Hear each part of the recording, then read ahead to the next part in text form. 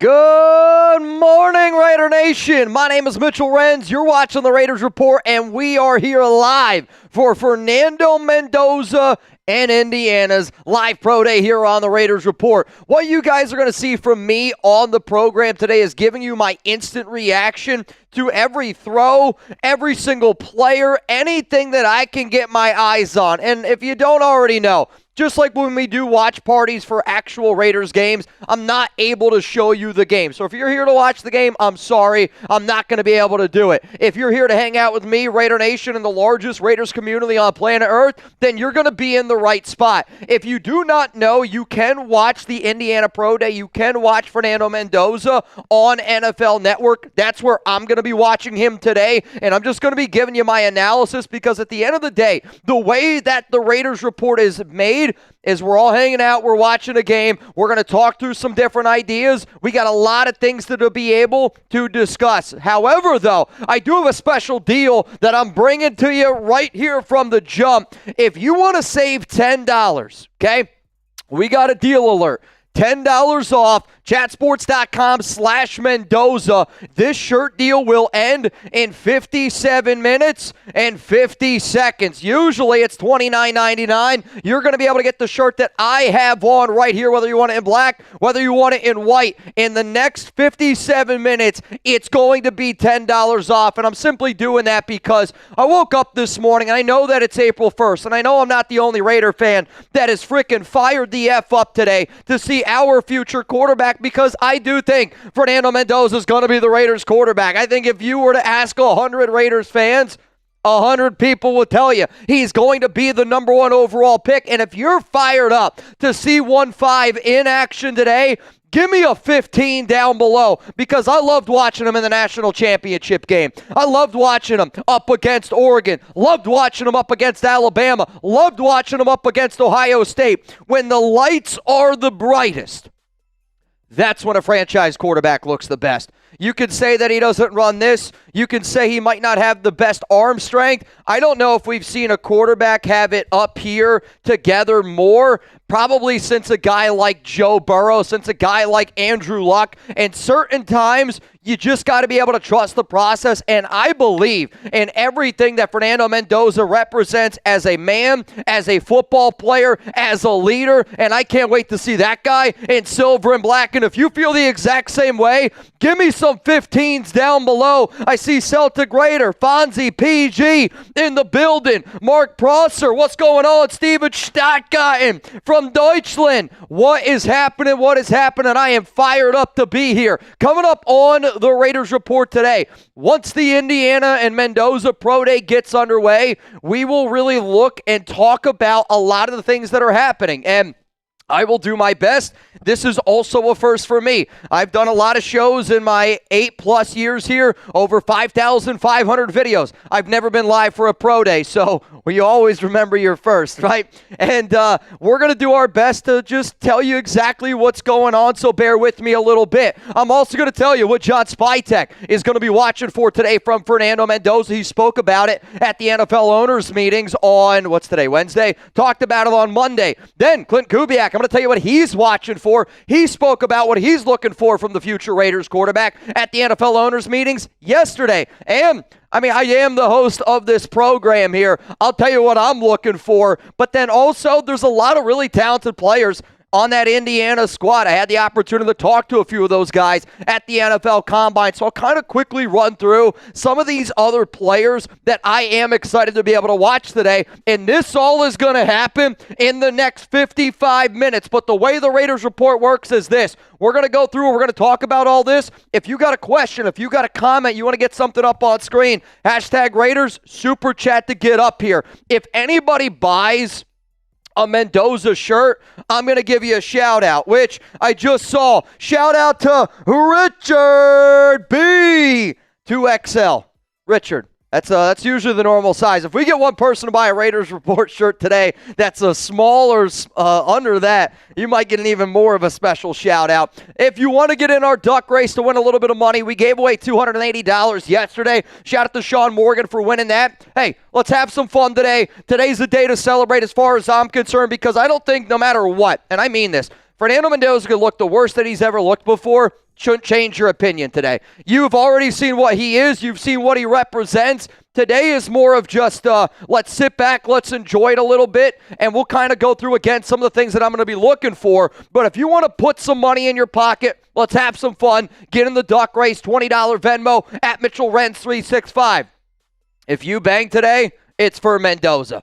And I say that simply because we do a lot of different shows on this program, and I want y'all to get excited. I am excited right there with you. And my deal to Raider Nation is this. If we get 15 bangs today, I'm going to be live tomorrow for a Raiders Friday happy hour. It's going to be balls to the walls. And I'm telling you this right now, I've done a lot of happy hour shows based off of the debt that I know Chugs is in from yesterday's show. Shout out to all y'all that pulled up to his Rocket stream. But he's in a lot of debt. I'm in a little bit of debt. And I think tomorrow's live happy hour show before I get ready for a 3-day weekend might be one of the craziest that we've ever done. Shout out to Samuel Z. Shout out to Andre C. for getting the Mendoza shirts.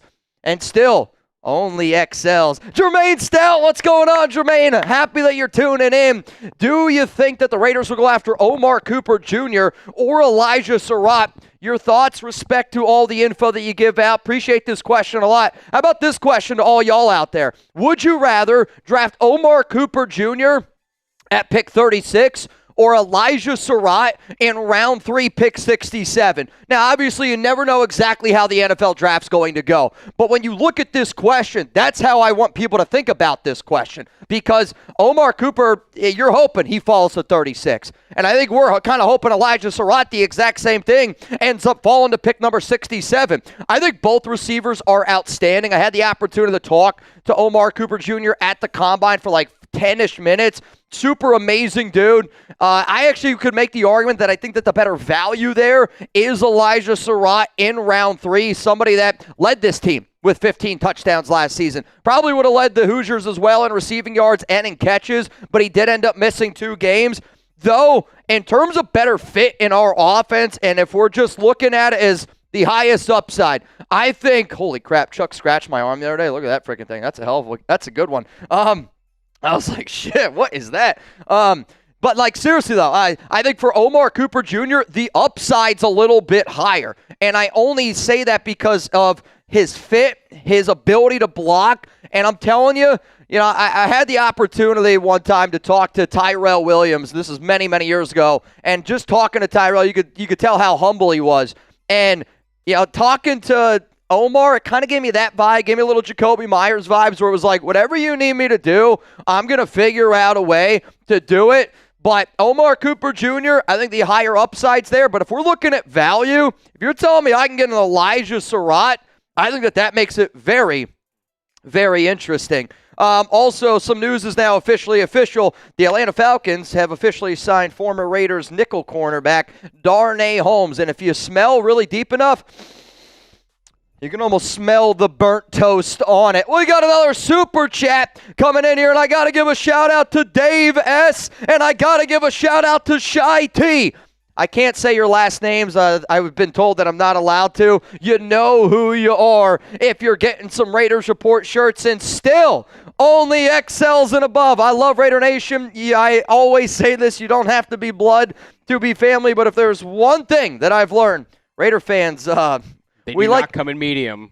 We like to eat, we like to drink, we like to have a good time, and yeah, medium and under for Raider fans. I don't know if it exists. It's money. What channel can you watch it on? You can watch it on NFL Network. I will say this. If we get any bots today, if anybody tries to put a link in the chat, I'm just going to delete it. And I only say that because you never know what links are put in the chat. Unless it's a link that I put in or my guy Lopez or anybody from our team, just be careful what people do because I've seen people do some pretty shady shit, and let's just not do anything like that today. If you want to go watch it, it is on NFL Network. What up, Samuel? I had to get that Fernando shirt. Go Raiders. To me, I remember I actually gave this shirt. Like, this exact shirt is the one that I gave Fernando Mendoza at the NFL Combine. And what's funny is I was like the first guy there Oh, I was going to say, yeah, we have it. I was the first guy there, and, I always say this, and I hope that people don't get mad what I'm about to say, but I don't think that there's another person on planet Earth that works their tail off more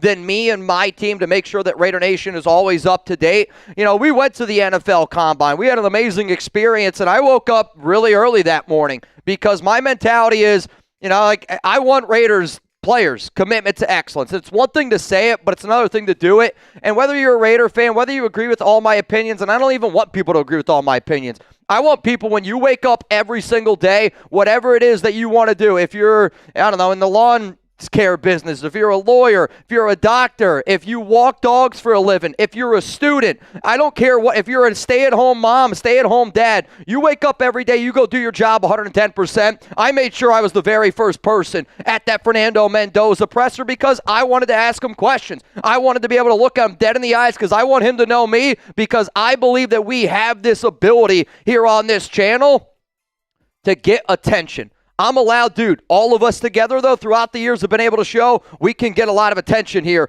on this program. That shirt's bigger than you, Mitch. I got Mendoza an extra large. So, this one that I have on is actually a large. So, it might have looked a little bit bigger, but I'll tell you this. I think I could have fit in it. If anybody's trying to get in our duck race to the 780 people that are here in the building, you can scan that QR code. You can add me as a friend. I already see Jaime Portillo is getting it in for a shot to win a little bit of money. Shout out to Johnny S. Shout out to Julio Z. He ended up getting 2 of them. Corey A. And then also Eric I almost did it.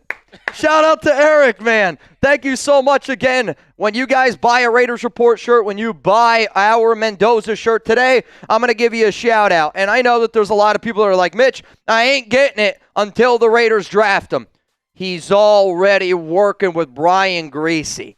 He's going to be the pick. And I hear you, being a Raider fan, I'm always like, until it happens, it happens. I hear you loud and clear. It's going to happen. It's going to happen. I promise. Other random NFL news that just went down. Free agent quarterback Hendon Hooker is signing with the Tennessee Titans, according to Jeremy Fowler. So Hendon Hooker going to the Tennessee Titans. We got 46 minutes to get into this bad boy. Shout out to Joshua W., who just ended up getting a Mendoza shirt. Let's talk about the news that I think Raider Nation needs to know. And then as soon as we get a super chat, we'll kind of, like I said, it's going to be a normal show today. I'm going to run through some stuff that I want to talk about. When we get a super, we'll go to it. So if you see one come in, you will be on screen. Sounds good. We got Raiders staff in attendance. So yesterday, I was under the impression that only 7 Raiders coaches, front office members were going to be in attendance for Mendoza's Pro Day, Indiana's Pro Day. I've actually learned that there was another name that is going to be in attendance today, and that name is Mark Thews, somebody who's done a lot of, he actually joined the Raiders staff last season, had some Pete Carroll ties. Again, don't think of Pete Carroll. Thews has been college football, NFL for a very, very long time. But the 8 names that represent the Las Vegas Raiders today in attendance for this Indiana Pro Day, you got your head coach and your GM. Those are the top 2 big ones. But then also, Brian Stark, Brandon Yeargan, and Brandon Hunt are 2-3 people that are very, very high up in terms of their draft evaluation. Stark was very well known in Denver. Yeargan is our director of college football scouting. Brandon Hunt was the right-hand man to Howie Roseman. And then you got our quarterback coach, and then you got our offensive coordinator and Andrew Janocko. And then your VP of football operations, and Mark Thews, is also in attendance. So that's a lot of big names, and there's a lot to be able to look at here. Let's go to another super chat rolling in from Julio. The Zapata family is getting down with 1-5. I was talking to some people the other day, and my wife, she's the mayor of Dallas, I always call her, and she knows so many different people. And a lot of people were asking me, like, are you excited about Fernando? Are you excited about Fernando? I'll say this right now, man. I don't know if I've ever been more excited to cover a player. Don't get me wrong, I was excited for Genty. I've never been more excited to cover a player. I talked to so many Indiana fans when I was at the NFL Combine. Like, Fernando Mendoza is the type of player, when he walks into a room, people are going to look. We went to one of the nicest restaurants in Indiana. It's called St. Elmo's. You got to go there. You got to try the shrimp cocktail. It's unbelievable. And when Mendoza walked in, the entire restaurant, staff, everybody stopped what they doing. People sitting down. Again, this is a fancy steak dinner. People got up on their feet and they clapped for him. And I bring that up because I don't know how you don't root for him, right? He's an underdog his entire life, though. I did ask him when I was at the Combine. It was off the record. I was kind of like, you've been the underdog your entire life. Now you're the number 1 overall pick. You're not really the underdog anymore. It's kind of when I gave him and his team the shirt. But, he's been an underdog. He helped Indiana just win a national championship. I mean, unbelievable story from him top to bottom. And, from somebody that now dates, like my wife, she's Mexican. They come from, Mexico City. I know how difficult it is maybe in today's day and age to, deal with some of the other outside noise, let's just call it like that, with sports. And, his Heisman Trophy message, him being able to speak Spanish to his grandparents, I think it just shows that we're not only getting an excellent football player, we're getting an outstanding dude. I made the joke, I kind of wish he was a little bit meaner to me when I first met him in person. Let's go to Raider Tone. I want the Raiders to draft Pat Coogan with one of our 4th-round picks, move him to right guard and compete to start. I believe he would win the right guard job in camp. See, I like Pat Coogan a lot. And he's going to be a player that I talk about a little bit today. He was really one of the big heart and soul players, and I would say the number 1 guy that got the most respect from Indiana players, not named Fernando Mendoza at the Combine, was Pat Coogan. He was the center. He was a big staple of why that offensive line was as effective as what it is. I do think that you're going to see Coogan potentially get kicked over to guard to get a spot, but I will continuously say that I think the Raiders are a lot more confident in their O-line. Caleb Rogers, Jordan Meredith, and now you got Spencer Burford. They're going to be competing, I would say, for that guard position. And then you got Charles Grant, you got DJ Glaze over there at offensive tackle. But I want to be very clear here. If the Raiders drafted Pat Coogan, I actually think that you might be able to get him in the 5th round, maybe even a little bit later, depending on where some people end up putting him. But if the Raiders end up drafting Coogan, I'm a big believer that winning is contagious. Getting the right people in the building is important, and that would be a guy that is an important guy to get in the building. We are 14 bangs away. Raider in my veins!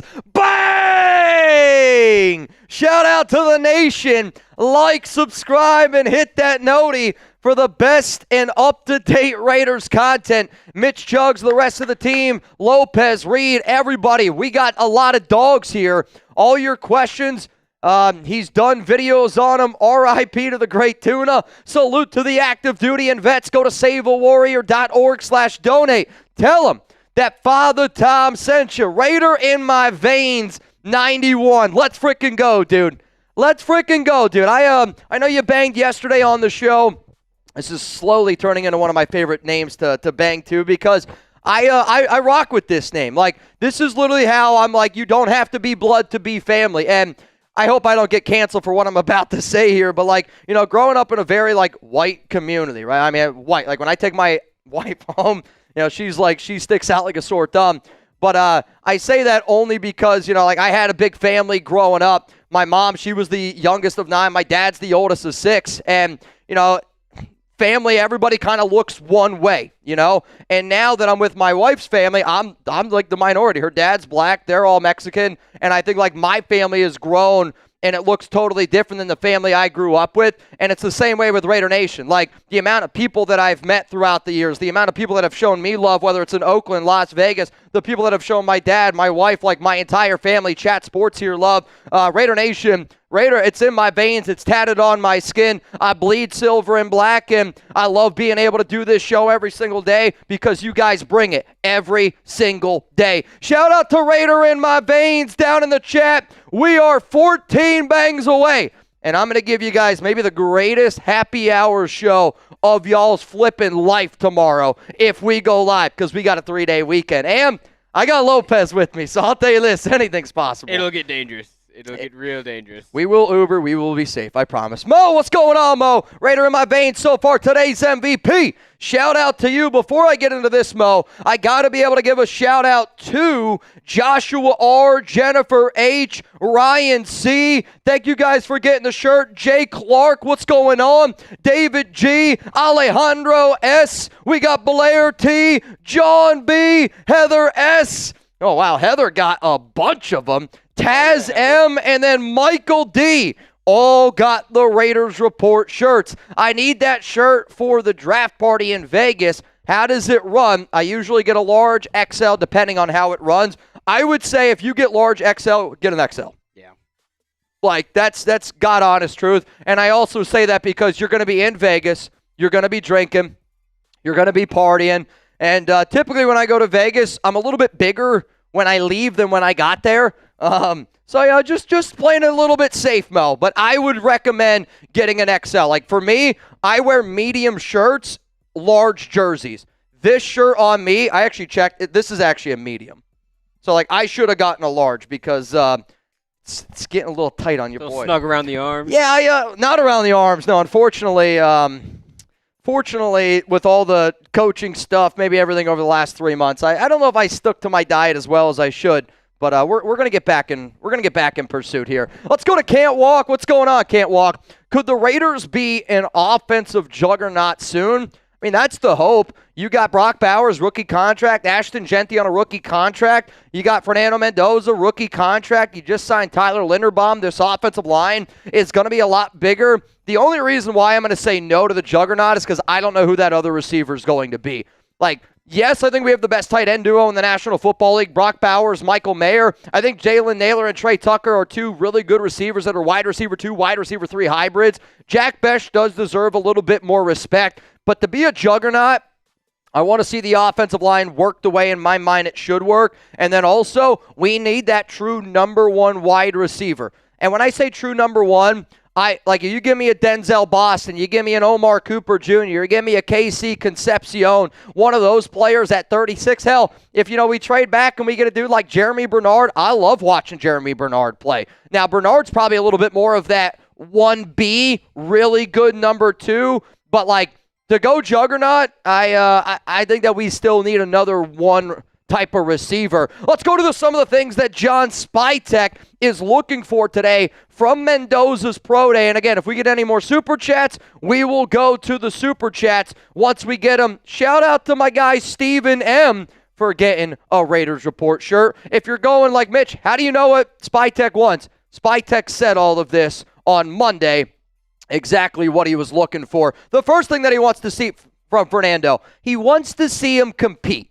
No doubt about it, right? And I should preface this. Spytek, before he kind of went into some of the things that he's looking for, he was like, I've been to a lot of pro days, right? I've been to a lot of pro days. I know what I'm looking for. And, they're going to set up Mendoza and all these Indiana players to succeed. But at the end of the day, you hear Kubiak, you hear Spytek talk, they want to see Mendoza and go out there and compete. Because I think when you have a guy like Mendoza and you're going to take him number 1 overall, there's that old saying, practice how you play. I want to see Mendoza practice the way he plays, because when he plays, he puts it on there. Let's go to the next thing. Showing up for his teammates. All eyes are going to be on 1-5. You know it. I know it. But how can he make Elijah Sarratt, Omar Cooper Jr.? How can he help out a Roman Hemby, a Kaelon Black? How does he make other players around him look better? And I want to see him, celebrate with those guys, because those guys are going to celebrate with Fernando. And all the players that I talked to at the Combine, I expected them to say nothing but glowing reviews. But I am a big believer when you look into somebody's eyes, right? Whether it's your mom, your dad, whether it's your kids, whether it's your significant other, whether it's a random stranger, you look them in the eyes, I think you could tell when somebody's bullshitting you or not, and you could just tell it was sincere. Not that I'm surprised, because everything I've heard from Mendoza and seen with my own 2 eyes just shows an outstanding human being, but I want to see him show up for his teammates, and so does Spytek. Let's go to the next thing that Spytek said. He wants to see Fernando put his best foot forward. What does that mean exactly? When you know what's going to be presented to you, how are you mentally preparing? How are you getting ready that the moment you go out there on the field, you're going to show everybody why you deserve to be that number 1 overall pick. I got some more things rolling in here in terms of what Spytek is going to be looking for, but I see a little super chat action coming in from my guy, Chris Reed. Should the Raiders trade up back into the first round and select Omar Cooper Jr.? To be honest, I wouldn't mind. Or should we stay at 36? I would say it depends how far Omar Cooper Jr. falls. But like, if Denzel Boston, Omar Cooper Jr., if there's a run on wide receivers, maybe that answer could be that. But like, I don't want the Raiders really to trade up too far into round 1 because of what you're going to have to give up to be able to go up and get him. Like, if I told you 36 and 67 to go up and get Omar Cooper Jr., would you do it? I personally would not do that, right? Because I would make the argument that a KC Concepcion and a Dominic Orange is a better combination than just one Omar Cooper Jr. We still have some other holes that need to be filled, especially that free safety spot. I like Omar Cooper a lot, but in terms of trading up, I'm just probably not going to be the guy that wants to trade up this year. Let's go to the next thing that Spytek's looking for. He wants Mendoza to put on a show. We know that it's going to be the number 1 overall pick, and I think even like when you know something's going to happen, you still want it to be validated. And I think for Spytek and all these guys out there, the only thing that people can really pick about with Mendoza is certain physical attributes, right? Because you can't say that he doesn't win. Though I have seen somebody on TV that says, what big games has Fernando Mendoza played in? I'm not even going to mention his name because let's just be real here. It's a joke that he even said it. But like, I want to see Mendoza put on a show too, right? Like, he wasn't my quarterback in the national championship game yet. I was rooting for Indiana, just the same way I was rooting for Klint Kubiak in the Super Bowl. I want to see my guys put on a show. And then the last thing, and probably the most important thing, and again, this kind of ties into what Spytek said of, they're prepped, they're scripted. The Indiana Pro Day for Mendoza and a lot of these players, like, they know exactly what they're going to do. So when he goes out there, I want to see him crossing his T's, dotting his I's. I want to see him make the right read like he did in the national championship game where it's 4th down and 5, and that play was supposed to be a design throw, and the moment he called hike, he saw 2 high safeties and goes, I'm going to be able to run for this mother effer. And then in that split second, makes that choice, dives for the pylon, touchdown Indiana, and ultimately was a big reason why they ended up getting that touchdown. Same thing on 3rd down and goal. Omar Cooper Jr. in Happy Valley. He's lined up kind of in the slot, and it's literally 3rd and goal. They run almost like a post in that slot, and he freaking puts it right on him. Perfect spot, goes up, and he gets it. That's having trust in your guys, but that's also knowing exactly where to put that football, who you're working with, and when you have that understanding, it's when guys like Fernando Mendoza go from being really good quarterbacks to being great quarterbacks to being that franchise type of guy. So how about this? Let me know down below, what are you looking for today from Mendoza? It can be anything, man. To the 1,000 people that are here in the building right now, what are you looking for from our future quarterback? Are you looking for accuracy? Are you looking for how he interacts with his teammates? Are you looking for what he's wearing today? Does he have any silver and black on? What are you looking for? Let me know down below. I'm going to give some shout-outs as the program rolls on here because I'm excited. And yeah, I saw some guys saying that Ty Simpson's better. You could think it. And again, like at this point, I think it's a waste of wind, and I'm not going to get into it. Portuguese says accuracy in the deep ball placement, composure from Can't Walk, reliability from Henry. I see composure again. Will the Raiders pick Ty Simpson? No. You guys can probably see down below it says shirt deal ends in 31 minutes. 31 more minutes. This shirt is going to be available for $19. Excuse me, and 99 cents. It's $10 off as it stands right now. And again, like it's the shirt that I have on, though you can really only see just, I was going to say Mendoza's head popping out, but that's probably a pause in itself. Whether you're looking for the black version or you want the white t-shirt of the Mendoza, we got it for you. It is down below in the comment section. And I said I would give a shout out to each and every one of y'all that end up getting this bad boy. I see Stephen M, Michael D, what up, Moises C, Ian M, Omar H, Sergio L, Bo M, Garen M, Joshua M, Daniel K. Shout out to all of y'all. getting the Raiders Report shirt. Really, really do appreciate it. Coming up next here, we're going to get into some of the things that Klint Kubiak, he was looking for the Mendoza Pro Day today. We got 30 minutes, and then this thing will get kicked off here. Before I get into that, though, I do see a super chat from John Doe. Let's follow the Eagles and Bengals recipe. Quarterback, wide receiver duo from the same school. I'm actually going to make an argument with you. I would say I wouldn't actually look at the Bengals recipe because they really haven't won anything great. Joe Burrow's unbelievable. Jamar Chase is unbelievable. T. Higgins, right? But when you invest in that offseason, they invested $666 million in 3 players, but nobody can play on the defensive side of the football. So Bengals, I disagree with. Philadelphia Eagles, I agree with in the sense of how much talent can you put around a Jalen Hurts, right? Jalen Hurts is limited in his own ability. No doubt about it. But he still goes out there and he can execute that plan of what they're being asked to do, and they play a style of FU football. That's kind of how I think that you're going to get the best version out of Fernando Mendoza. Surround him with a lot of talent. Let him lean on some other pieces, because the way that Mendoza operates up here, the more and more football he plays, the longer and longer he's in the league, the better and better he's going to get. So Bengals, I disagree with. You want to give me some Philadelphia? You want to, honestly, Seattle Seahawks with Klint Kubiak, how that team was designed? I would much rather us build it Eagles and Seahawks than the Cincinnati Bengals. That's just my opinion. Also, Bayou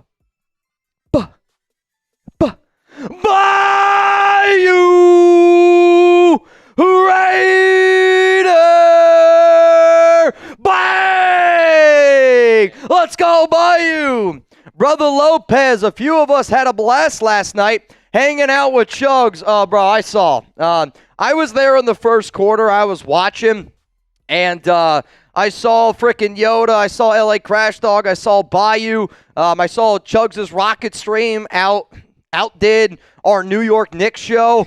I'm just going to say this right now. I owe 2 boots. Chugs owes 3 boots. We're in so much flipping debt that it's not even funny, which is why tomorrow we got some debt that probably needs to get paid. Chugs also told me that he would do a boot today. So I'll make a random deal for Chugs right now. If we get how about 2 more bangs in the next, let's say, 15 minutes, Chugs is going to come in here and he's going to delete a boot because he's got a lot of debt. He'll get one of those 3 down. He's got to get one of those 3 down. He's in a lot of debt. Man, he's getting better and better. He's definitely getting better and better. And, I always hear people, and don't get me wrong, I appreciate when people share their God-honest opinion on this show. But, I saw on my YouTube comments the other day, a video from 2019 got recommended. And it was who the Raiders should draft. And I'm talking about Ed Oliver, it's all these guys in 2019. And I had probably 10 comments why is this being recommended? And one of the comments was, Mitch, you've gotten a lot better over the years. And it's well, yeah, I've done this a lot more. So to anybody out there that watches any of our other Chat Sports content, you got to understand, there's nobody that's been doing it longer than me. There's nobody that's been doing it longer, talking to their audience, understanding the team. Give my team some time, but I think we got a lot of the hardest working guys in the building. And like I said earlier, man, I don't care what you do. We have a saying here at Chat Sports, it's about giving a shit. Bayou, I've gotten to know you really well. You're very high up at the company you work for. And, hearing your story, hearing a lot of people's story. You hear Raider Ron's story. I think it's a lot of times it's do you give a shit? Do you show up and give 110%? There's nothing more valuable in life than time. And if you're going to spend 1 minute doing it, why not give 110% while you do it for that whole time? So, Bayou, you've been a legend here for the last few months. Shout out. Your name's been getting brought up in some Mount Raider more circles. I'm just going to say that right now. You keep doing what you're doing, and I think we might have a 16th member very, very soon. To the 1,052 people that are here in the building right now, if you're excited to see Fernando Mendoza, give me some 1-5s down below. 13 bangs away from us going live tomorrow for an unbelievable happy hour show. Friendly reminder again, if you guys don't already know, if you want to get in for a chance to win some money, Michael Houston, I just saw you. You got it in. $20 Venmo. Mitchell Renz 365 is how you're going to be able to do it. The more people that get in, the more and more that pot gets a little bit bigger. Shout out to Joshua M., Garen M., Bo M., a lot of M's apparently. Shout out to Jeremy C., Crystal O., Jim B., Daniel O., for all getting the Raiders Report shirt. And I think I got everybody there. Did I say Ian M? Maybe I did. Not saying the last name's kind of getting me a little bit. David R, let's freaking go, man. Shout out to all y'all for getting the Fernando Mendoza shirt. I got Outlaw Raider. You're next up here on the Raiders Report. Thank you so much. And if you have a question, don't be afraid to put it in there. I know sometimes maybe some newer super chatters don't know how to do it, but I think that you've been here before if my memory serves me correct. And then Emilio Flores, thank you very much. Shout out to Tom, Notorious B, Justin Buckman, Robbie Davis. We're all here for a reason, and it's to see Fernando Mendoza. I actually asked Lopez today. I know he's a Reds fan, but I'm like, you got some Indiana colors on today. It's on purpose. It's the only red I own. The only red. I'll say that. Red I don't own a lot. Since I started watching Mendoza, which my family kind of hates it because they're all Penn State people. Oh. I've started to root for Indiana. I'm not going to lie to you. I've honestly started to root for Indiana more, and it's because of Mendoza, and it's because I met so many people at the Combine that were Indiana fans that were like, I'm going to be a Raider fan because of Fernando. And I don't blame you. He's unbelievable. He's must-watch. Can't freaking wait. Let's keep it moving here. We got 23 minutes until this pro day gets underway. Let's kind of go in to some of the things that Klint Kubiak is going to be looking for on this pro day today and some of the stuff that he mentioned during his live presser yesterday. I kind of went into a lot of this stuff also on our live show, but he's excited to be able to see some of these live throws from Mendoza, right? Watching it on TV, watching tape is one thing. When you see it in person and you can see the ball come out of his hands, see how everything looks and sounds, I think that that's really, really important. And being able to see that from Fernando, again, you want to see it come out of his hands cleanly. Interaction with his teammates. I thought it was funny that both Spytek and Kubiak both mentioned they just want to see how he interacts with the teammate. Because at the end of the day, a franchise quarterback, you not only have to be able to lead those 10 guys that are in your huddle, even if you're down 7 points, 30 seconds to go. What made Tom Brady great was you always felt like you had a chance. And that can inspire the guys in your huddle. It can inspire the defense, special teams. A franchise quarterback's job is the ability to make every guy on that team better. All 52 players need to get better with Fernando Mendoza. How does he handle the pressure? He's handled pressure great in the biggest situations. Big Ten title game, college football playoffs, national championship game, essentially on the road in Hard Rock Stadium against Miami. Here's just another example of how does he look when all eyes are on him. And this is actually something I thought was really interesting that Kubiak said of, how does he handle a bad throw? What does he do? Does he look down on the ground? Is it next play mentality? Because that's what Kubiak wants to see. If you have a bad throw, how do you handle that adversity? How do you have that next play mindset where you're able to just bounce right back into it and continue to keep it going? Because having that ability to forget what just happened and then go out there and execute the next play, that's what the Klint Kubiak offense is. That's kind of what he did at Indiana with Curt Cignetti in terms of just being able to go out there and have that next play mindset and be able to go out there and execute the play. Because if you throw an incomplete pass on 1st down and 10, it's how do I get the 3rd and manageable? Because if I get the 3rd and manageable, Mendoza's a good enough playmaker. Genty's going to be a good enough running back. We got enough guys that can really win in that 5 route mark. So having that ability to just say, forget it, move on, that's important. We got some of the things that I'm going to be looking for here in just a moment, but I do see a super chat rolling in here from David Yost. What up, Yost? I haven't been this fired up about an offseason in a long time. Let's go, Raider Nation. And Yost, I feel that, you know what I mean? I know every offseason we say we're excited. I know that every offseason I always tell myself that I'm not going to get my hopes up too high because of how the years have gone. But 2026 does feel different to me. This is going to be the first time that we have a young franchise quarterback, in my personal opinion. When I first started covering the team, it was right after Derek Carr signed his big-time deal. So this is going to be a whole new-look Raiders team, but it's also a team that I believe in full-heartedly, which I haven't really been able to say truthfully for a long time. Preston, what's going on, dude? I'm looking for Tom Brady, Tom awareness in Fernando Mendoza. Yeah, I'll say this. You ain't going to get that. Michael Vick has got unbelievable legs, unbelievable athlete. Tom Brady's accuracy, Peyton Manning's awareness.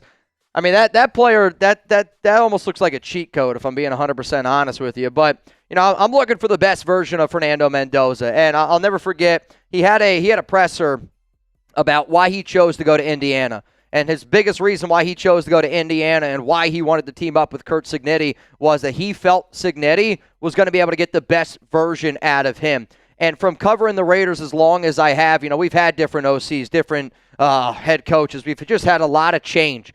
And if there's one thing that really hasn't changed, I think it's our coach's ability to unlock what players do their best, right? Josh McDaniels was trying to fit everybody into his scheme. We had certain coaches that weren't using players to the best of their ability. I'm looking for our coaching staff to be able to unlock the best version of Fernando Mendoza, because when he's been the best version of himself, it's been a version that I really, really want to have here for the Silver and Black. Let's go to Emilio Flores. Shout out to you. Also, shout out to Cynthia, David, and Dan for all getting a Raiders Report shirt. And I also just saw one from Jim B. What's going on, Jim B? Mitch, I know you're high on KC Concepcion, but we have two small, speedy receivers. I really like taking defense round 2 and snagging a big body receiver in round 3. I also like this idea, right? Like, I think KC Concepcion is really a hell of a player because of what he can do. He can run every route. He's an explosive player.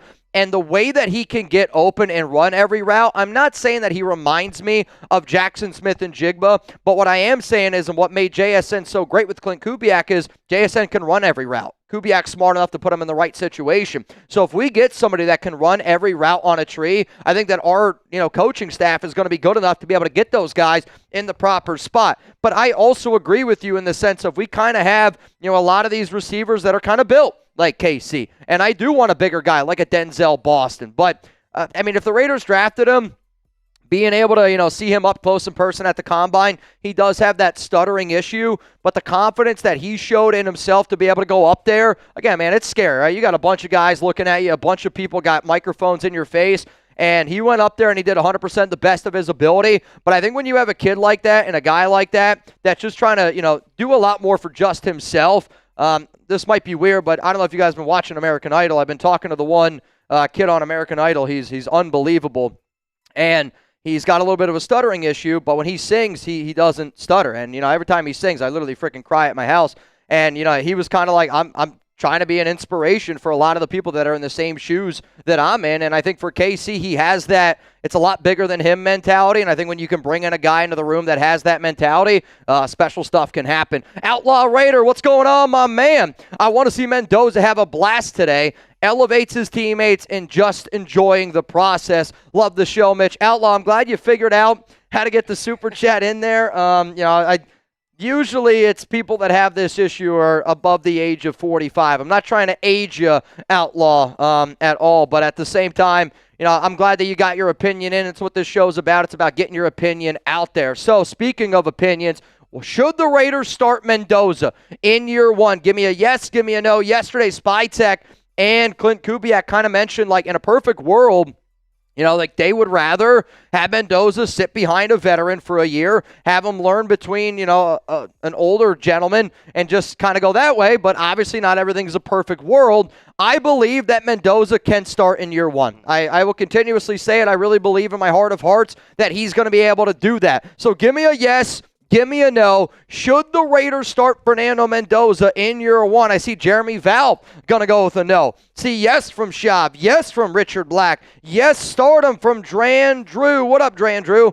We got Jaime Portillo, the first person in today's duck race, going to go with a yes. Secret Sancho going to go with a no. Javier Gomez, just depends who's the other quarterback. And that may be the best way to be able to answer it. But the fact that Mendoza is already learning and working on understanding this Raiders offense, I believe in him because, again, I believe in Mendoza. Here's some of the things that I'm looking for today from our future quarterback. Also, shout out to Frankie V, Carrie D, Charlotte H for all getting the Fernando Mendoza shirt. This is what I'm looking for. I'm looking for his ball accuracy on all the levels of the field. The reason why Fernando is as elite as what he is, he can truly make every throw on the field, whether it's middle of the field, whether it's on the outside, the back shoulder, the layering ability of Fernando. It's like Joe Burrow-esque, and I don't say that lightly. Like, when you can just float a ball in 15, 20, 25, 30, 35, when you can throw a laser beam,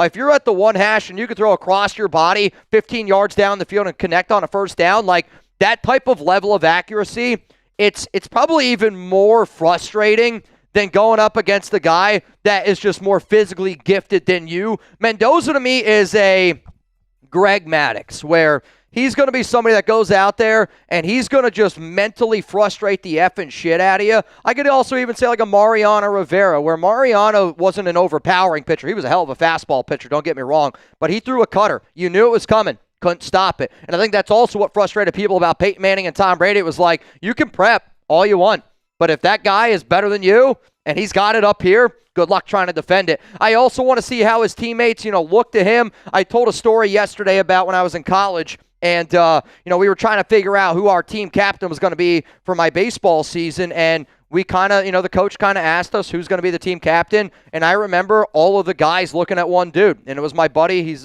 best man at my wedding. Shout out to Joe Forcellini, one of the realists in the building. All times he watches from time to time.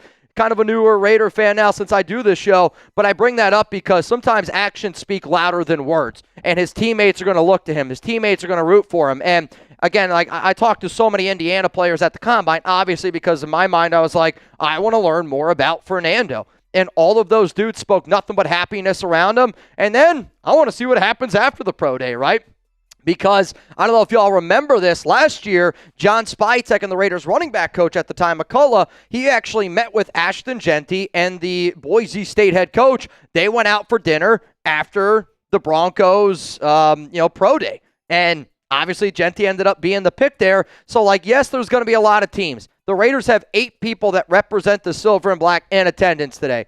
I expect we get some sort of note. I expect I get some sort of message tonight that says, hey, Fernando Mendoza had dinner with these Raiders representatives. And I don't think that should surprise anybody, but I also think, it's something that I want to see. It's something that I want to hear. It's kind of like when you got the news that the Raiders were doing a top 30 visit with Mendoza. You expected it, but it still felt good when you heard it. Got a super chat coming in here, 13 minutes until this pro day gets underway in 13 minutes. Until our shirt deal ends. The Fernando Mendoza shirt is usually $29.99. You're going to be able to get it, though, for $19.99. That deal is only valid for another 12 minutes and 48 seconds. Shout out to Jerry P., Charlotte H. for taking advantage of the deal. Chances of the Raiders trading back up for a receiver, I'd probably give it one just win, baby. I'm not going to say there's a 0% chance. I'm not going to say that there is a high chance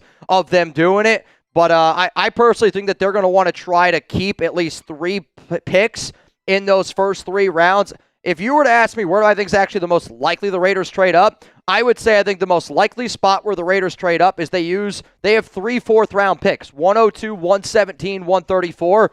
If it was me, I would package those picks, and I would figure out a way to move up and to get back into the 3rd round, because I think there's a lot of really good talent in that 60s, 50s range. Or you use that pick 36 and let's say 102, not 36, 67 and 102, and then you use that pick to move up and get a little bit higher, and then maybe you can use some of those 2 4th-rounders and move up. But I think that also depends how the Raiders feel about their roster in terms of depth from top to bottom. So besides Mendoza, because I know if I asked all y'all today, what player from Indiana are you most excited to see?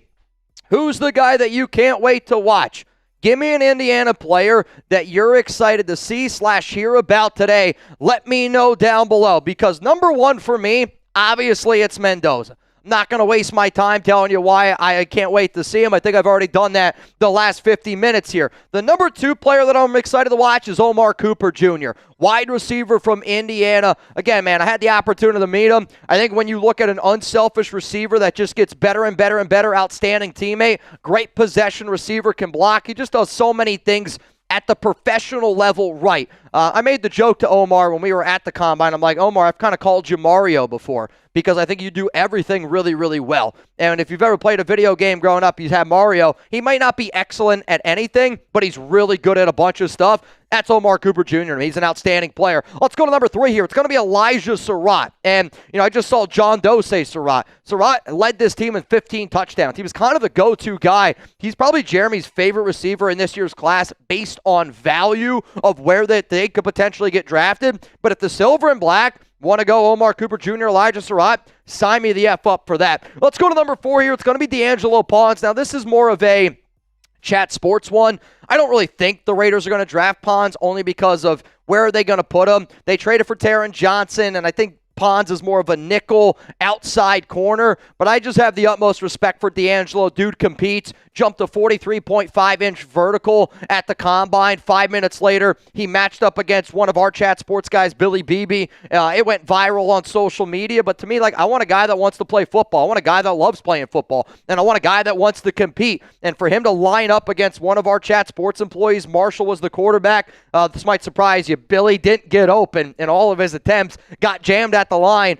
But being able to talk to D'Angelo, being able to interview him, and then see him do that, that's a guy that no matter where he goes, I'm telling you right now, D'Angelo Pons is a dog. Let's go to number 5 here. It's going to be running back Kaelon Black. This is like a late day 3 type of back for me. And one of the things that's going to be really interesting is the Raiders, they have a meeting tomorrow with free agent running back Najee Harris. I think it's actually important for the Raiders to sign Najee. I dropped a video earlier today on it. But then also, if you're able to get that running back late day 3, that helps you replace Raheem Mostert. That helps you replace, obviously, Zamir White. And I think that we need to find 2 running backs, one in free agency, one in the draft. Makes a lot of sense to me. But the Silver and Black also have a top 30 visit with Kaelon. And based on the people that I talked to, he's got a little bit of a chip on his shoulder that he didn't get an invite to the NFL Combine. I got 6 more players that I'm going to be watching for at Indiana's Pro Day here in just a minute. But shout out to Javier Gomez, my daughter, Arabella, watching the show with me. Raider Nation for life. Hey, man, get them started young. I think one of the things that I'm the most proud of is that people watch this show with their family, with their son, with their daughter. I had a Raiders fan send me a picture literally yesterday of their newborn baby watching the Raiders report. When I say newborn, I mean like hours old. And I always say this. I can remember watching a show. It was called Smart Guy. And my dad and I, we'd watch it every single day, and I felt like it was a show that taught really good core family values. I know we do a lot of shenanigans on this show, but the fact that you're introducing your child, son, daughter, whoever it is, to not only Raider Nation, I think Raider Nation can teach a lot of people a lot of things about what the importance of family is and about being there for each other, even if you're not physically able to be there, right? Shout out to Save a Warrior. Shout out to all the people that helped Nathan Wolf and his GoFundMe. He's dealing with some stuff. I've dealt with stuff in my life. I mean, we've done, for Justin Abgen's Plumbing Company. I bet you we could think of so many things of what we've done, but I do think that this show teaches good core family values. I think it teaches you to work hard, and yeah, you get them involved, and the fact that you're okay with them watching me, I don't take that lightly, and I hope that all y'all truly, truly know that. To the 1,300 people here in the building, give me some Fernando Mendozas down below because we're getting close, baby. Let's keep it moving here on some Indiana players that I'm watching. Roman Hemby, talked to him at the Combine, and he made it very clear to me that he would love to be a running back next to Ashton Genty. He's a really good pass protector. He's somebody that I think understands the value of what his job would be because he even told me, he's like, I'm not dumb. I'm not an idiot. I know what it takes to be in the NFL, and I know that I got to be a good pass protector to be able to protect that quarterback. That answer is something that I respected a lot in my interview with Hemby, and a lot of these players is on my YouTube channel. And speaking of interviews I have, Riley Nowakoski, he told me that he would love the opportunity to play with Mendoza. He would love the opportunity to be a tight end fullback hybrid. I understand that the Raiders signed Connor Hayward this offseason, but Riley Nowakoski is going to be a really good football player in the league for a long time. Coming in here at number 8, it's going to be Lewis Moore, the safety. I know safety is a need for us, and I feel bad for kind of picking apart Moore's game. He's not the best athlete. He is a very high IQ, intelligent player.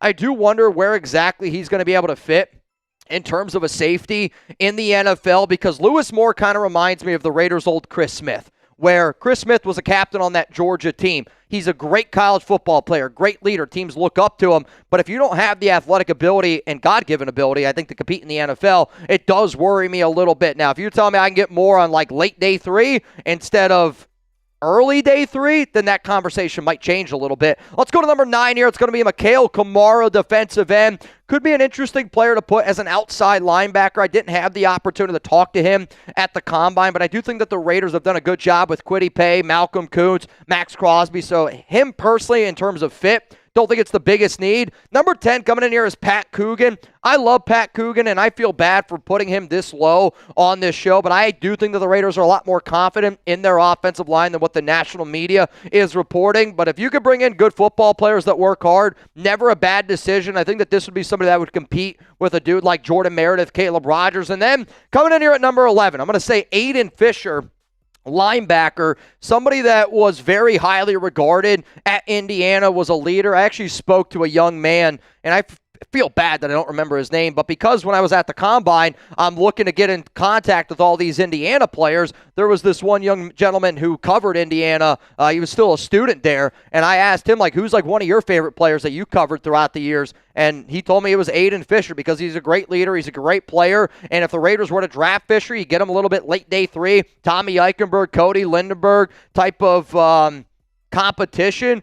Throw him on special teams and see what the young man can do. So, Raider Nation, we got about 5 minutes to go here, and then we will give you this pro day action for Fernando Mendoza. I do got to be very clear here. I can't show you the actual pro day or else my YouTube channel is going to get shut down. If you like what we do here, it's going to be me talking about the pro day. I'm watching it on NFL Network the same way that I would, for a Raiders game day. But people that are here, let's watch, let's celebrate, let's have a good time together. Jersey boy, Mitch, free safety A.J. Halsey, Genesis Smith, Kamari Ramsey. I would rank them. Halsey is by far my number 1. Genesis Smith, I would put at number 2. Not the best tackler, but he is a really good center fielder. And then Kamari Ramsey, if anybody out there wants to see more in depth on those 3 players, I did do my top 10 free safety targets video. I want to say that was probably, I think I released that video March 21st. It was about 10, 11 days ago.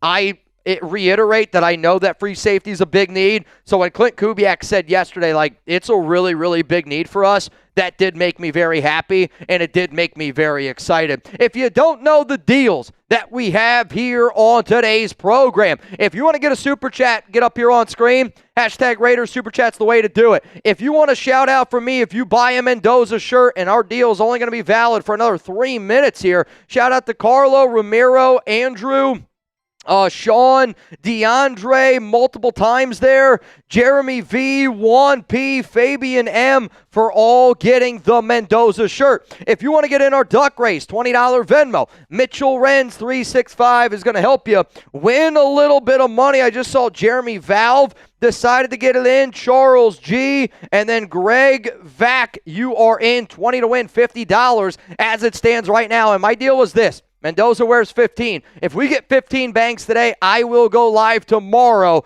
for arguably the craziest happy hour show that we have ever done in Raiders Report history. I think it's going to be wild. I think it's going to be crazy. And I say that because Chugs has got a lot of debt. I got a lot of debt to pay off as well. So we got 2 minutes until this thing gets going. If we get one bang, Chugs is going to come in here and do a boot. We get one bang in the next 2 minutes, Chugs is going to pull up here, and he's going to do a boot because my guy's got a lot of debt to be able to get paid. I'm just saying right now. So, y'all, are y'all ready to do this? Can we get some Fernandos down below? Can we get some 1-5s down below? We're all here for a reason. And if you haven't already, hit that subscribe button. I hope that you do hit that subscribe button. We put out content like this literally all the time. And if you're like, Mitch, why should I subscribe? The first reason is this. Not a lot of people could say that they've met Fernando Mendoza. I've shaken his hand. I talked to him for about a minute.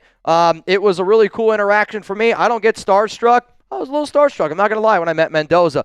He answered my question from the NFL Combine. I got there bright and early. I wanted to be able to ask him a question. He did it. The shirt that I have on, I gave to him and his representative. I hope that he still has it. If you're looking for free Raiders videos, and I mean an unbelievably lit community, the biggest Raiders community on planet Earth, I hope you hit that sub button. And then if you want free NFL draft coverage, we're going to be here. You're going to see the picks before you see them on national television. I've been able to cover the NFL draft for the last 8 years here at Chat Sports.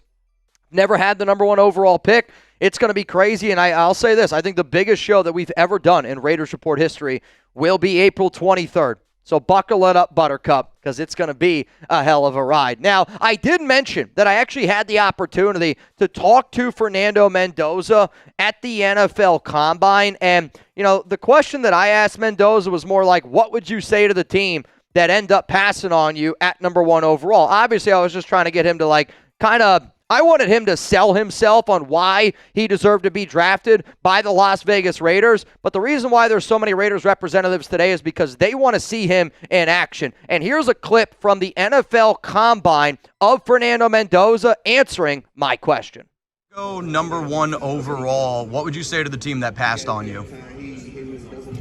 Nothing. There's so many great players in this class. I mean, we saw the Ohio State guys run yesterday. There's plenty of Indiana guys who are great in the draft as well, and I'm just honored to be a part of the group. There'll be no hard feelings. There's so many things that organizations and business they got to do for themselves, and I'm just trying to be the best me possible. And whatever team drafts me, I'm grateful, whether it's the number 1 pick or whether it's the 199th pick.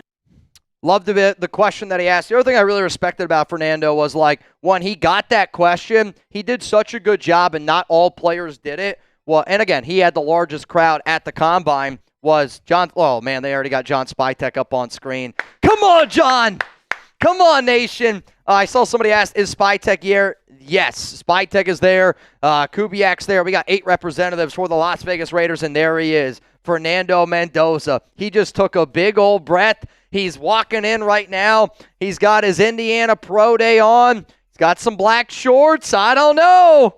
He's ready to go, and if you're ready to go, give me some Fernandos. 60 seconds left of the shirt deal. If you want the shirt that I got on, if you want the shirt that I gave Fernando Mendoza at the NFL Combine, it's usually $29.99. It's $19.99 for only 47 seconds more. Shout out to George R. for getting it. Shout out to Greg T. for getting the Fernando shirt. Shout out to each and every one of y'all that are here in the building today, and I say that because I'm excited. I know that Raider Nation's excited. I want to be able to see our future franchise quarterback. I'm sick and tired of losing, and I think that winning can be contagious. And when you bring in a winner that can make every single player around you better, it's what happens to teams that make that switch. So right now, NFL Network is showing the Indiana football field facility. They got a bunch of guys. They're getting the cameras set up. They're getting everything ready to rock and roll. As soon as Mendoza starts throwing the rock,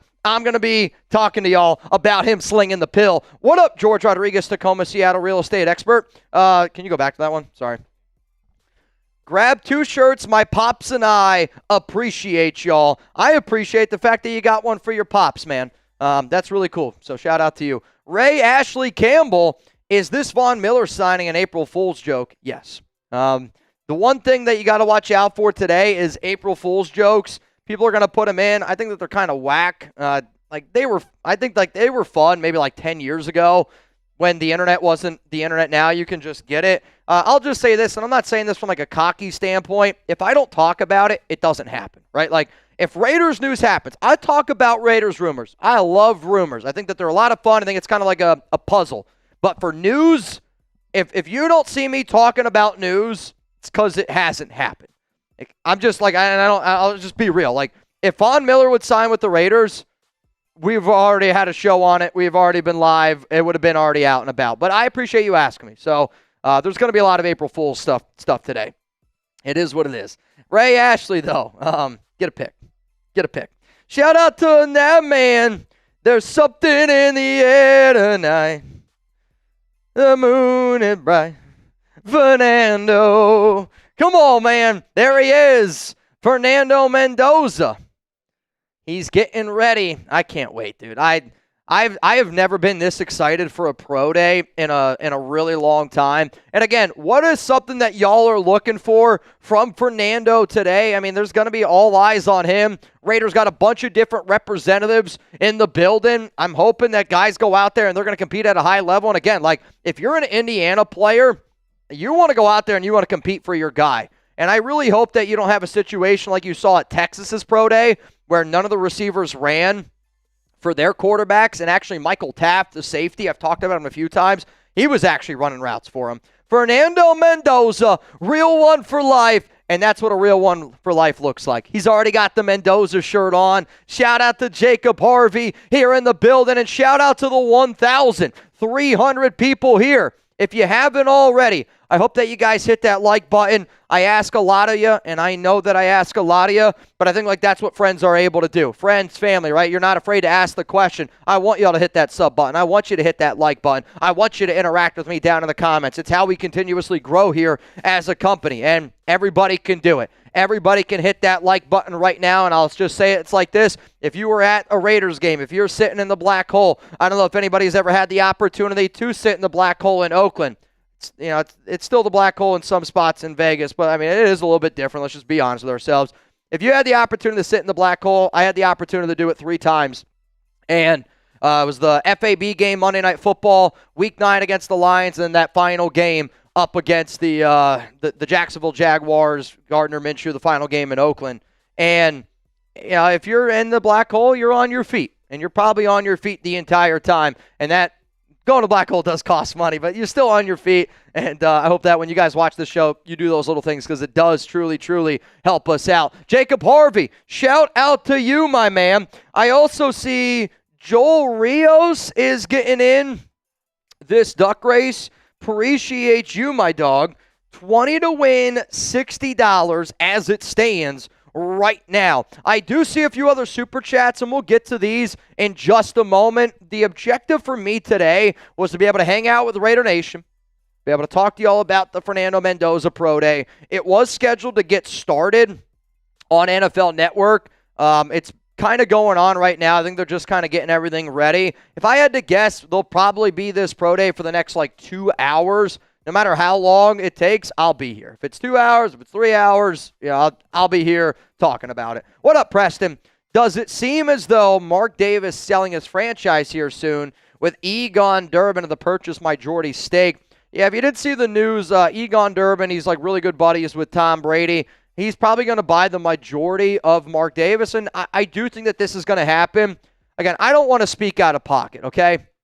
So my God-honest opinion is there are some rumors right now that Mark might be a dad, and there's some rumors out there that he could be a brand new father, and if you're Mark Davis and maybe you want to really concentrate, on that route, I wouldn't blame Mark for trying to be the best father that he could possibly be. Also on the other side, though, I've talked about it before on this show where I bet you the first time I said it was probably 3 or 4 years ago that, I had a source tell me that there was going to be an NBA team in Las Vegas. It's going to be owned by LeBron James. It's going to be kind of the way that the Dodgers are owned with Magic Johnson. It's a lot of people with a lot of money becoming owners of this team. So that way you can build the Dodgers. You can spend a lot of money. And if you need to give out cash and kind of do the contract the way that Shohei Ohtani's contract goes to make you better, I think you're going to see some of that stuff. So I've talked about this in length. I do know some stuff on the back end. I'm not trying to act like I know a lot, but this has been in the works for a really, really long time. And we'll see what ends up happening with Mark. I'll always have love for the Davis family. I think all of us will have love for the Davis family. But at the exact same time, it's being valued at $11.1 billion. I know the move from Oakland to Las Vegas sucked from a fan standpoint. From a business perspective, though, it makes all the sense in the world. We're about to get another Super Bowl in Vegas in the year 2029, 3 years away, essentially. So if it happens, it happens. And when it does happen, I'll end up covering it. What up, PG? I missed this, I'm sure, but why don't the Raiders bring Brian Griese onto the staff other than being a tutor? From what I understand, it's because Brian doesn't want to coach. And it's kind of interesting where sometimes people want to be teachers, but then they're a teacher and they're like, you know what, maybe I just want to be a substitute teacher. So Brian Griese only coached 3 years in the NFL. He coached from 2022 to 2024 with the San Francisco 49ers. And actually, Kubiak spoke on one of the big years that he learned a lot was 2023 when he was a pass game coordinator. Griese was the quarterback coach. And I think because Griese lives in Miami and because Mendoza's from Miami and Tom Brady lives in Miami and Tom Brady's other buddy, Stephen Ross, who owns the Dolphins, also is the top donor for Michigan. It's why it's called the Ross School of Business for Michigan overall. But there's a lot of people working behind the scenes to make sure that Mendoza's the best version of himself. But it's also because technically Mendoza's not allowed to work with anybody on the Raiders staff that closely yet.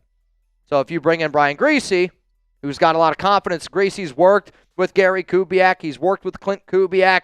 He's got a lot of Michigan ties, teammates with Tom Brady. I think that's the reason why Brian Griese. But I also think it's because he doesn't want to. Because the reason why he left San Francisco in 2024 was he just didn't want to do all the coaching.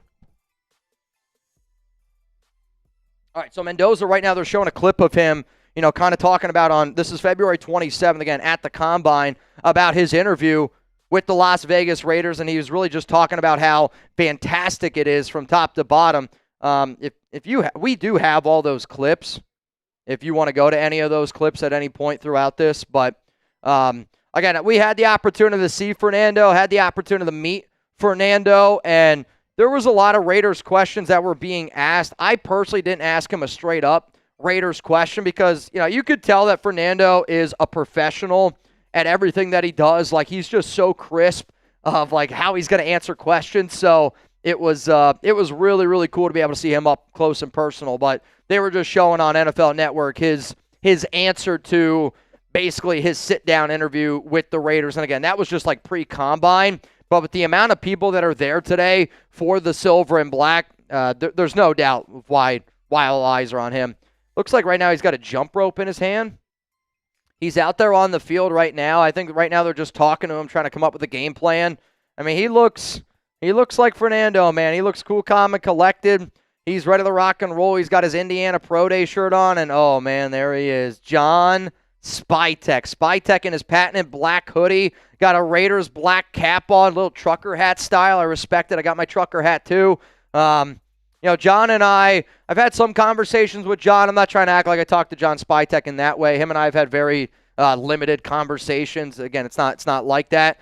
But, I've had the opportunity to pick his brain from time to time. One of my buddies had dinner with him last offseason, and a lot of the things that, Spytek, in terms of what he thinks about bringing to the football team, I think is what Fernando Mendoza represents. And it's, at the end of the day, like, I want a guy that works hard. I want a guy that loves football and a guy that's going to be there for his teammates, create that family atmosphere, because it's something that he really talked about when he was a part of Michigan. And him and Tom Brady were like, what being a part of Michigan teaches you. And, I think it's one of those things like that Tom Brady always talks about in today's day and age of there's not a lot of, you don't see as much camaraderie because guys transfer all the time. It's NIL deals. It's about me, not so much about the team. Where I think what made Indiana so special this year is they were a team, right? Like they were about team. It wasn't just one guy doing it. They were all showing up and showing out for each other, coming from, JMU, all these different schools, and they bought in. And when you get guys that buy in, you look like Indiana. And I know that y'all aren't going to like what I'm going to say, but like what made Tom Brady and the Patriots so great is everybody bought in. And I get you got to win, and when you start winning, it makes it easier for people to buy into what you're selling. But based on some of the players that I've talked to, man, guys are buying in because we see it. It's already a different football team. So they showed on NFL Network the interview of Fernando Mendoza, and he's kind of talking about his meeting with the Raiders. I'm going to send you guys over to a clip of Mendoza talking to, again, it's the same video, but it's from us, our team here at Chat Sports, and it's him just breaking down overall his meeting with the Raiders. It's that one? It's on the Raiders staff. On his meeting with the Raiders staff? It just says on Raiders staff. Okay. Yep, I think that's the one. So we can go to that clip here right now.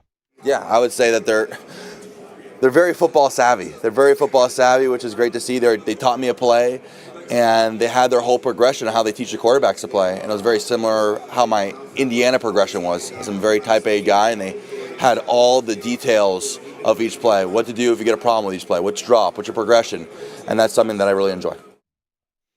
Oh, man. So right now they're talking about Riley Nowakoski, another player that's this like tight end fullback hybrid.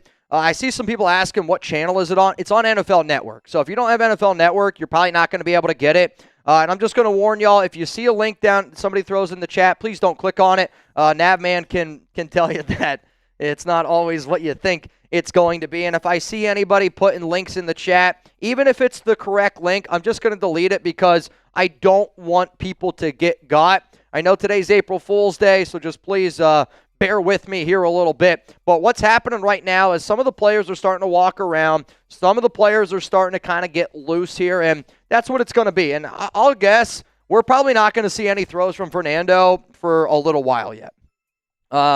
He's getting warmed up and he's getting stretched out. So he's still stretching. He's still getting loose. Like for me, when I used to play baseball, I used to stretch for about 45 minutes to an hour before I went out there and I pitched. I got a little bit of a run in. I stretched out my legs. I stretched out my back. I stretched out my arm. I stretched out literally my fingertips, my forearm, everything to be able to go out there and try to do it at the highest level that I personally knew how to do. But right now, Mendoza, he's getting loose. He's getting ready to rock and roll. We got 1,413 people here in the building. If you don't know who I am, my name is Mitchell Renz. I run this show. It's called The Raiders Report. I get a lot of different guys here that always help out. I got my guy Nick Lopez in the building today. Whether it's Jeremy Chuggs, whether it's Reed Barkus, anybody here from the Chat Sports team, we try to do our best to provide the best Raiders coverage on planet Earth. If you're an Indiana fan and you're tuning in right now, hey, man, I'm fired up to be able to get quarterback Fernando Mendoza. I think he's everything what a quarterback one franchise guy looks like. If you're looking for free videos every single day,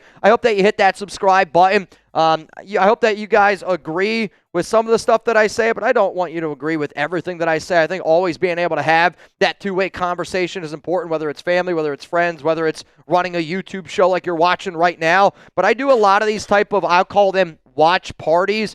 Proudly, I actually will consider myself the inventor of watch parties on YouTube. Nobody did them before. We did them here at Chat Sports. Nobody did them before. We did them back in 2018 during COVID.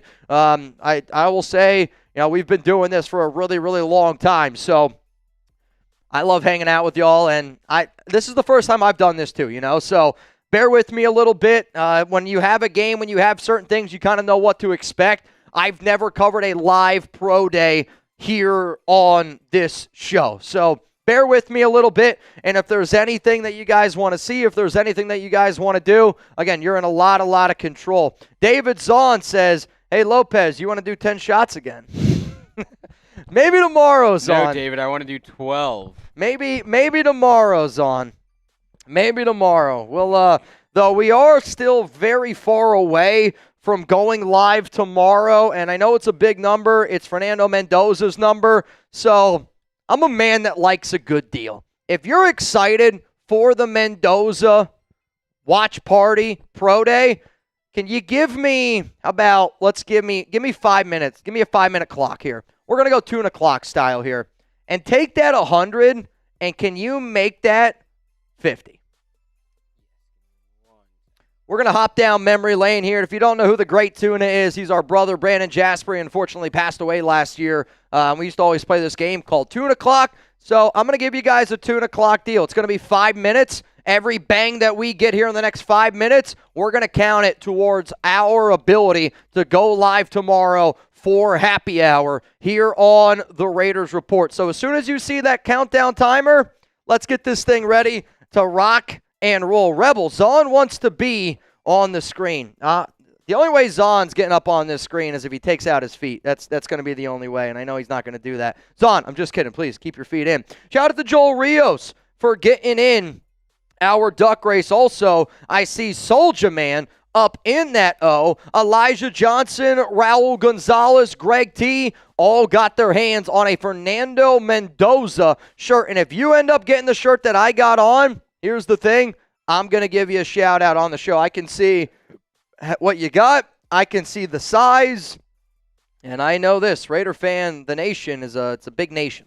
It's a big nation, but it's all love. It's all love. So as soon as y'all see this change to 50, you got 5 minutes of that deal, and God knows what's going to happen. Here we go. Tuna Clock is officially underway. We're doing $50 Mendoza bangs, and I said if we get 13 more bangs, I'm going to be live tomorrow on the Raiders Report for a little Friday happy hour. To the 1,500 people that are here, what's up, what's up? TR, we're working on getting a Max Crosby shirt, though we technically also, we have a Kubiak shirt that's got all those guys on it. Jesse Aguilar, I see you. Raider Rich saying R.I.P. to the great tuna. You know, man, I love how many times y'all show love to Brandon, and always, like, we literally just did a Mount Raidermore call the other day, and it was literally just cool to be able to reminisce, sit back, chop it up with fans. It was truly, truly a special thing. Bayou Raider! Bang! 12 bang! innings to go. Now, man, just saw my brother on the NFL Network. He's inside the building. Can't call him because they're not allowing phones inside for spectators.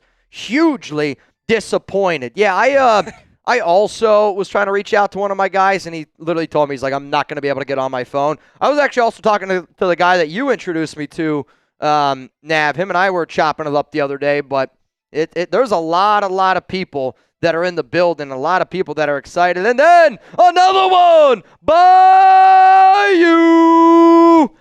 Raider, bang, and chugs.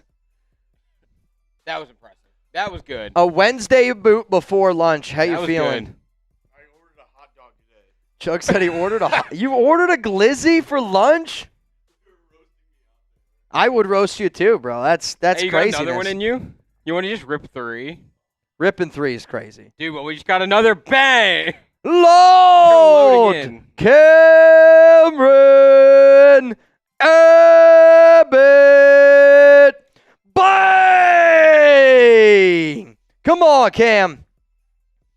He said, I don't have NFL Plus. Reminder, if you get any of your questions in, if you get any of your comments in, don't be afraid to ask me some Fernando Mendoza stuff as well. All things Raiders are acceptable today. Also, don't be afraid to ask me anything about Indiana. I interviewed plenty of Indiana players. I think out of all the players in college, it's probably the team I know the best right now. Bayou ended up getting this thing going. We need 10 more to go. 2 minutes and 10 seconds for our little tuna clock here. How's the pro day going from Andrew? Hasn't started yet. So they're still on the works of trying to get everything going. Right now, Mendoza is stretching, though. Yep. Raider Nation 1994. Tuna unfortunately passed away last year, early last year. Bayou throwing it down. Cameron, what's going on, LCA? Another member of Mount Raider more. I don't have NFL Plus, so it's great to have the Raiders Report cover our new quarterback pro day. R.I.P. to the great Tuna. Yeah, being able to meet LCA, that picture up there is from our event in San Jose, California this past year. Cali Raider, how can you watch it? It's on NFL Network. I'm going to keep saying that. It's on NFL Network. I personally can't show it on here, but Mendoza hasn't started to do anything yet. He's still just getting loose. The NFL Network coverage of it began at 1 p.m. Eastern Time, hence why we went live when we did. But right now, some of the players are starting to run. D'Angelo Pons, he just ran an unofficial 4.31 40-yard dash at Indiana's Pro Day. That's unbelievable. So right now they're doing some of the 40-yard testing. Again, they'll do some of the Fernando Mendoza throwing, but he's still getting loose. For Pons, though, somebody that I had the opportunity to see firsthand up close and personal, he competed against one of our chat sports guys, and one of the craziest interactions I have ever seen, man. One of the craziest interactions I've ever seen. He jumped a 43.5-inch vert, and then he ended up lining up against one of our chat sports guys in a little bit of a drill. He played corner. Billy Beebe, he covers Ohio State, and D'Angelo Pons covered him. It was unbelievable. That man, 4.31 unofficial 40-yard dash. Curt Cignetti, record as a college football coach, quote, I win, Google me. And he does, dude. IUP 53-17, Elon 14-9, James Madison 52-9, Indiana 27-2, and now Curt Cignetti is sitting down here with Rhett Lewis, and I think they're just going to pick his brain here a little bit about what he maybe is thinking going forward, losing Mendoza and trying to probably rebuild the Indiana Hoosiers yet again. If you want to get your questions, your comments up here on the program, the way that you're going to be able to do that, hashtag Raiders, or you can super chat to get those questions, to get those comments up on screen. I just saw Bayou Raider, today's MVP, decided to get in our duck race as well. And if you don't know what a duck race is, it is a 50-50 raffle. Oh, man. Bazaar! We're going to count it. Bang! Let's go, Bazaar! We are 9 away. We've done some damage with the tuna clock. We did some damage. We did do a lot of damage with the tuna clock, and that's what the tuna clock's meant to do, either do damage on me or do damage on the deals that we have. If you could give me that Bizarre and then that Autumn Wind super chat, Yes, we'll kind of once go it to that. loads in. Yeah, I know they're being a little bit slow here. BT Holmes, what's up? What's up, man? Appreciate all y'all tuning in. If you want a shout out here on the Raiders Report, don't be afraid to comment down below. If I see it, I'll do my best to give you guys a shout out. But the number one way to get up here is using hashtag Raiders or Super Chat. Bizarre, appreciate you, my dog. What do you think about getting a defensive tackle in the second and Elijah Sarratt in the third? I love this idea. And, somebody earlier was asking what I want the Raiders to trade up into round one and what I want the Raiders to, basically trade up for a receiver. One of the reasons why I say no to that is because if you're able to get a Caden McDonald at defensive tackle, and then if you're able to get Elijah Sarratt in the third, like that combination of picks there, it's truly, truly special to me. But the defensive tackle, like the only two DTs that I really think the Raiders have a shot at taking at 36 are Lee Hunter and Caden McDonald. I was a big fan of Caleb Banks. However, though, that the big boy with foot injuries, it scares me a little bit. But if Elijah Sarratt's there in the third, I think even a dude like Zachariah Branch, who the Raiders met with at the Combine, like that could be another intriguing player. Zachariah Branch is related to Cliff Branch. Raiders, great Hall of Fame type of receiver.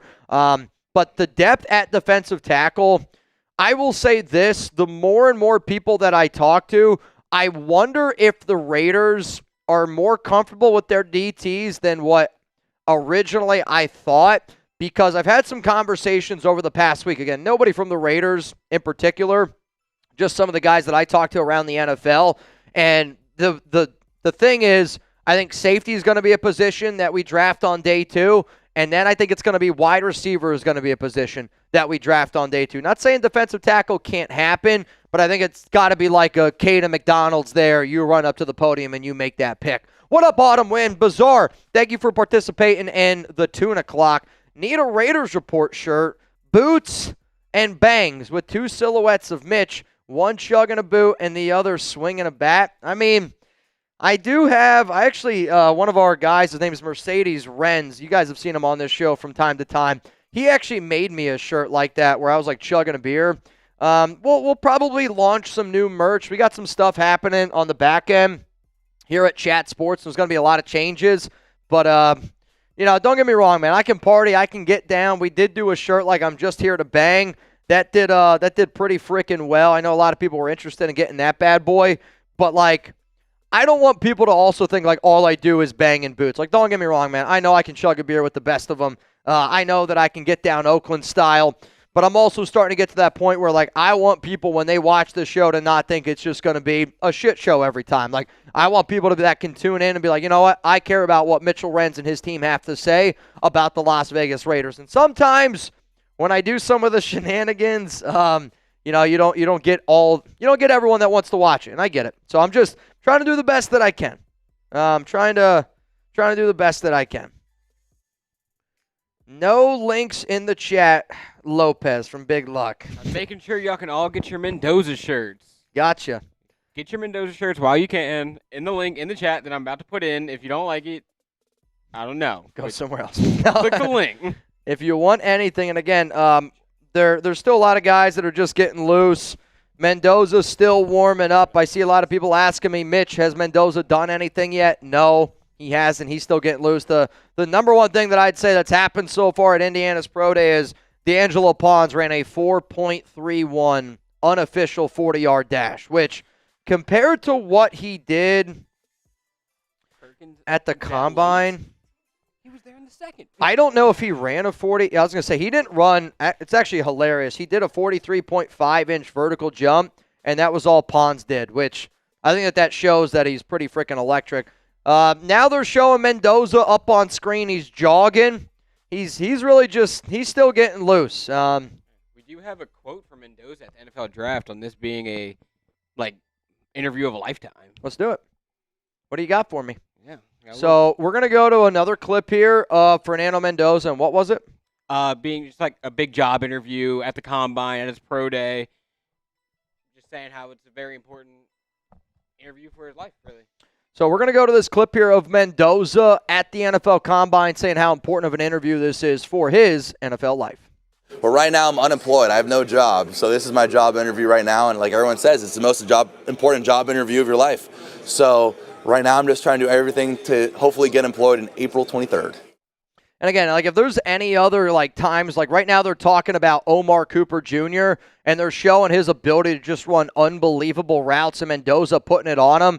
But what makes Cooper special is that yards after the catch, the physical ability, he just runs through tacklers like, I actually, when I was talking to him, I go, like, what do you think about Jacoby Myers? He was like, I love Jacoby.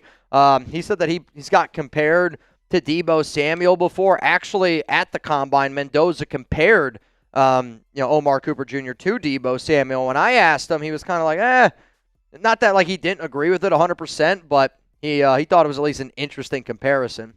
We do have a video, actually, of Mendoza speaking on Cooper at the Combine, if you want to go to that real fast. Let's go to Fernando Mendoza talking about Omar Cooper Jr. at the NFL Combine. I know. I mean, the body control he has is crazy.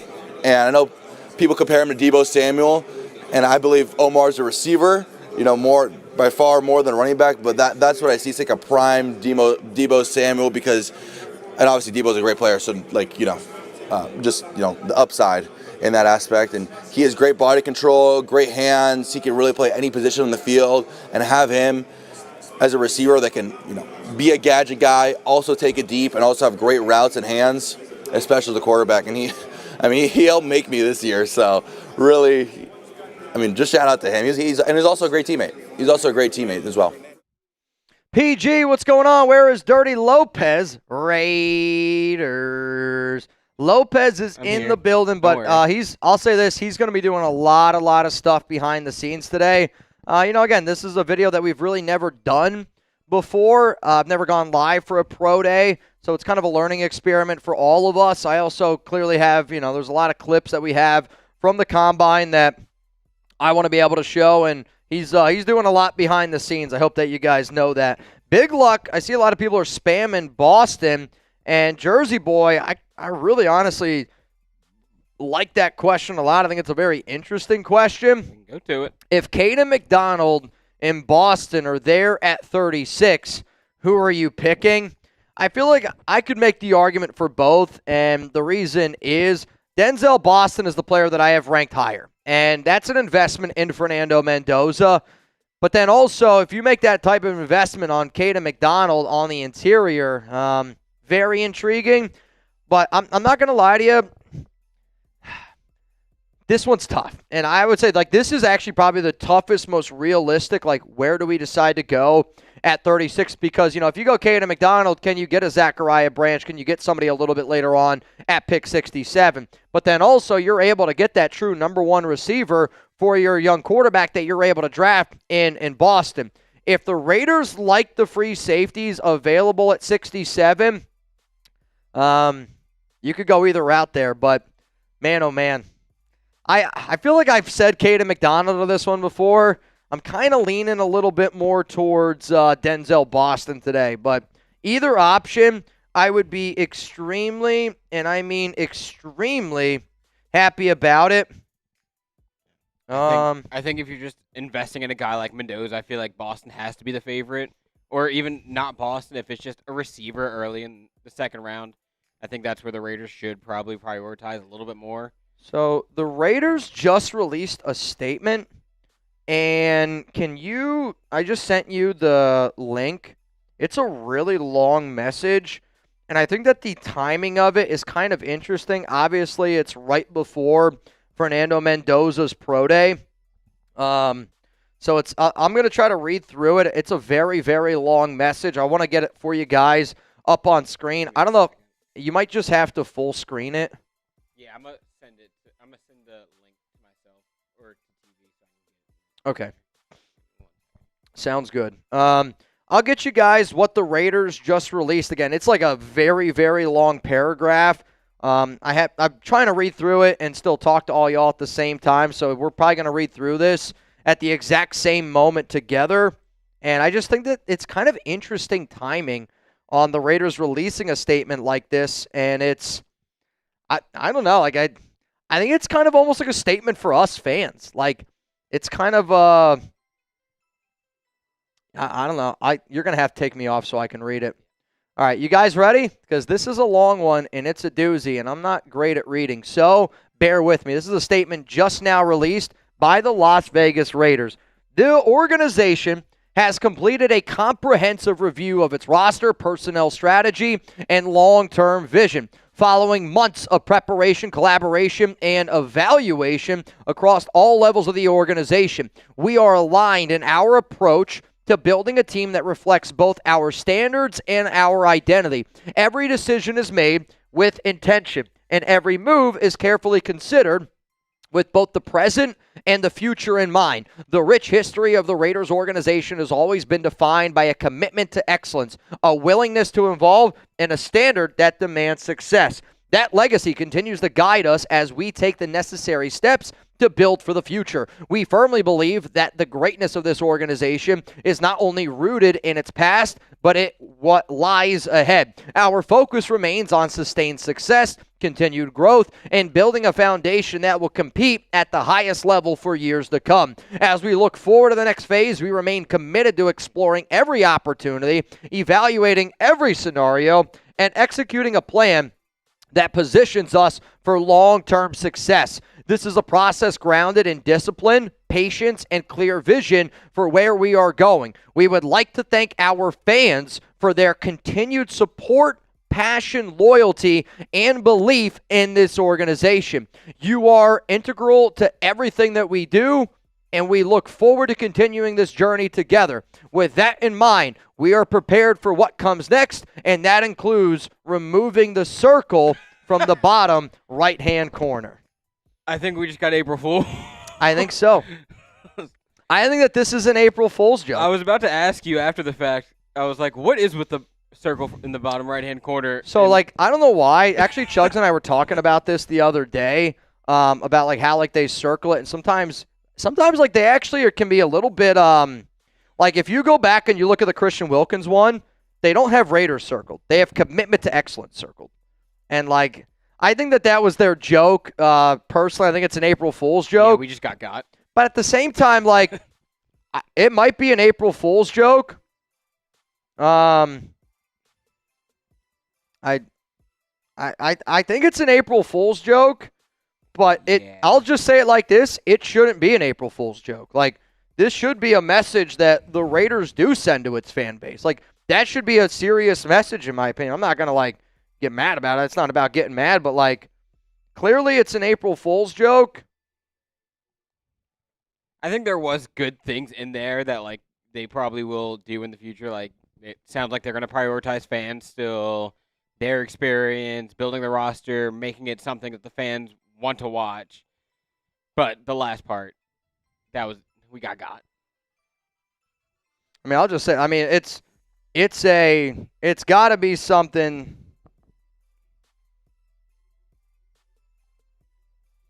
They tried. They got us. They tried. It made me read through it.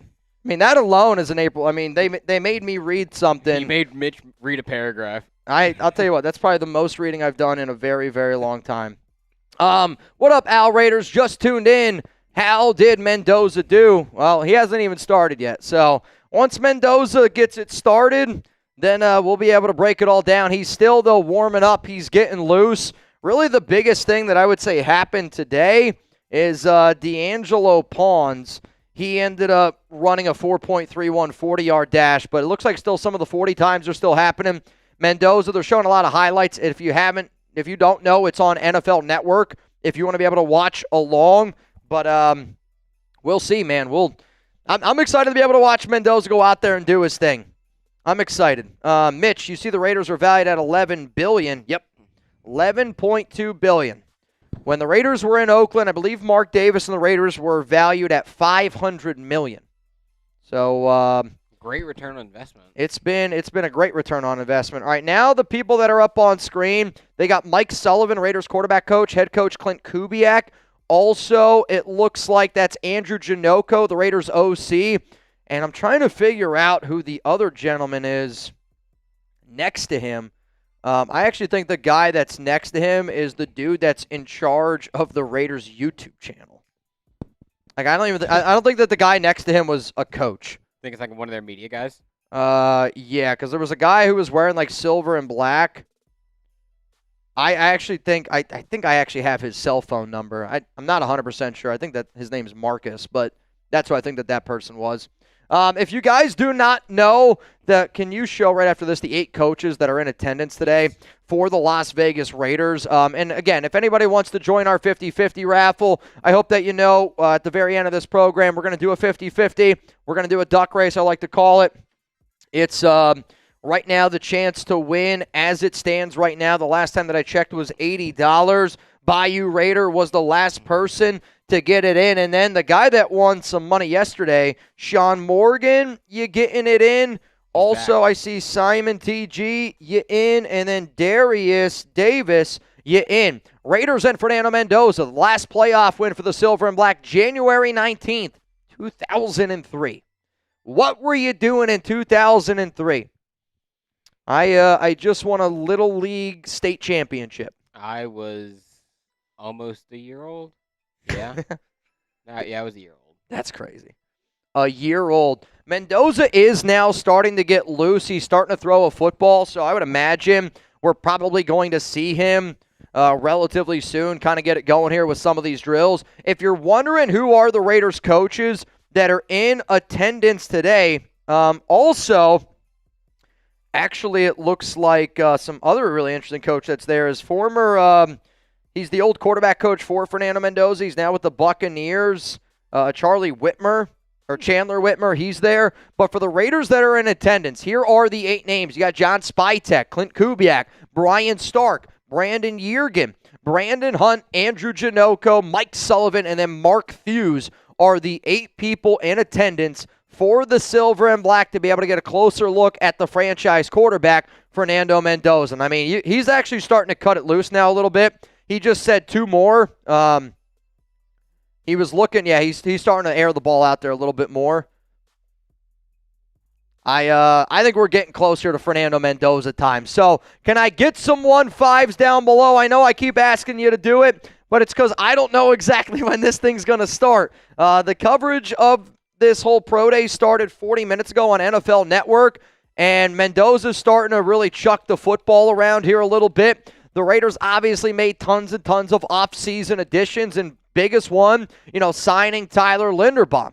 And when you have the ability to sign Tyler Linderbaum, that's going to be somebody that touches the football every play. But that's an investment in Mendoza. It's an investment in Ashton Genty. It's an investment in Klint Kubiak from top to bottom. I see VT Holmes here in the building. One of the realest ever, always here, Zalesbo. Thank you so much for tuning in. Richard Black, what's going on? Raider Hunter 549. I got you. Chris Bowen in the building. What up, E. Tusk? Jack Kenna. Jack's a legend. Jack, it's so good to see you, dude. NorCal Mendoza. Okay. NorCal. DJ Mad Raiders. What's going on? We got Patrick down there in the building. We got Justin Buckman. El Rocco Raider. Robert Jansen. Let's get it going, man.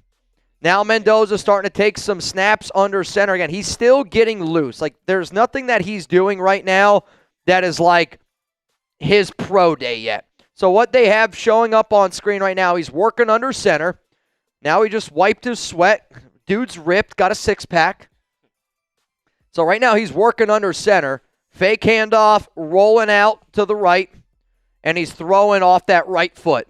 So what he's doing right now, they're literally just doing it over and over. He's under center. He gets the ball. It's a fake handoff.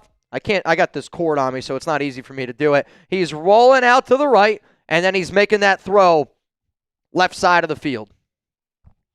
I'll tell you this, man. I've seen Fernando take some really big breaths, and when you've played in the biggest games, but also when you're just a competitor at that level, you just want to play your highest and your best football, no matter when it is. And let's face it, man. Like, all eyes are on him today. Klint Kubiak said it. Spytek said it. They want to see him go out there and compete, and I want to see him go out there and compete. What up, 03? Crystal Mendoza. I mean, your mic's on, so you can say what the videos are. Some would say that Mendoza has to stay in the moment today. Yeah? We got a clip. All right, so we're going to go to a clip here from the NFL Combine of Mendoza talking about staying in the moment. because he's getting loose. He's starting to sweat, and I think we're getting closer and closer to seeing 1-5 out there on the field. We're going to kick it over to this quick little clip here from the NFL Combine on Mendoza staying in the moment. Yeah, it's been hectic, but it's also been a blessing.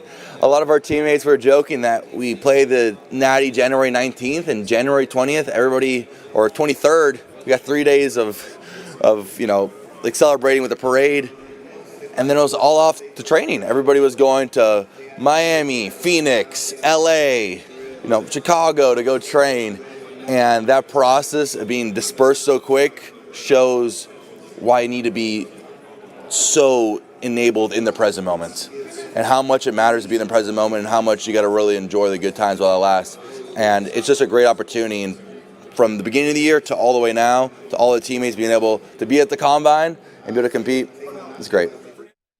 Oh, man, we're getting hyped for Mendoza. Right now on NFL Network, Daniel Jeremiah is kind of talking about Fernando Mendoza and talking about that he's the number one prospect on his big board. And I get it. Like, there's been conversation around it, and I think that there's conversation around it because big-time media is trying to create conversation around it. Is probably the best way that I can put it, right? I don't really think anybody honestly believes that Ty Simpson is quarterback one in this year's draft. And if you see somebody say, what big games has Fernando won? That should tell you there's a reason why that person is telling that story, and it's probably because they share the same agent as Ty Simpson, quarterback from Alabama.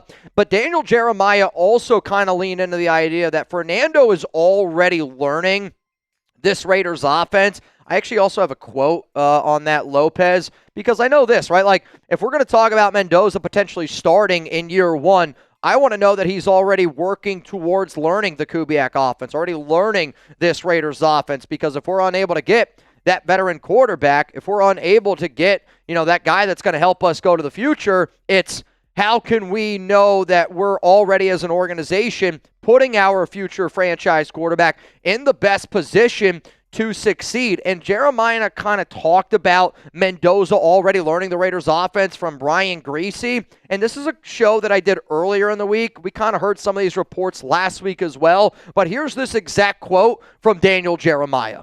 Fernando Mendoza is working with Brian Griese right now, and it's not so much that they're working on footwork. They're installing the Raiders offense. He's full speed ahead. This is the same thing that happened with Joe Burrow, where you can use this time to really try and learn the core verbiage and concepts along with an offense. So that's Daniel Jeremiah talking about Fernando Mendoza, and the fact that the Raiders are already doing that, the fact that the Raiders are already getting them up to speed with that, I think shows like what a smart organization does. Like, that's what a smart organization does. I don't know what. They just gave Mendoza some stuff to put on his hands. I don't know if it's like a lotion. Maybe a little spider tack. Maybe a little spider tack to get a little bit of a better grip. Oh, dude, stop it. Fernando Mendoza, 9 total touchdowns, 0 turnovers in the 3 college football games. He also ended up getting a rushing touchdown in there. We also, Lopez, like... I'm moving over this player cards as Brian Griese ones right now. Cool. And then if you look in Listicle, there's probably a list 10 of all the awards Mendoza has won. I mean, I'm just thinking of like all the stuff that we might be able to do. Up because live stream only has like 100. Oh, okay. On the thing. Also, Angel says it's liquid chalk. Yeah, I was literally about to say I think it's some sort of liquid chalk, which I kind of wish that they had that when I played baseball, because I felt like I had, what's it called, Ryzen or... the frickin' bag or whatever the hell it's called. Actually, rosin bag. Jeez, I literally couldn't think of it. When I was a kid growing up, my dad actually, I don't know if he's here right now, but it's the truth. He used to get us kitty litter, and we used to get like a whole big old bag of kitty litter, and I used to like put a little bit of in my back pocket, or like when I'd come like onto the end of the dugout, put my hand in the kitty litter, dry it out a little bit. That's how I used to do it when I was a kid. It's back in the old days. There was a lot of reports about him using that liquid chalk. Yeah, I mean, I'll tell you, and I'm sure, like, if you're sweating a little bit, you want to be able to make sure that you're able to sling the ball, because right now they're showing him on TV, and he's kind of just working out a shotgun. He's dropping back. He's throwing the ball to his left side. Again, I can't see how far he's throwing the ball based on the velocity coming out. I was probably saying he's probably throwing 10, 15-yard ball's there, and now he's telling him, like, hey, go down the field a little bit more here. And, again, he's still just getting loose. He's getting ready to cut it open here. And once the whole thing starts, you'll see NFL Network really just go to that, and that'll be the only thing that they talk about. I think right now they're just trying to simulate, like, because he first started going under center, and then he's tried to simulate, like, him dropping back, evading, throwing the ball down the field. And now what they're doing is just him out of shotgun, first read to the left, and they're letting it rip. I'm excited. I'm excited. Did Mitch say in the old days? I mean, again, I don't know. Old days. Old days for me. I mean, shit, dude, that's 20 years ago, man. I'm talking more like Little League Baseball. My Uncle Wayne and my dad, they were my coaches as a kid growing up. And we used to use kitty litter. I mean, 20 years. I mean, shit, like that's a long time ago, is it not? I feel like 20 years is a pretty long time ago. Damn, Unc, calm down. I know, right? I'm getting old. Does anybody know how old I am? Does anybody want to take some guesses? How old are all y'all? Let me know down in the comments section. When we first started playing this game, it was interesting. Now, I think most of the people here know how old I am just from the years of me doing this program. But let's do this. Let's see. Let's get some ages down below. How old are all y'all? Because sometimes when I ask this question, I think it's always cool to see like who the OGs are. Like who are the really old school Raider fans? Do we got some new Raider fans here in the building? Let me know how old you are. And to the 1,400 people that are here rocking with us, I'm just like you. I'm waiting on Mendoza. Though he did just look like he gave a thumbs up. He's under center now. He's getting ready to rip it. They just went to commercial break. I think that we're getting pretty close here for Mendoza to actually begin his portion of this pro day. All right, I see some ages coming in here. I see 46 from I'm a Threat.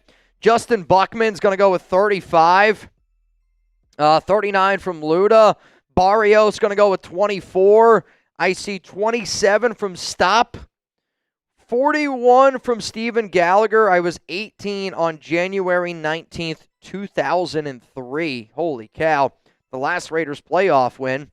We got 39 from Luda Sigla. 52 from Zalesbo. Zalesbo, you look like you're 32. Doug, Mitch, thanks for the coverage for today. Do you think Matt Gay will be our week 1 kicker, or will we draft a kicker or get one through the UDFA process? I actually did a mock draft the other day, and I actually think one of the top comments from that mock draft, because I was like, I think it's the best one that I've done, was, oh, well, Mitch, you didn't draft a kicker.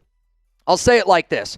I do think the Raiders have a lot of confidence in Matt Gay. He signed a 1-year, $2.1 million deal. Also, the best football that he played in his career was in 2021-2022 when Joe D. Camillus was the special teams coach for the Los Angeles Rams. Obviously, now Joe D. is our special teams coach here for the Silver and Black. For them to move on from Daniel Carlson tells me that they do have a lot of confidence in Matt Gay, though this team is doing tons, and I mean tons of homework on kickers.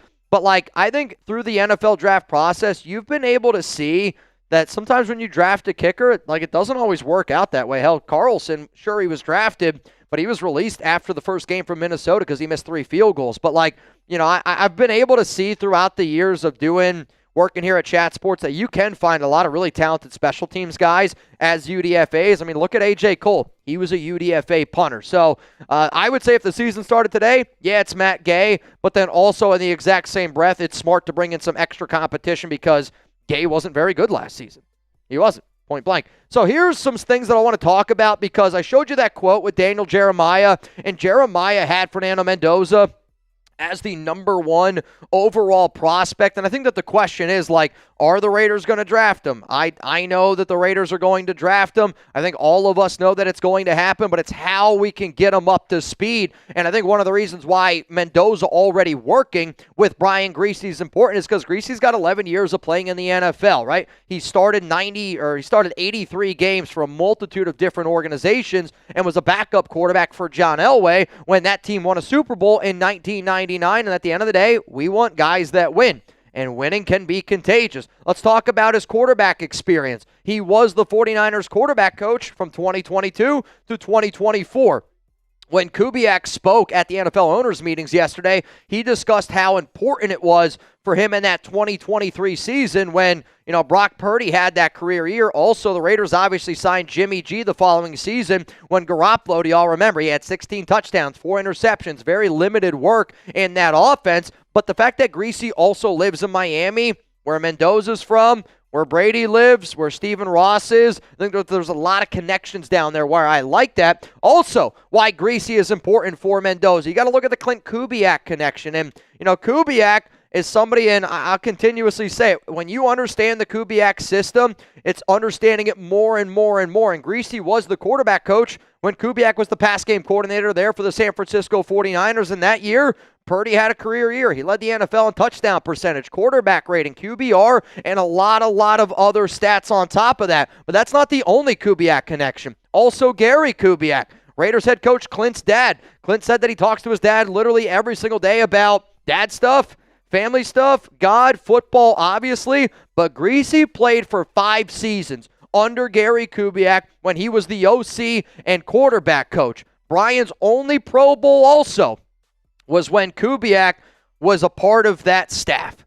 Gary Kubiak. So Greasy's got some connections with Gary. He's got some with Clint. So to me, I'm going, what's the other connection there? The other connection, Brian Greasy's a Michigan guy. Played quarterback at Michigan from 1993 to 1997. That's 3 years with Tom Brady. So Tom Brady was a backup to Brian Greasy. And, you hear all these rumors about, do they want Mendoza to start right away?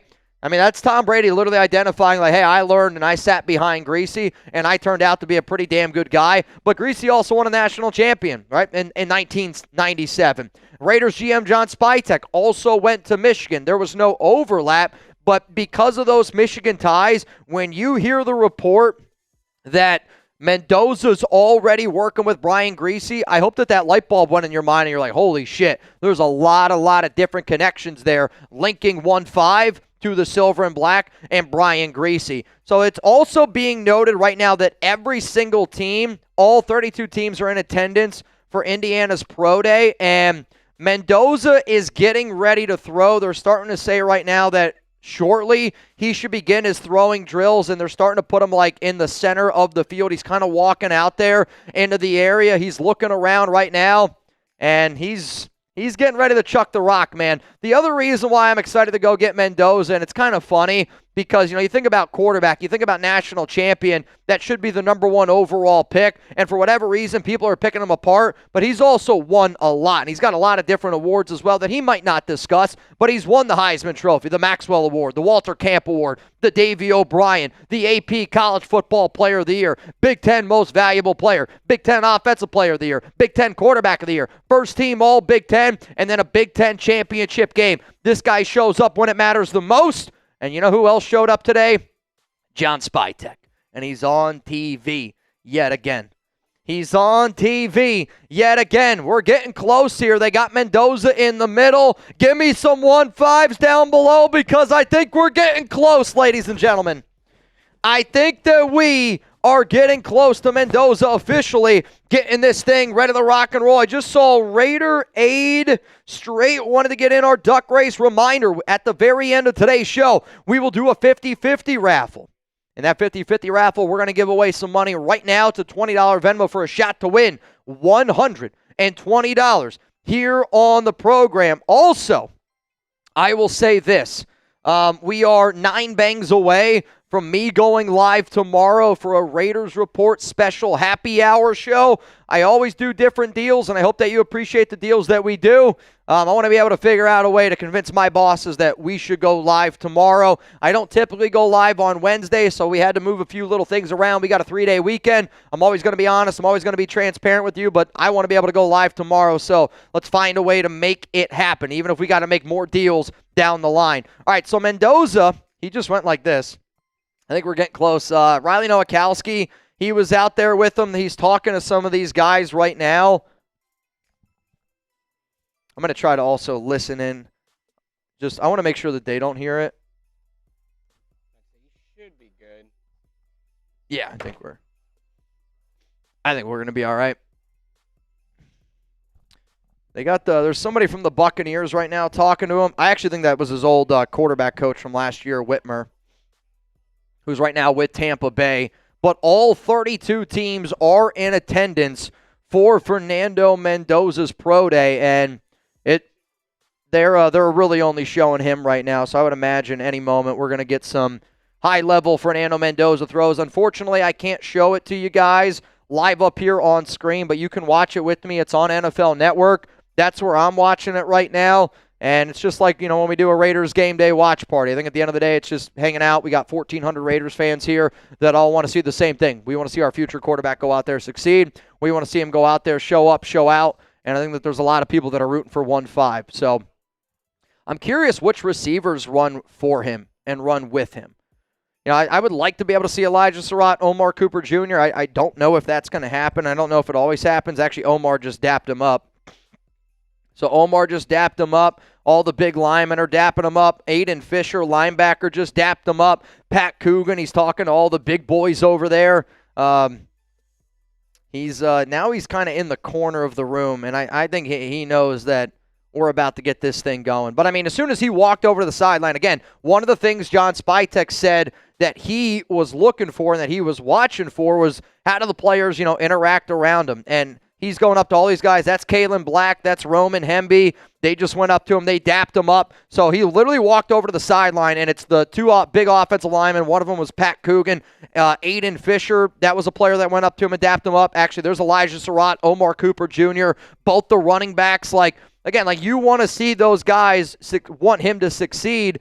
And I'll also say, I think that this is probably a little bit more of a baseball reference. But when a guy's got a no-hitter, when a guy's got a perfect game, if this was me in Mendoza's shoes, not that I would be hey, kind of leave me alone a little bit, but let me get in my own headspace. Go talk to your guys, go talk to your teammates, all that type of fun stuff. There's D'Angelo Pons, dapped him up, said let's go. Oh man, come on, Mendoza, freaking sling the pill, man. I hope they come out right away. It's just 60-yard freaking bomb down the field. He's stepping up. I think he's getting ready. They're walking out there. All right, so the receivers are getting ready to walk out there now. It looks like E.J. Williams is going to be one of the receivers that ends up going out there with him. Again, they all have their numbers on, but sometimes some of these guys have other things on them. And it looks like, I think that one receiver that he was getting loose was E.J. Williams. I'll try to figure out everyone. Now, the top receivers for Fernando this past year, Omar Cooper Jr. led the team with 69 grabs. Nice. Elijah Sarratt had 65, and then E.J. Williams had 36. Charlie Becker had 34. Riley Nowakoski had 32. Roman Hemby had 17. And then Jonathan Brady, another receiver, he had 14. Riley Nowakoski looks like he's out there. So I think they just said top of the hour. All right, no, we are officially at the top of the hour. All right, so now Mendoza, he's in the middle of the field, and he's getting ready to start, they just said.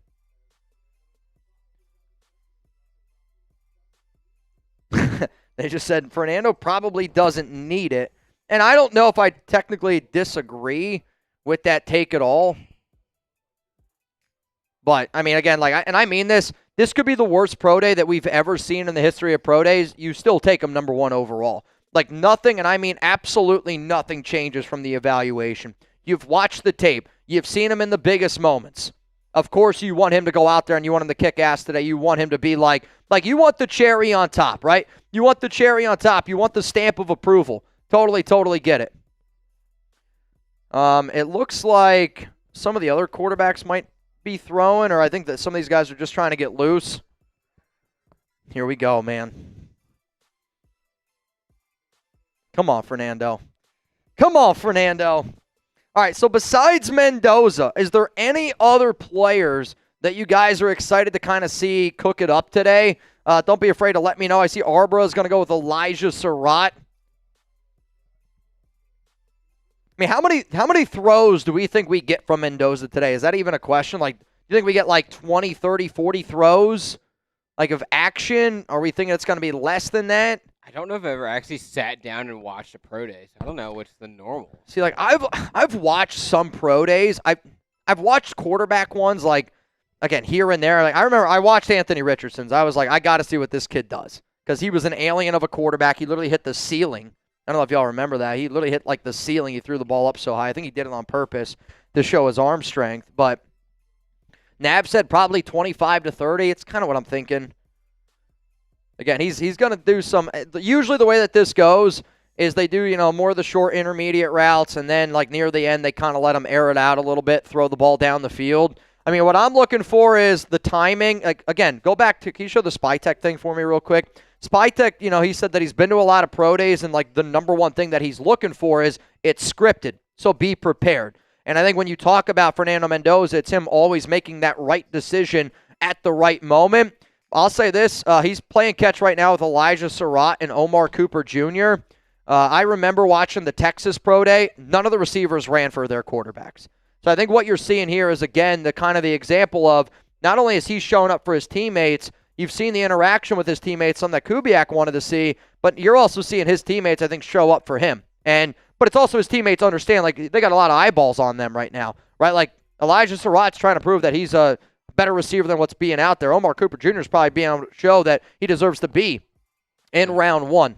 And we do have a clip of Fernando Mendoza talking about being a leader on this Indiana team. We want to go to that real fast because it seems like all these players are showing out for him. He's showing up for them right now. Yeah, let's do it. We're going to go to a clip here real quick of Fernando Mendoza talking about being a leader, though he is getting ready to start throwing the football. It's a quick one. All right, let's go to it real quick. I believe with an NFL franchise, to lead it, you need equity. And then you need two things to build equity. You need one, to play well. And so that's where all my focus goes into. Football, football, football. If you want to lead, you first got to play well. And then second, it's having the respect of your teammates. Through work ethic, through your leadership, through your tenacity, the way you respond to mistakes. And so those are all things I'm looking to work on. All right, so they just said on screen that Fernando is going to throw 56 balls today. And right now he's just kind of throwing the ball down the field. He's lined up in the middle at the 40-yard line. And then the receivers, they're basically catching the ball at somewhere around the 30-yard line. So you're looking at about 30-yard throws, and this is really just go routes.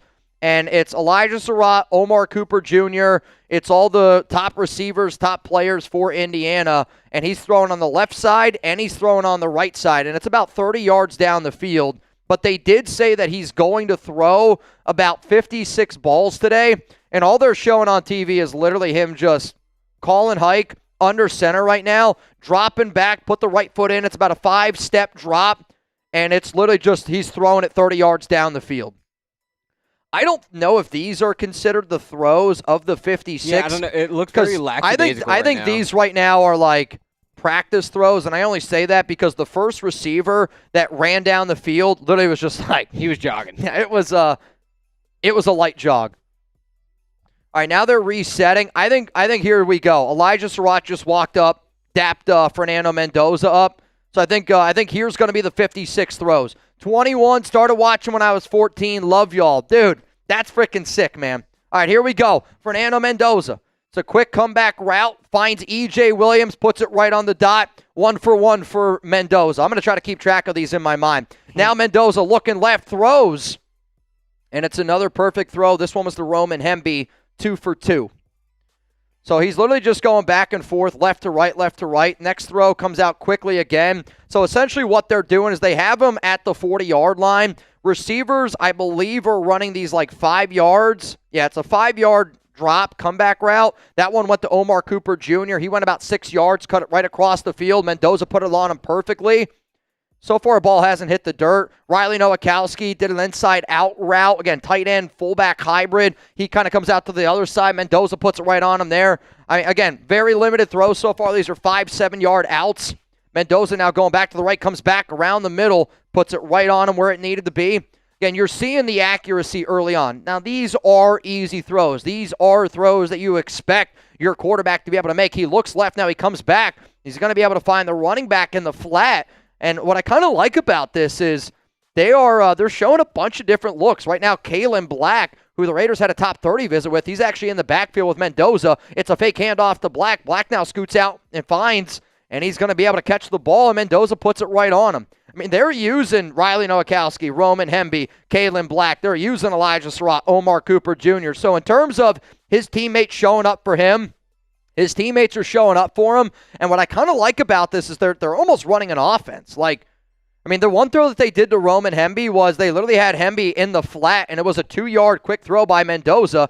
Now they got E.J. Williams on the outside, and that throw, that might have been actually the first one that I didn't love from Fernando. So remember, Kubiak said, how do you bounce back from a bad throw? That ball was a little bit lower than what you wanted it. Next one, perfect, right on the dot. Runs a slant route. He's going to be able to find Kaelon Black, and that you want that ball there. That ball was right there, hit him in stride, able to get him going forward with his momentum. So didn't have the best throw, able to come back and answer it. Next time goes to Elijah Sarratt. It's probably about a 10-yard comeback route. Again, right on his face mask.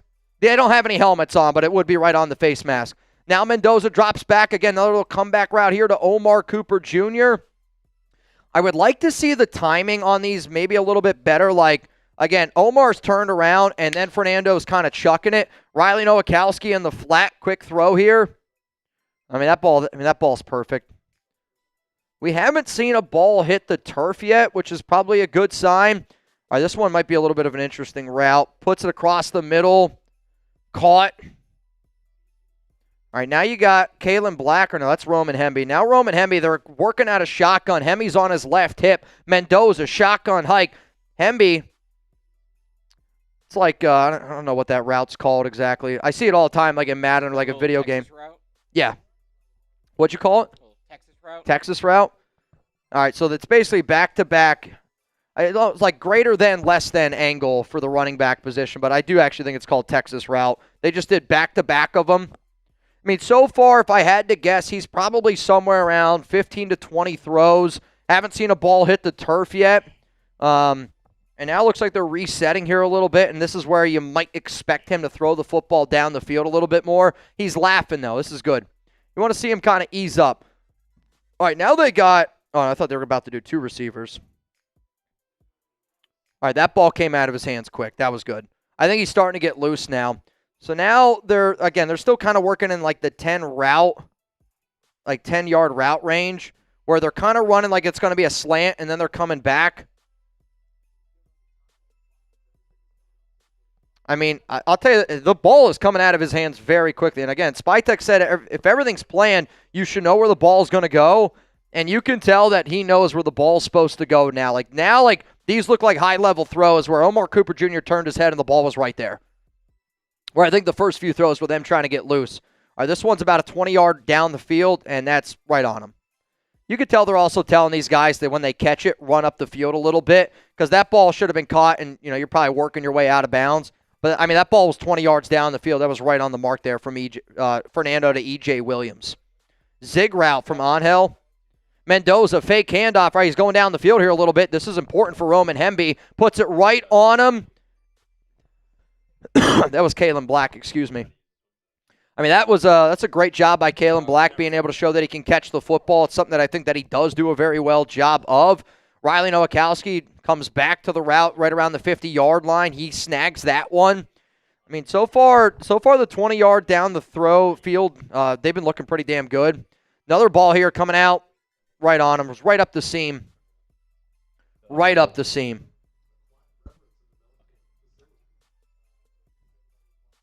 All right, so Fernando's still kind of looking around here. I mean, I would say right now we're probably about 20 to 25 throws through for Mendoza, and he's, again, got a few more to go with here. Hello, good sir. Hello, what's up? Can you hear me, Lopez? Yes, sir. All right. I just wanted to come in and say we've got a doctor coming in soon because it's not healthy to, Mendoza slant. Oh, he dropped it right in the middle of the field. That ball's going to be caught. That's not on Fernando. It's not healthy to have an erection this long. I'll tell you this. We have a doctor coming to make sure everything's looking okay. You can call the doctor. It's going to be longer than 4 hours. The hole is in the table. We're going to have to fix that as well. Elijah Sarratt does a comeback route. He had to slow down a step or two there. Puts it right on him, but I think that overall was a good throw by Fernando. And, yeah, if anybody knows a doctor out there, send one to the Chat Sports Studios here in downtown Dallas, because it's going to last longer than 4 hours. I guarantee you that. Just being able to watch your future quarterback, man, I've waited a long time to see this. The receiver, Omar Cooper Jr., stumbles, but I mean, what a perfect throw there by Mendoza. So Omar stumbled there for a second, but that ball is on the outside, puts it right here. I mean, that's a perfect freaking throw right there. Perfect throw right there. All right, now you got your other running back in here, Hemby. That timing was beautiful. That ball comes out. That ball's already out of his hands before Hemby turns his body around, puts it right on him. Come on, Fernando. This one's going to go to Riley Nowakoski. Nowakoski, again, working in the middle of the field. That's probably one of Mendoza's. I mean, that ball, you want that ball here. That ball was here. That's probably maybe like the first, second off-throw target that he's had. Again, it's not a bad ball, but if we're talking perfect, nobody's coming after you, you want it perfect. Like that. That ball's right where it needs to be. Good zip, good velocity, right there, able to catch it in stride, keep your receiver going. So again, they said at the top of this that he was going to throw about 56 balls. It's already scripted out. I would say we're about halfway through those scripted throws right now.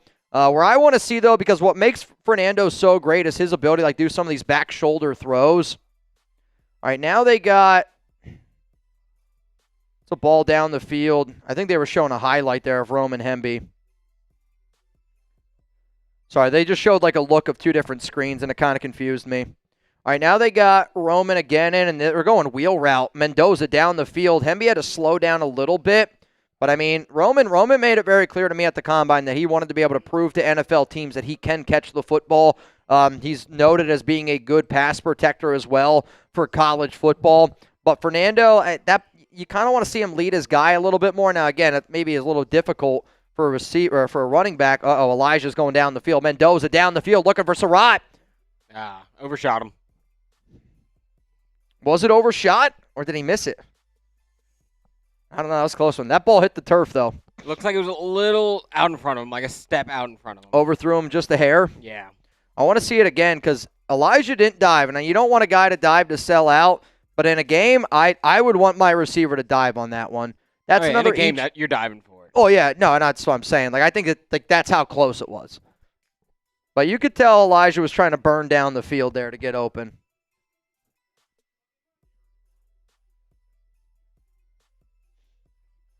Another ball down the field. That one was in a good spot. I mean, Mendoza this past season, 72.0% completion percentage, third in college football. Riley Nowakoski, the tight end, got to catch it. Little high, little bit high, right? Like the ball, he was like this, but hit him both of his hands. I guarantee that you ask Riley, he's going to say they probably should have caught that one. But these balls are right on target. I mean, you could tell that these balls are on target. All right, now we're going down the field about 30 yards, and it's right there. Roman kind of double-clutched that one. I actually think that was Kaelon Black. He's like one of the only guys that doesn't have a jersey on. All right, now we got another look here from a fullback tight end set. And now he's rolling out, throws on the run. That ball's a little bit behind the receiver. So now what they're doing is they're doing fake handoff, which honestly for a Kubiak system, this is really important. Fake handoff, they're rolling out to the right. The receivers today are E.J. Williams, Jonathan Brady, Omar Cooper Jr., Elijah Sarratt. The tight ends today, Riley Nowakoski, the tight end that just ran that route was Holden Stays. That ball was just a little bit behind him on the rollout. Mendoza's getting some water now. He's rehydrating. I mean, this throw down the field that he had earlier to Hemby, I think that's where Hemby can really take it to the next level. And again, if you're the Raiders, I think that you should look at a guy like Roman. I mean, shit, if you're looking at Kaelon Black, I don't see why you wouldn't be looking also at Roman Hemby. He got a little bit more of the liquid chalk rubbing his hands right now, and I think we're getting ready to cut it loose a little bit more, maybe down the field. But early on here, again, what type of information do you want from a pro day? I know this. He's freaking unbelievably accurate right now. His teammates showed up for him. He's been able to throw the ball on all levels of the field. Elijah Sarratt now lined up at the 40-yard line. Sarratt, post. No, it's going to be a go. Puts it right on him. 20 yards down the field. Not really a go. It's kind of a comeback route. It's a very interesting route there by Elijah. That's a hell of a timing route. You better have a good offensive line to be able to block for that one. Now it's a fake handoff, looks down the field. This ball's going deep, and the last time Mendoza threw one deep was a little bit overthrown. That ball's perfect. What a perfect throw by Mendoza. Starts clapping, guy runs into the end zone. I mean, that's exactly where you want it. That's a 50-yard ball, puts it right in his back pocket, made it really easy for the receiver, never even slowed down his stride even one bit. That might have been the best throw of the day so far from Fernando. All right, here we go. I think he's starting to air it out here a little bit. Now, again, it's another like 15-yard out. Omar Cooper Jr. puts it on him, back shoulder type of deal. I kind of want to see some of these receivers get their feet in like in terms of like dragging their feet on that outside. But you could tell like they're telling him to catch it and run up the field. Every single guy's catching it and running up the field. Well, they did the same thing at the combine, too. Yeah. So that play they just did there was they had Riley Nowakoski lined up at tight end. It's kind of like a shotgun look because Mendoza called hike. Did the fake handoff to the running back, and as soon as he came up to here, ball came out, put it right on him. Another perfect throw. Quick throw out. That ball's a little bit behind him. Again, you want that here. Yeah. It's probably about there. I'm trying to do my best to be able to describe, but he's rolling through this right now. I've watched some quarterback pro days. This one's quick. That ball's a little bit behind Kaelon Black. I mean, he's on target, though. He just clapped, and I think he's like trying to be like, I think he's trying to hype himself up here a little bit. Again, what I wanted to see was the ball accuracy on all the different levels of the field. How would you, if you're watching this at home, how would you grade his pro day so far? A, B, C, D, or F? Let me know down below. Now he's working out a shotgun. Elijah Sarratt, the receiver, right on him. So Sarratt did like a quick move off the line, like he's trying to beat man press. And then, they got John Spytek on screen watching him. Puts it right on him. Did like a slant. This is a little bit more down the field. Right on him, baby. Oh, that's beautiful. E.J. Williams, 23 yards down the field, post route. Put it right on his face mask. Love it. How would you grade it so far? A, B, C, D, or F?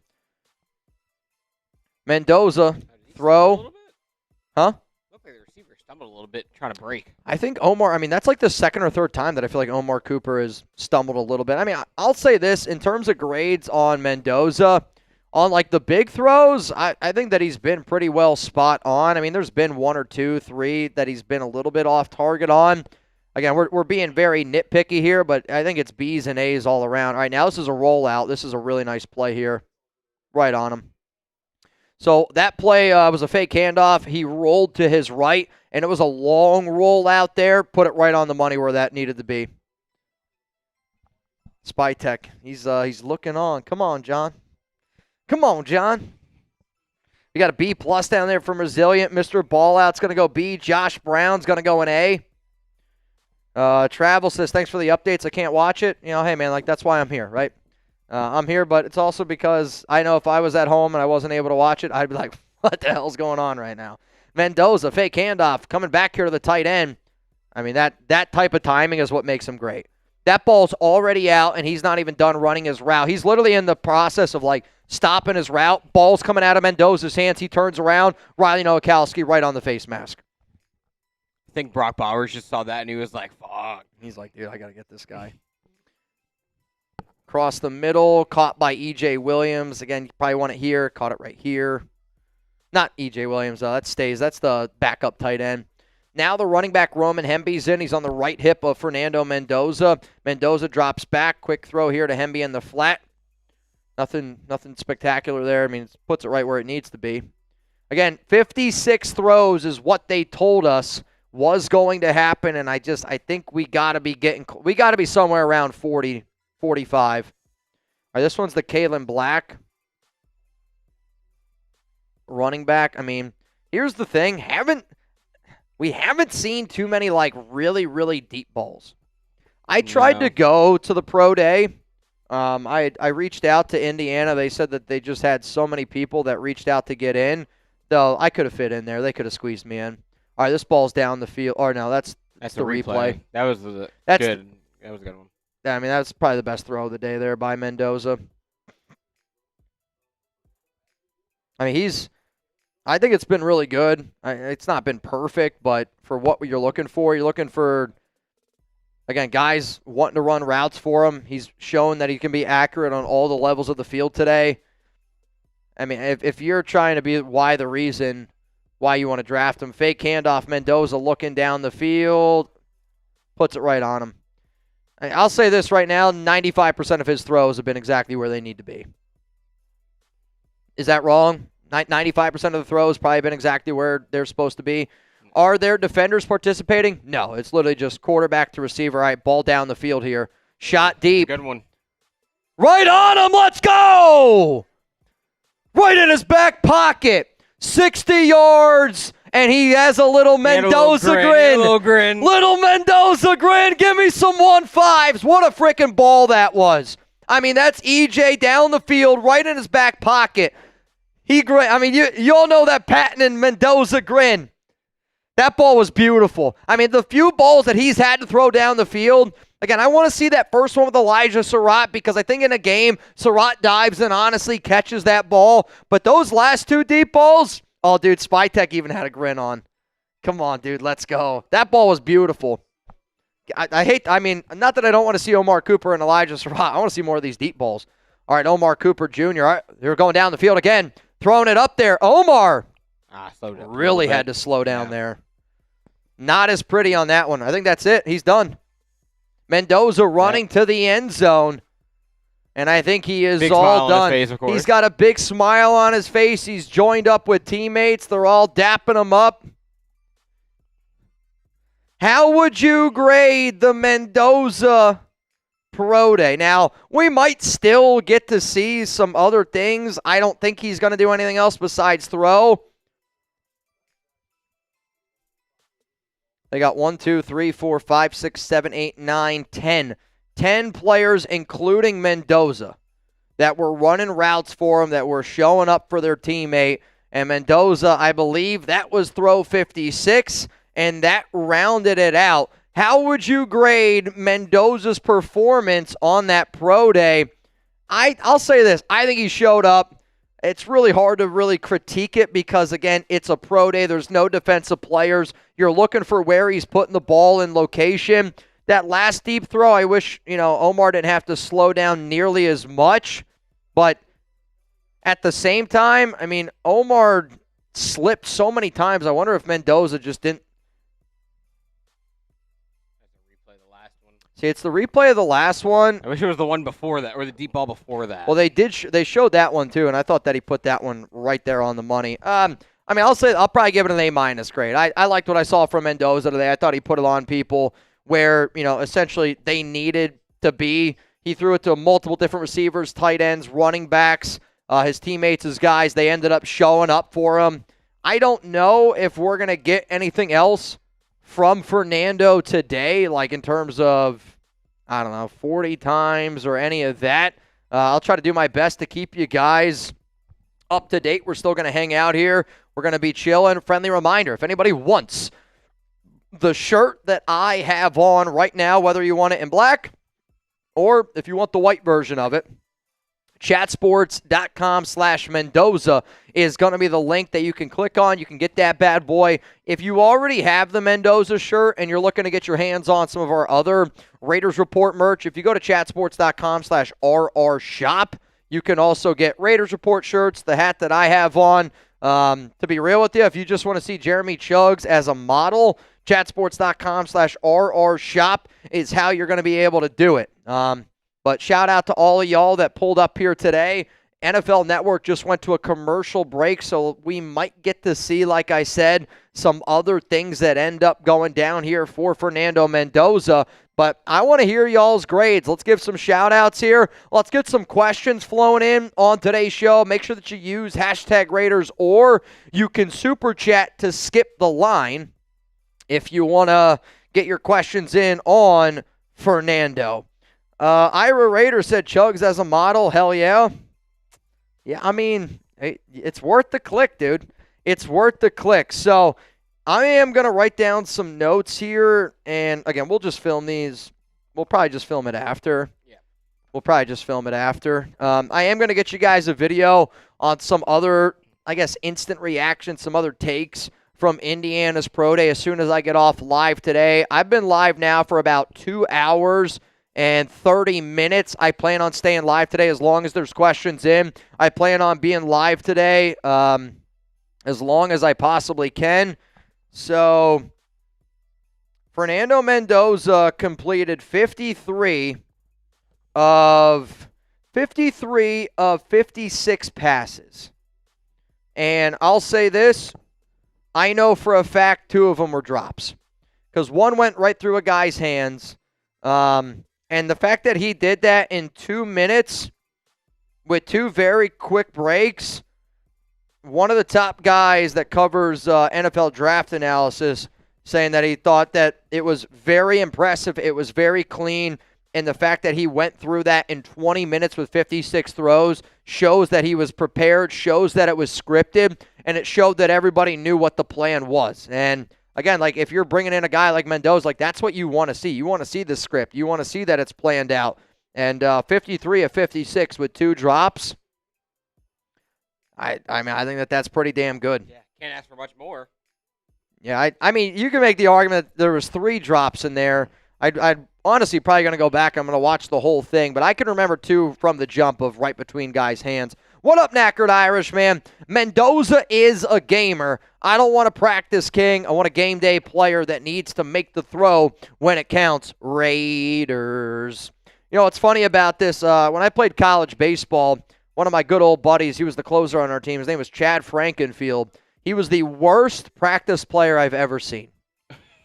But he set our ERA record in college because nobody could hit him. His slider was an unbelievable slider. It was one of the best sliders I've ever seen.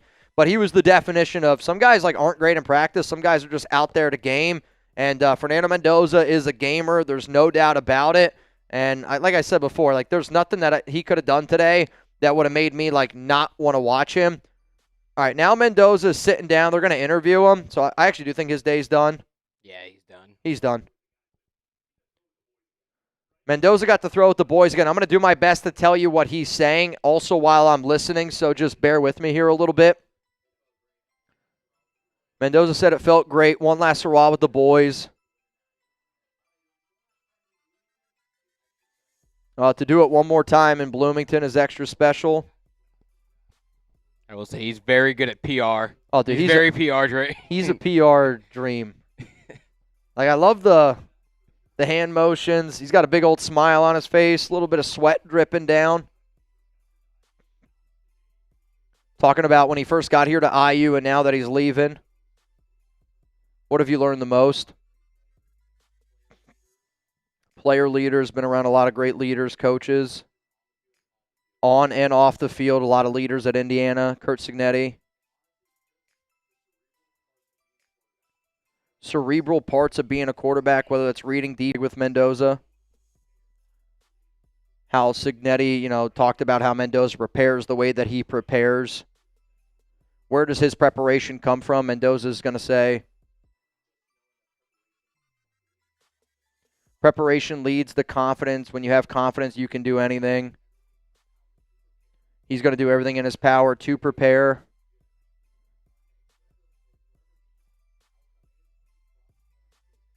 I'm going to be process-oriented. I'm going to stick to my process. And basically just saying, like, he's going to be prepared all the time, which is what makes him so tough. Like, you could have the perfect defense go up against him, and he's going to be the confident quarterback that goes, oh, you got stacked box, I'm going to throw the ball quickly, get it out. Oh, you got too high, I'm going to run it for a first down and a touchdown in the national championship. Now he's getting asked about when he's made the biggest plays in the biggest moments, kind of like what's gone through his mind, what's gone through his mentality.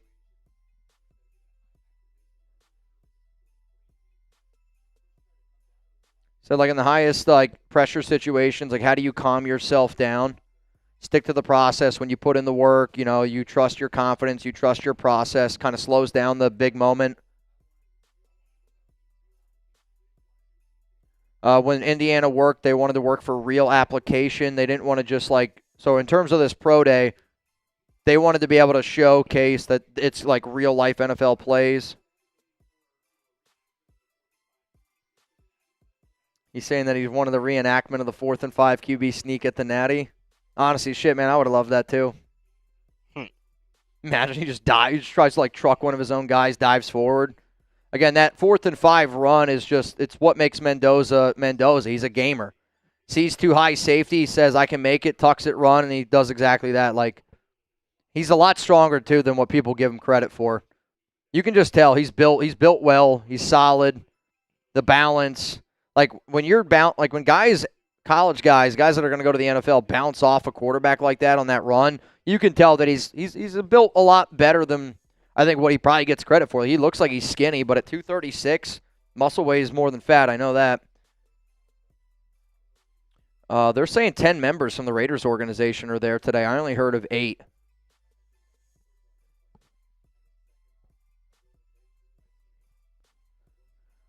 So he's talking about playing right away, like building building a relationship with his teammates, coaches, working hard, and he wants to be the best me that he can become. I think that's one of his go-tos.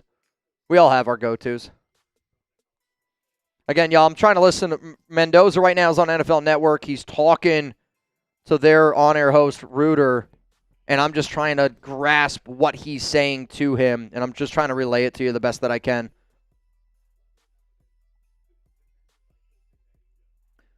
Kind of talked about him being mentored by Coach Signetti and how that's helped him along. All the experience that he's had is like really helped him get to where he is. He's always hungry, never tastes complacency. I mean, remember earlier in the offseason, he said he's addicted to winning.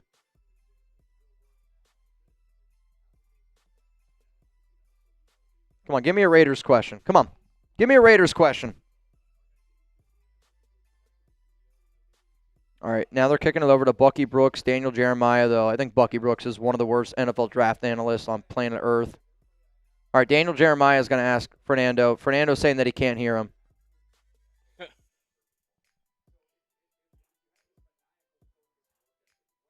Fernando can't hear him, so...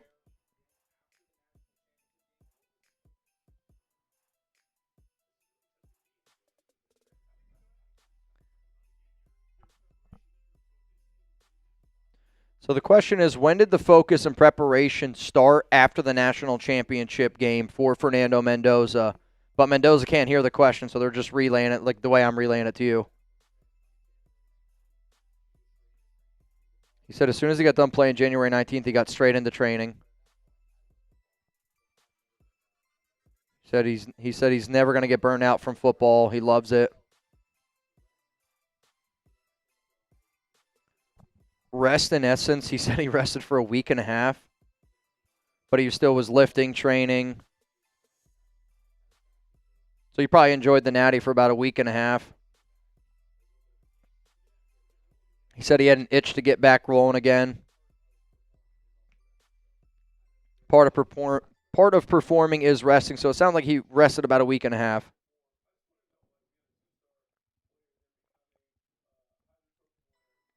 Being a 2-star player, Heisman Trophy winner now.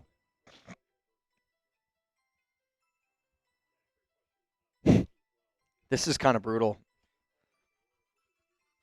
It's like one big game of telephone. Yeah, I mean, it's telephone on TV, and then I'm trying to telephone it to y'all here as well. How did him being a 2-star recruit kind of mold him into becoming the man and the quarterback that he is today is essentially the question. He said it always came from, like, hard work came from his mom and his dad.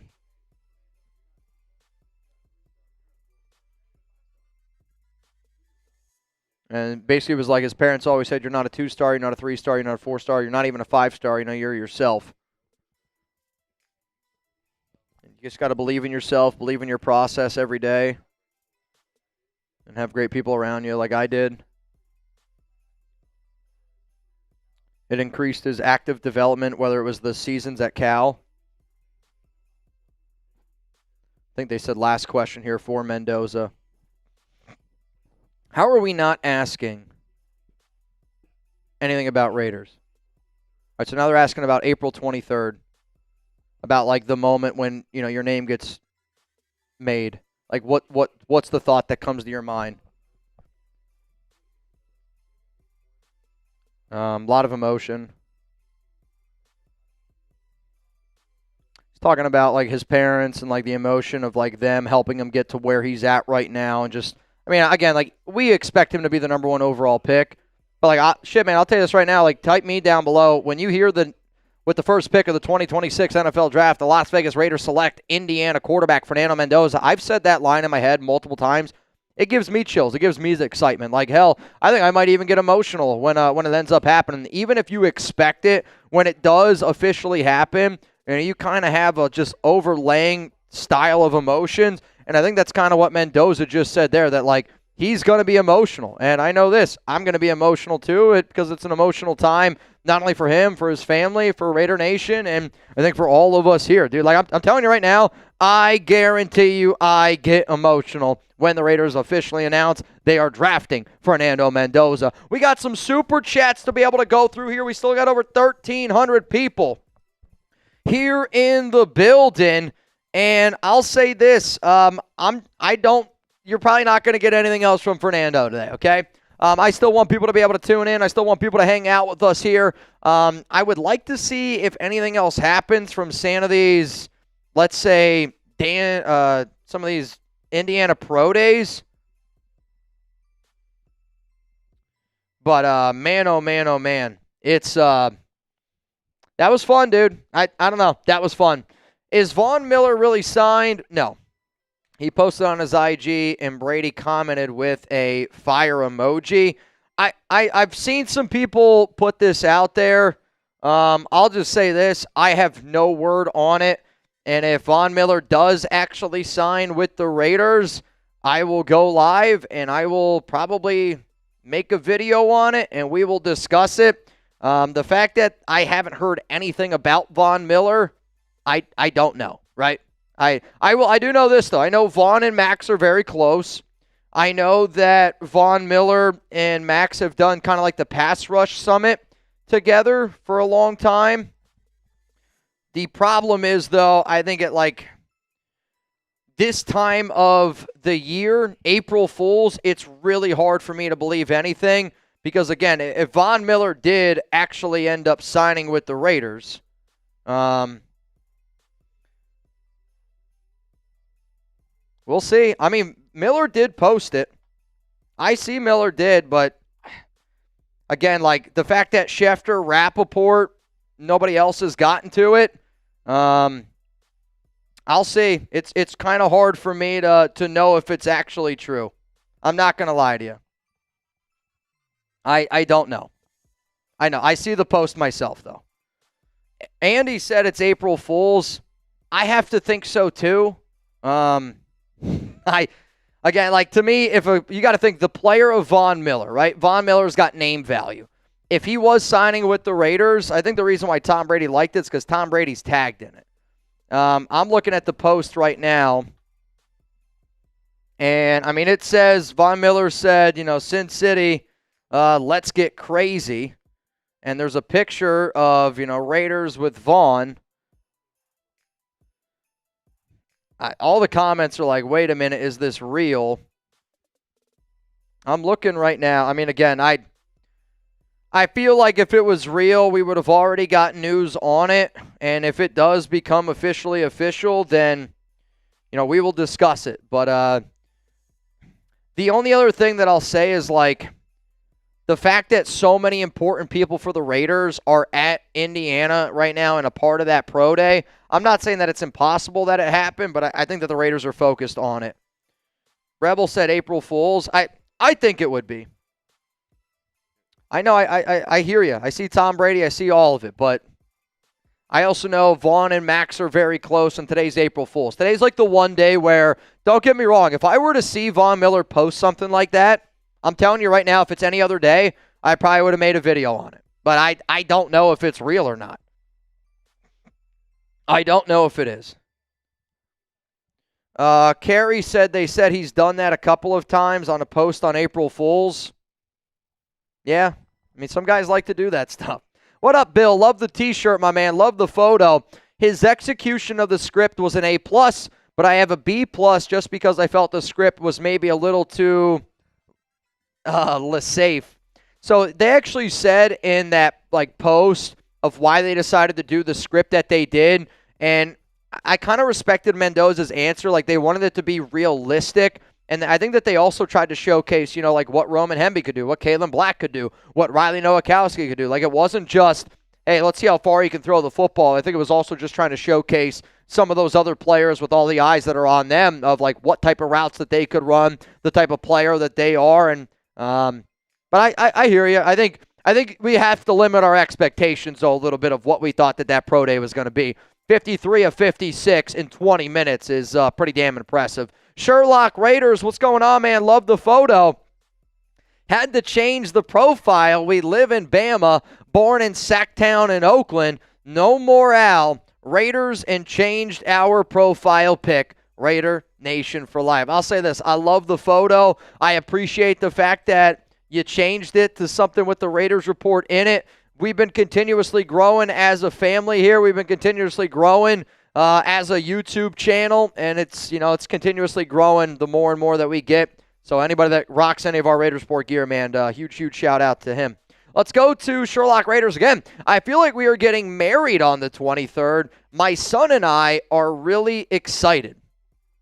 I think you're talking about Fernando and the Raiders getting married, because I hope that you don't marry your son. I don't know if that's even legal. No, I'm just kidding. No, I kind of agree with you, dude. It's like when we got the number 1 overall pick, the only comparison I could say is like when I asked my wife to marry me. Like, we all expect the Raiders to draft Fernando Mendoza. I expected, my wife to say yes at the wedding. But like until, I think anybody that's been married before, like I can remember, it's 95 degrees in Texas. I'm already sweating my you-know-what off.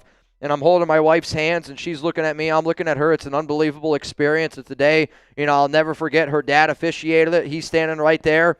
And, like there's that part of you, like you want to hear them say, I do, right? And you want to hear the, you can now kiss, the bride. And those are like things that you think about and you hear. And until it happens, it's really like an unexplainable thing. And I think for Raider fans with Mendoza, it's like, we know what we expect. We're all excited for it. But until that moment happens where Roger Goodell goes in with the first pick in the 2026 NFL Draft, the Las Vegas Raiders select Indiana quarterback Fernando Mendoza. It's always going to be the what if. But I actually don't disagree with this, Sherlock. Let's go to Jed. What up, dude? Do you think we will try out the tush push, having a bigger quarterback in Mendoza? I mean, if they want to do the tush push with Mendoza, you have the ability to do it, though. I would actually make the argument there's a better player on the Raiders roster at a tush push, and his name is J.J. Pegues. I know. Talk to me here a little bit. So he was the defensive tackle for Ole Miss. He was drafted in the 6th round overall by the Las Vegas Raiders. And I know that the tush push, there was nothing really against it this year. The Raiders, though, they were actually a team last offseason that voted against it. And sometimes I think when you read tea leaves and you can just like follow rumors along, you wonder like, were the Raiders planning on doing something? Not saying that J.J. Pegues isn't a good player in terms of a defensive tackle, but like when you're drafting guys late, it's also how can I get some extra things out of these players? Probably one of my favorite stats that I learned about J.J. Pegues was he touched the ball 21 times as a runner in college football. 18 of those 21 carries resulted in either a touchdown or a first down.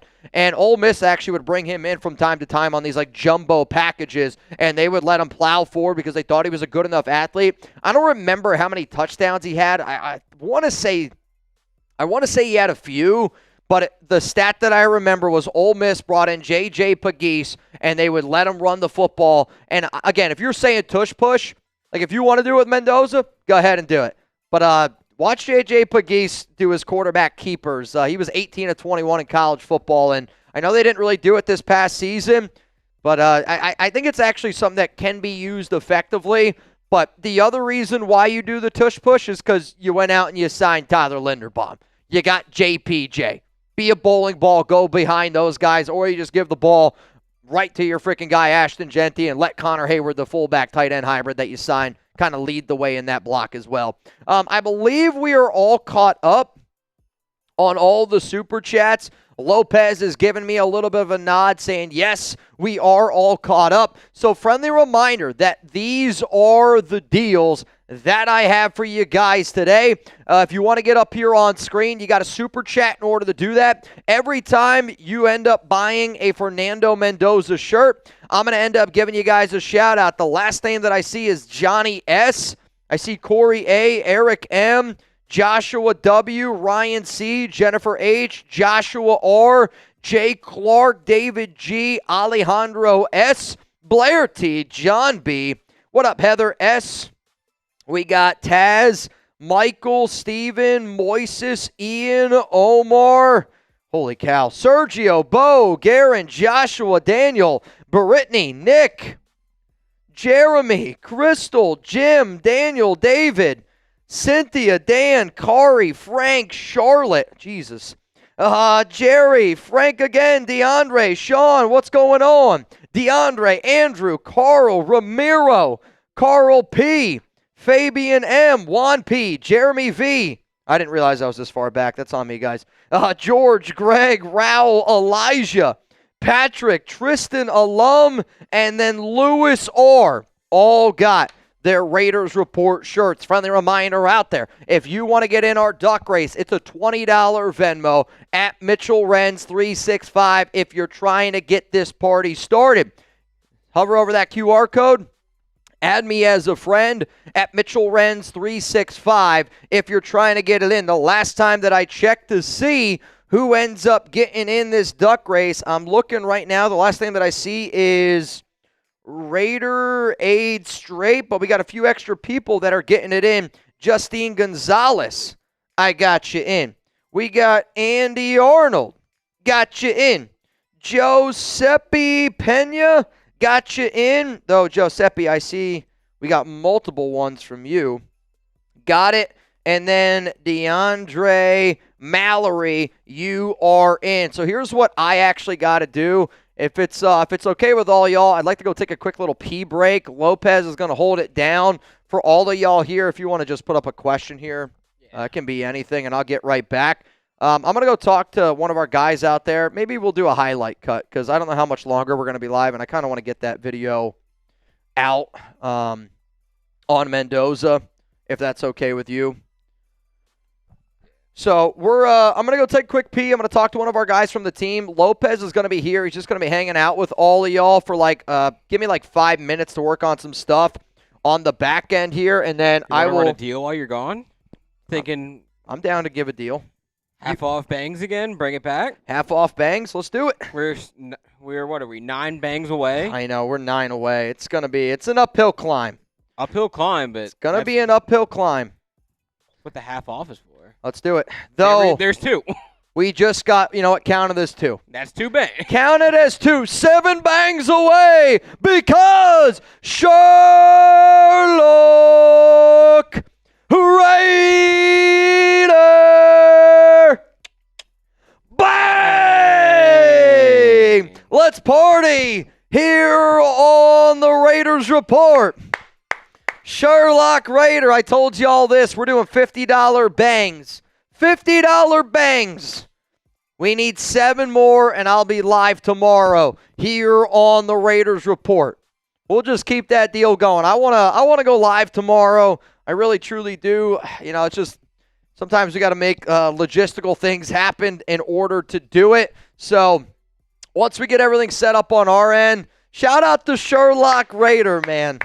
Love the shirt.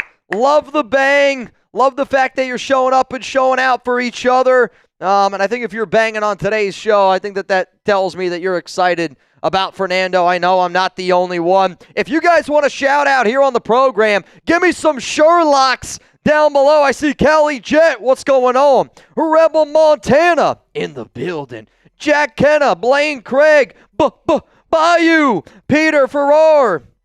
Oh, man, Yoda Jenkins. Let's freaking go. Shout out, by the way, to LA Crash Dog for showing up for Chugs yesterday. Shout out to Bayou for showing up yesterday. Shout out to Ron Raspberry for banging yesterday. Yoda, I saw what you did, man. It's when you guys show up and show out for other people here around this company, it means a lot to me. Because, again, it's like one of those things I know that y'all rock with me, but when you rock with other people around here, it does, man. It truly, truly, truly does mean a lot to me. So we are 7 bangs away. 7 bangs away. We've gotten 8 so far today. $50 bangs here on the Raiders Report. I'm going to kick it over to my guy Lopez. I'm going to go pee real quick, and I kind of want to get a video set up for you guys here on the back end and just give you some quick reactions to some of the things that I thought from the Fernando Mendoza Pro Day, because there was I think there's a lot of things that you could take away from it. I'm not going to overblow it, but I at least want to be able to write down some of my thoughts. We'll get you a video. Give me 5 minutes. I'll be right back. And as long as I'm away, $50 bangs here on the Raiders Report. Who's banging with Lopez? Yeah. You see the tracker on the bottom of your screen. We're 7 away from going live tomorrow for our Friday or Thursday happy hour. And all I'm going to say is I need your help. There's a Four Loko in the fridge that is calling my name, and I can only have them on happy hours. I'm starting to get a little deprived. I'm getting a little itchy over here from not having a Loco. But shout out to Sherlock Raider again. And we got a couple more super chats that we can go through real fast while Mitch is gone. We got Nate May with the $5 super chat saying, never thought I would say this as a full-grown man, but I'm looking forward to watching your Madden Sims this season with Mendoza LMFAO. Hey, I have to talk to Mitch, but I think Madden Sims will probably be coming back, especially with Mendoza. We got some hype going around the Raiders this year. It'll be fun. It'll be fun. Celtic Raider saying, go Reds. Hell yeah, Celtic Raider. Got the game on over here, ain't gonna lie. We're down 4-3 in the bottom of the 8th. But you know what? We're coming back. We're coming back. Oh, okay. Yeah. Okay. Yeah, 100%. Real quick, drop who y'all's MLB team is. We're talking about that right now as the Reds just got out. So, 1 out. But we did just get 2 more bangs from Richard Black as he dropped $100 super chat. So, we're going to update the tracker. We're only 5 bangs away now. Hold up. I got a math real quick. 10. We got 10 so far. The math has been off for me. So we're 5 bangs away. We're going to go through some more super chats once Mitch comes back. But while we wait for that, y'all grade Fernando Mendoza's Pro Day. A, B, C, D, or F. I think if you're anywhere below a B+, you're crazy. He went 53 of 56. Granted, it was on-air throws, but wasn't many off or inaccurate throws. The receivers dropped a couple, but other than that, you can't ask for much more from your future franchise quarterback. Oh, no. Chugs' ball exploded on me. Yeah. Chugs' little stress ball exploded on me. That's fun. Yeah, my opinion, I am a Reds fan. It's been tough over here. Hold on, give me 1 second.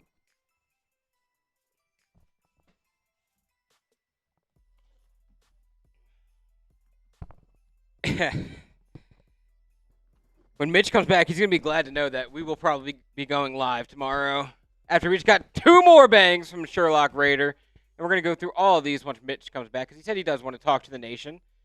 But we're going to update the tracker real quick. We're only 3 bangs away. We are 3 bangs away. We sit at 12 bangs so far. Remember, half off bangs while Mitch is gone. So, if y'all figure it out, we can get a couple alley-oops going in here. Let's see, y'all. Let's see, a couple Cardinals fans. Ew, sorry, but I don't like the Cardinals. They're nasty. Xavier saying go Redbirds. Kind of gross, not gonna lie. Vincent saying my day at Banger was a way different thing. Yeah. Can we get F the Doyers? Okay, we got a couple Dodgers fans in here. I imagine we got some A's fans. I see a couple Yankees fans. I see some Angels. Oh, shout out Eric Williams saying he likes the hat. Appreciate it, Eric. Let's see. Ooh, a Giants fan in Dino. Okay. What else we got? LA all day, F all the haters. Cubs fans, Giants fan, Giants and A's fans. Bayou's a Yankees fan. Bayou, kind of interested in that. A lot of the Louisiana baseball fans are Astros fans, I've come to notice. We got Foxhound saying Dodgers, Raiders, Lakers all the way. Hell yeah. I'm a big Lakers guy if y'all did not know. And we're going to the playoffs. We're going to be the number 3 seed. It'll be great. Getting a lot more Dodgers, a couple more Giants. We got the Mexico flag. I imagine you had a fun WBC. Got some Giants, more Dodgers. Giants, Dodgers. I remember watching John Madden and Al Davis on the sidelines. Very first game I went to as a kid. Damn, Unc. I'm sorry. I'm only 24, so I did not get to see any of them on the sideline when I was a child. We got Nationals from Rudy. How did Fernando do? Fernando did great. 53 of 56. Did not have many inaccurate throws. A couple of drops from the receivers. Had some pretty deep balls. Can't ask for much more. Obviously, no defenders out there, but I would feel very confident if I was a Raider, if I was in the Raider organization, that Fernando Mendoza will lead this team to great things in the future. I see Mariners will win it all this year. Hey, that'll be fun. Xavier K-Law saying, boo Reds, Cubs, Pirates, Brewers. Okay, I'll agree with you on the Cubs, Pirates, and Brewers. Fuck those guys. But the Reds are cool. Nah, it's all for fun, though. All fun. A's off to a slow start. They're always on a slow start. See Rudy saying, let's go, fam. If y'all are hyped for Mendoza and y'all want some shout-outs, get those 15s rolling. Let's see how many 15s we can get going in the chat right now. Like, chat rates is 51. I think we can get up to triple digits. Oh, we got a Rockies fan? That's nasty. I see Xavier spamming his 15s. I got Peter, 808, Ty, Crystal. And we got Richard. We're getting close to going live tomorrow. God, my liver is gonna kill me. My liver is gonna give out soon. My liver is like, please stop delivering Four Locos directly to me, but it's not gonna happen. I see Justin. I see Yoda spamming his 15. Scott, Jack, Charles, Justin, Danny, Keith. Oh, now we're getting chat rates rising now. Chat rates rising. Got Danny still going. We got, who's that? Mannix, MD, Dynamics. That's what it is. I'm fucking retarded. I'm slow. I'm a slow reader. Shay, Raiders, Laura, Yoda, PG, Shay, Crystal, 805 Raider, Mark, PG, Callie, PG, Mark, Hits Boy Radio. There we go. Yoda, Mark Sneed, Callie, Crystal, Wolverine, Nickel, Callie, Keith Anderson, Gabriel, Shay, Justin, Richard, all of y'all spamming your 15s. Chat rates at 77. Get it to above 100. Get to triple digits. Hit 79 right now. Keith spamming his. Justin, Callie. Come on, get those 15s rolling. Justin saying, I say we let the boy cook. Oh, Mendoza cooked today. He cooked today. He's going to cook next year. He's going to cook the year after that. He's going to cook for the next 15 years. He gets the Raiders at least 6 Super Bowl rings. At least 6. That's what I'm feeling confident about. There we go. Now the chat's rolling. I see Rudy, Justin, Cannibal, PG, Eric. Chat rate just hit 112. We're rolling now, fellas. We are getting there. We're only one bang away from going live tomorrow for our happy hour right before our 3-day weekend. So it could get really dangerous here in the streets of Raiders Report. I can't watch them to play in the black and silver. Oh, it'll be fun. The Raiders will be electric next year. They will be an electric factory. I don't know if y'all have been around, but Mitch is saying that next year's Raiders are going to feel different.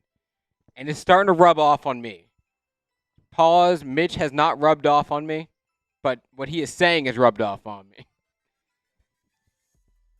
Let's see. We got Notorious. We got PG John, all spamming their 15 still. Buckeye Raider, legend on the channel. Yoda, Robert, Keith Anderson, John Scheffler, Tom Davis, Frederick Strom.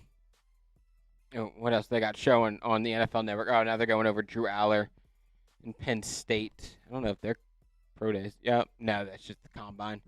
Just Drew Aller combine highlights. Doesn't matter. Show Fernando Mendoza. I have no interest in Drew Aller. That guy sucks. Let's see. What else? What else is the chat saying? Okay. Well, another question for y'all. If you're the Raiders, are you starting Fernando Mendoza in week 1? Or do you think that they should sign a veteran to kind of, ease his transition to the NFL a little bit more? What are we thinking? I think you have to start him. I don't think there's many veterans out there that would really impact the Raiders as much as Mendoza would. I think give the Raiders fans what they want. They want to see 15 running out of the tunnel in the black and silver, and they want to see him under center leading this team for years to come. I see a lot of people spamming their Ys, spamming their 15s, spam in there. Yes is, yeah, I haven't seen a single no. I think we're all on the same page here. Fernando Mendoza needs to be the week 1 starter. Ooh. Mitch is back, and I have some news for you. We really chopped away those at the bang counter. We're close. We are 1 bang away. 1 bang away. We are one All right, bang so away. how this is going to go? It's got to be a real bang. Yeah. The final back. bang's got to be a real bang. Oh, that's got it. That's a kick to the dick right there. All right. That's a kick to the dick. All right, you know what? F it. It's fine, Richard. The fact that you did it, Richard, it's all good, man. It's all good, man. Somebody said bro said black and silver. Was that you? Probably. I'm Oh. dyslexic. Well, You can't take it off. Or you can't take it out on me. you got it. That's like black and silver. I don't know. It's like a comparison. What's like, I don't know. I'm trying to think of like an LSU reference or Like yellow and purple. I don't know like yellow, what you purple, guys call. gold. Yeah, like it's only silver and black. See, I was doing all this work on the Saints channel. It's black and gold there. So black is just The comes first one. first in my head. Hey, it's all good. It's all good. Though we technically did get an alley-oop. Richard Black throwing it up there. And then to finish it off, to put a statement, we're going to be live tomorrow. Raiders Thursday happy hour to get a little bit of 3-day weekend kicked off the right way. I will be live 4 p.m. Eastern time tomorrow. 4 p.m. Eastern time tomorrow. And then the finish and slam from Justin Gonzalez. Bang! We got So the super be segment ready you. for tomorrow. I'm telling you all this right now.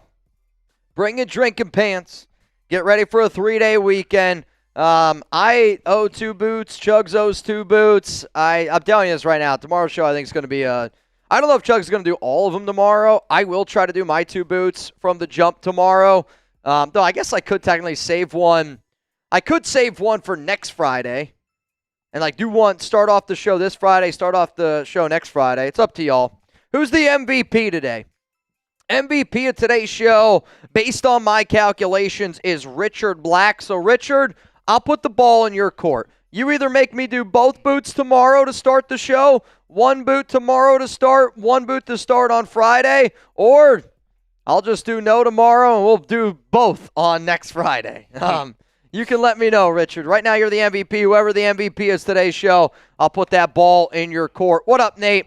Never thought I say this as a full-grown man. I should also say this to the 1,000 people that are still here in the building. My team is actually working on a show behind the scenes. We're going to get you another Raiders video here today, so please don't go anywhere. If I had to guess, I'll probably be live close to another hour.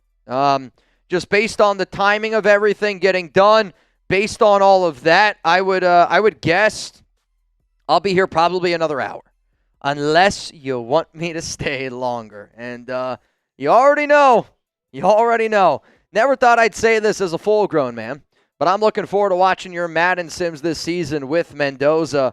Yeah, I mean, I'll say this right now. Even if the Raiders brought in, I don't even know who quarterback, Fernando Mendoza is going to be the starting quarterback in our Madden Sims. I hate to break it to you. Hopefully you don't get mad at me, but that's what's going to happen. I want to see Mendoza. I can't wait to be able to do the Madden Sims. And, the show that really is the proof that we've, made it, I would say, as a community, is the fact that we can go live in the middle of the May for Madden watch parties. And what's kind of sad as a grown man is I get into them. I'm like, I just don't want the Raiders to lose. You know what I mean? I don't give a shit if it's a video game. I don't care if I'm watching marble racing. I want to win, and I always want to try to win. Let's go to Sherlock Raiders. Bang! From the top. Bang party. Let's get it going. Sherlock. That was followed up by Richard Black. Bang! Give me 2 more. Let's freaking go, man. Y'all are wilding right now. Wilding while I was away. We got 834 likes. Let's get to 1,000 likes for Fernando Mendoza. I always say this, I don't know if Fernando's ever going to see this video.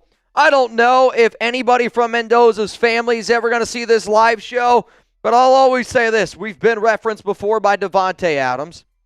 We were featured on HBO Hard Knocks many, many years ago. I do know that several Raiders players do watch this show.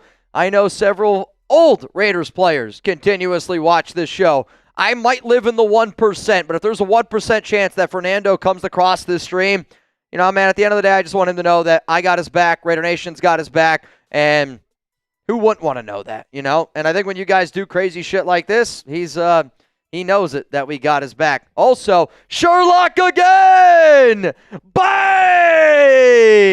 Love you, my son, Nico. Sherlock showing up, showing out for the kid. Showing up, showing out for the kid. Richard Black, if you're the MVP, both boots tomorrow. All right. Richard, how long do I have to do both boots? 2 duck races.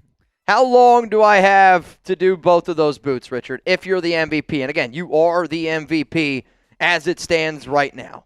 If the time is under 10 minutes, Richard, I'd be very disappointed. If Sherlock bangs, he'll be the new MVP. If Bayou bangs, he takes the MVP lead.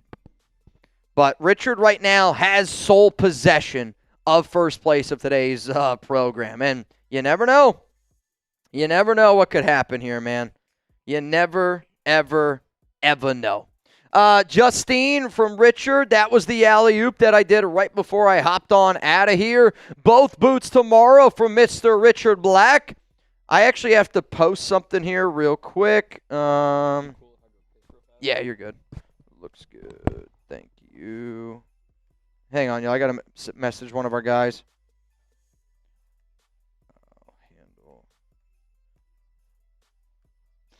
So I made a quick little vid on the Fernando Mendoza reaction. I mean, again, like, how would you grade it? You know what I mean? Like, I get it. Pro days are kind of difficult to be able to do. I also hope that I did an okay job.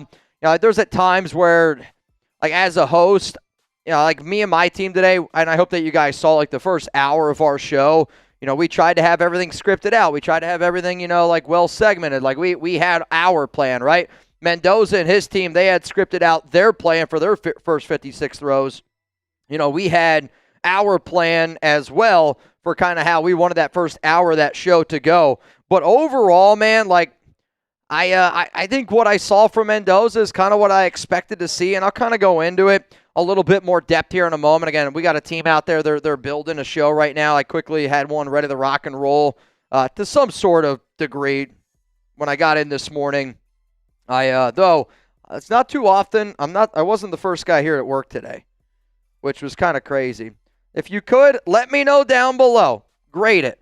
Troy said Von Miller. Yeah, Von does that all the time. Von's done the fake post multiple times. Again, if it ends up happening, I will talk about it, but I really don't see it happening. Fernando Mendoza Pro Day reaction. If you want to see the video that I'm about to drop, it's about to be on my Instagram and on my Twitter. If you don't know where to find me, I am at Mitchell Renz 365. And if you don't know that by now, then I don't know how many times I got to keep saying it. Like, I hope that there's a day where I don't have to say it. But we keep growing. We keep growing. Like, you think Stephen A. Smith's like, hey, I'm Stephen A. Smith, and this is XYZ. Maybe. Maybe he does. Maybe he doesn't. I don't know. Yeah, the Von Miller post, I don't think it's real. I'm going to be real with you. I don't think it's real because nobody has tweeted about it. Nobody, and I mean nobody, has even mentioned it. And again, you're thinking about the the level of player that Von Miller is. The Raiders also made a statement, and their statement was also very much like April Fool's-y. I think that they're all in on the joke. I think they're all in on the joke. Let me tweet this out. Fernando Mendoza was Pro Day reaction. And I don't know if I said this, but Fernando Mendoza, can you? There's a player card L3 that says like FYI, and it's like a player meeting. You remember earlier in today's show, y'all, when I said, hey, one thing that I'm going to be looking for is will the Raiders end up meeting with Fernando Mendoza? Because last year they had dinner with Ashton Genty right after his pro day. It was the Raiders running back coach. Raiders running back coach had dinner with Genty and the Boise State coach. Here's what I know. The Raiders and Fernando Mendoza will have dinner later on tonight. Will have dinner later on tonight. What? It's not important. Future Raiders quarterback.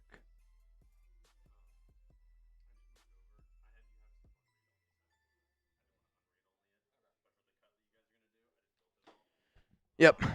P.F. Chang's from Stop. I do know Mark Davis loves some P.F. Chang's. Also, Richard saying both boots in 15 minutes. I respect it, Richard. Honestly, Richard, there was a lot of answers that you could have gone with. This is the perfect answer. That's the perfect answer. We're here for Mendoza. 15 bangs. I got to get 2 boots down tomorrow in 15 minutes. So the way that we'll start that show is literally we will start a 2-boot clock, 15 minutes, and we'll count it down. If I don't have both of them down, we'll figure out a penalty. But I'm pretty confident I'm going to be able to get them both down. You guys want to see my new Raiders report boot? You guys want to see my new Raiders report boot? What do you think? Ready? Pretty sick, right? I thought it was pretty dope. It's same like decal that they use like on NFL helmets. We got a brand new Raiders report boot. What do you think? I think it's pretty dope. The amount of boots that I have purchased as a grown man, right? I know there's like a trend right now, like as a grown man. As a grown man, the amount of boots that I've purchased, my wife would get jealous. How about that? I got more boots purchased than my wife has shoes purchased. More boots. And she's, I'll just say this. If we had 100% of closet space in our house, I got about 15% of that. I'm lucky to even have a closet in our master bedroom. Cly Raider 80 said, I want one. I'll say this. Typically, the only way that you get a boot on one of these shows is if, you're an MVP. This boot, though, I'm actually going to use for somebody. But we'll be able to give away more boots in the future. Like, it was funny the other day when I was on a live chat with Mount Raidermore. Zahn had his boot ready to go. I think Scheffler had his boot ready to go. I feel like there was somebody else too. I think Cameron had one ready to go. I don't know if there's anybody from Mount Raidermore that was on that call that had a boot with them that remembers, but had a few boots ready to rock and roll. So here's what's going to happen. We do have a show scripted, ready to go, and oh crap, did I? No, I didn't. We're good. Gabriel said, "Sweet boot. I want that boot, Mitch, from Vince." Yeah, there'll be ways where you guys can get some Raiders Report boots. I mean, again, if you didn't hear the news, I think honestly the biggest news today is the Raiders and Fernando Mendoza will be having dinner tonight. It's official, guys. We can lock it in. Lock in the pick. Lock it in, baby. Love it, love it, love it. Love it, love it, love it. I don't love the ball padding and bunny hop on the deep throw. If he gets rid of the throws might be there when they turn around instead of waiting. Yeah, I can see sometimes we don't love the pat throw either. I think the hardest part about a pro day is you analyze and evaluate as if it's a real-life game situation, but it's not a real-life game situation. And I think sometimes, like, when you're in these very scripted moments, you might not have that just natural reaction gamer mentality. And I think the other thing that gives Mendoza a lot of advantage over other players is when he's going up against the defense, right? He's got time to prepare. And I think when Mendoza truly looks great, and I think sometimes where pro days can get guys in trouble is, look at an Anthony Richardson pro day, and it's like, wow, this guy's got unbelievable arm talent, this and that, but he's not going up against the defense. Like, in these drills, like, you don't get to see Mendoza looking a safety off. You don't get to see Mendoza kind of give like that fake pump, get the safety to bite, throw the ball 40 yards down the field to Charlie. You don't see the third down and goal against Penn State, and he puts it right where he needs to be able to put it. Like, it's all from the 40-yard line, and I get it. You got to be nitpicky, right? Got to be nitpicky. And I don't blame you. Like, you're drafting him number 1 overall. You should be nitpicky. I'm going to be nitpicky of him. I'm going to give him time. You got to be patient with him. No matter how this season goes, it's got to be Mendoza knows that we have his back, that Raider Nation's always going to have his back. Raider Mo, it's for rhythm. I think, again, man, 56 throws in 20 minutes. I've seen some pro days where that's quick. That's a quick pro day. For a throwing standpoint, that's moving quickly. No doubt about it. Also, my nose is driving me nuts. I had a bloody nose last night. Yeah, I used to get a lot of bad bloody noses when I was a kid. I still get them now from time to time when the weather switches up, but my nose has been driving me nuts. So if you see me digging for gold, I promise I'm not a Niner fan. Let's go to LA Crash Dog. What's going on, man? I'm up. What's up, fam?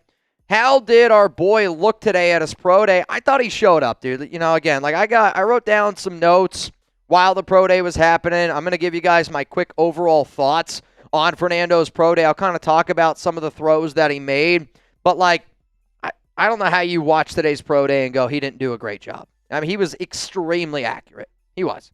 Put the ball right where it needed to be. I also kind of respect Indiana, and I also kind of respect Fernando knowing that, it's not all about him. Like, the routes that his guys were running, they were routes for those players. Like, they wanted to be able to showcase Roman Hemby, Kaelon Black, Riley Nowakoski, E.J. Williams, Elijah Sarratt, Omar Cooper Jr. It's not just about Fernando. It's also about his teammates, which I love. And if you don't already know, that's Father Time. And go to saveawarrior.org for veterans and first responders struggling. LA Crash Dog, shout out to you. Got something special for you tomorrow. Make sure you're pulling up here. Raiders Report, live happy hour, 4 p.m. Eastern Time, 3 o'clock my time.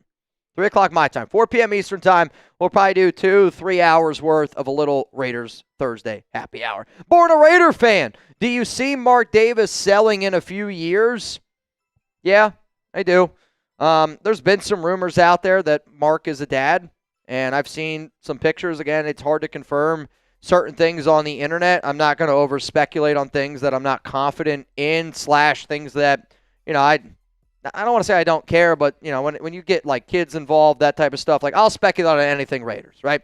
Anything Raiders and anything that has to do with it. Not saying that Mark Davis doesn't have to do with the Raiders. Not saying that selling the organization doesn't have to do with it.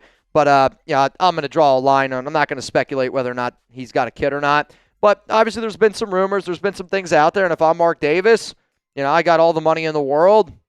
I just got my brand new home built. It's a beautiful home. I've seen it. Not inside. I don't want to be like that. I haven't seen it inside. I ain't like that. But, I've seen the house from the outside. If I'm Mark Davis, you sell the team, you go be a dad. And I don't think that that's a bad option. But I've talked about the Raiders and some of the big-time players. Again, I know more from the NBA side that the Raiders are going to get an NBA team. I've been saying that for 3-4+ years probably on this program. Egon Durbin's going to be a big part of that. But I do. I see Mark selling here in a few years. And he might not, fully ever get out of it. It just might be he might sell the majority stake to Egon. So we'll see. So coming up here on the show, we're going to talk about just some players that stood out at the pro day a little bit. Again, I didn't see too much. I did reach out to one of our NFL draft guys, and he gave me one name. We'll kind of talk about him here a little bit, but it's essentially going to be my instant reaction in the biggest takeaways to the Fernando Mendoza pro day. Yeah, Black Sheep, I kind of agree. I don't really like the Fernando Mendoza getting called Fernie. I don't really get it.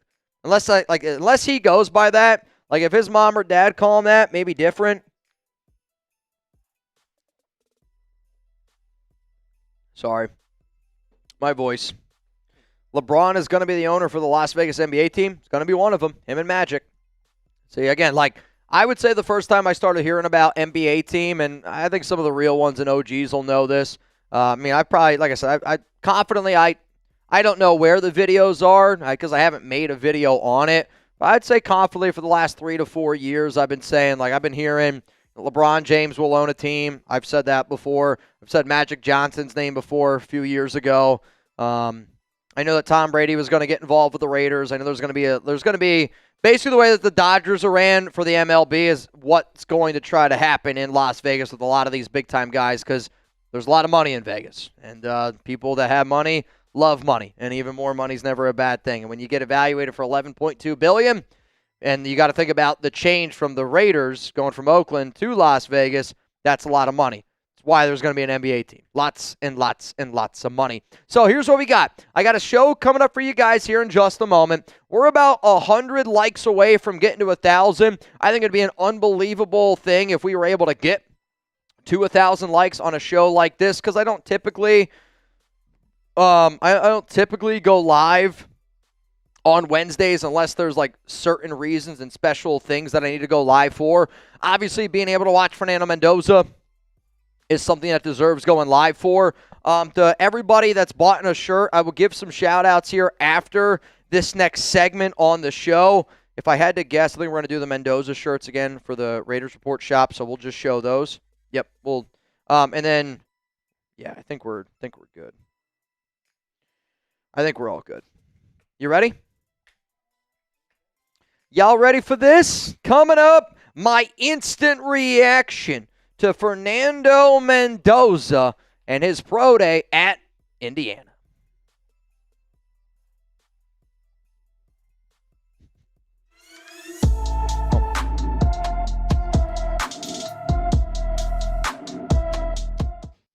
Raider Nation, it's Mitchell Renz here, host of the Raiders Report, and Fernando Mendoza just put on a show at Indiana's Pro Day. Coming up here on the program, I'm going to give you my biggest instant reaction, my biggest takeaways, plus I'll talk about another Indiana player that I did hear really stood out. I'll talk about some of the guys also that I thought ran some solid routes, showed up and showed out for Fernando Mendoza, and I've been getting a lot of rumors around Von Miller.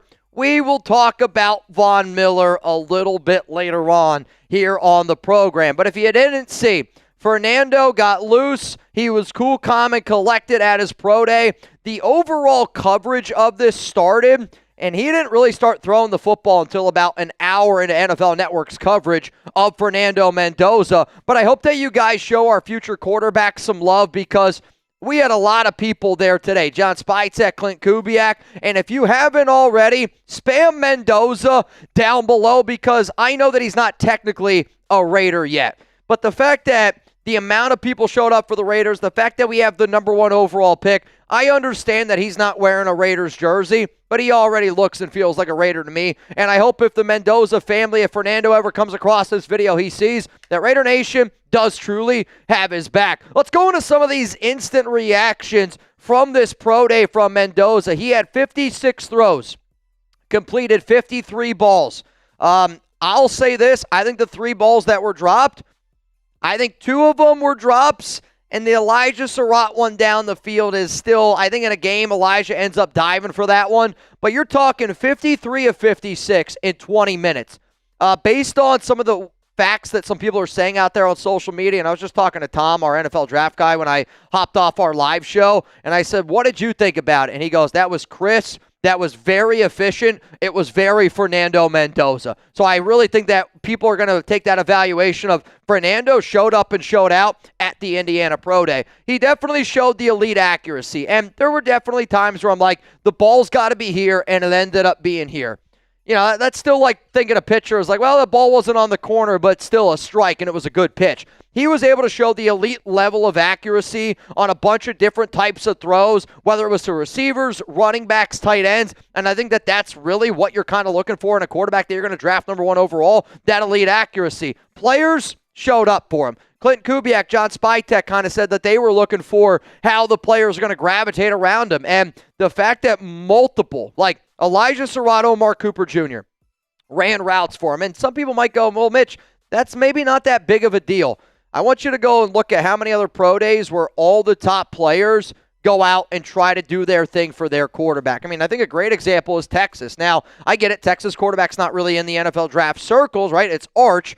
But they had some backup quarterbacks throwing at pro days, and you got a safety like Michael Taft. No receivers wanted to run. So the fact that the players showed up in the beginning, all the guys are dapping them up, and then at the very end, Mendoza runs to the end zone. There's 10 guys around him. They go up and they huddle. They break it all down.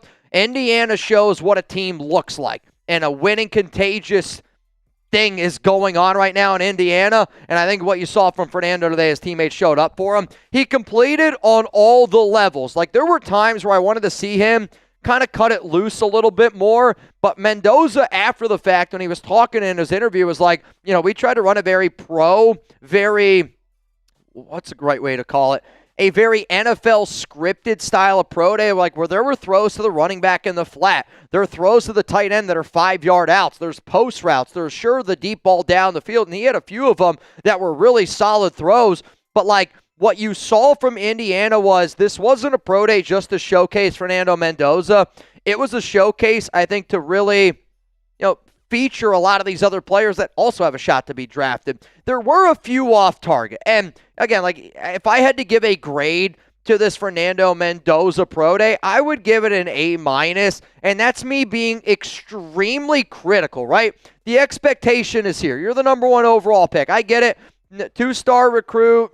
He was the underdog. Mendoza's not the underdog anymore. When you're about to be the number 1 overall pick, that underdog stuff, it doesn't happen. But one of the things that Spytek said, one of the things Kubiak said was like, when you have a bad throw, what happens? And there was a few that maybe weren't perfect, but his ability to be able to bounce back and deliver a good football right after it, I think shows that he was able to have that next play mentality, which Kubiak was saying very, very important to him. I got some more Mendoza instant reactions here in just a moment, but the reason why I want you to hit that subscribe button on this show, not only do we provide free Raiders videos and a lit community, which we will be live tomorrow for a little Raiders Thursday happy hour, the NFL draft coverage, we're going to be here. We're going to have picks for you before you see them on TV, but the shirt that I'm wearing, I gave to Fernando Mendoza. I asked Fernando a question at the Combine. He answered it. I've gotten to meet our future quarterback, and I show you this picture not to be like, hey, get this shirt that I have on,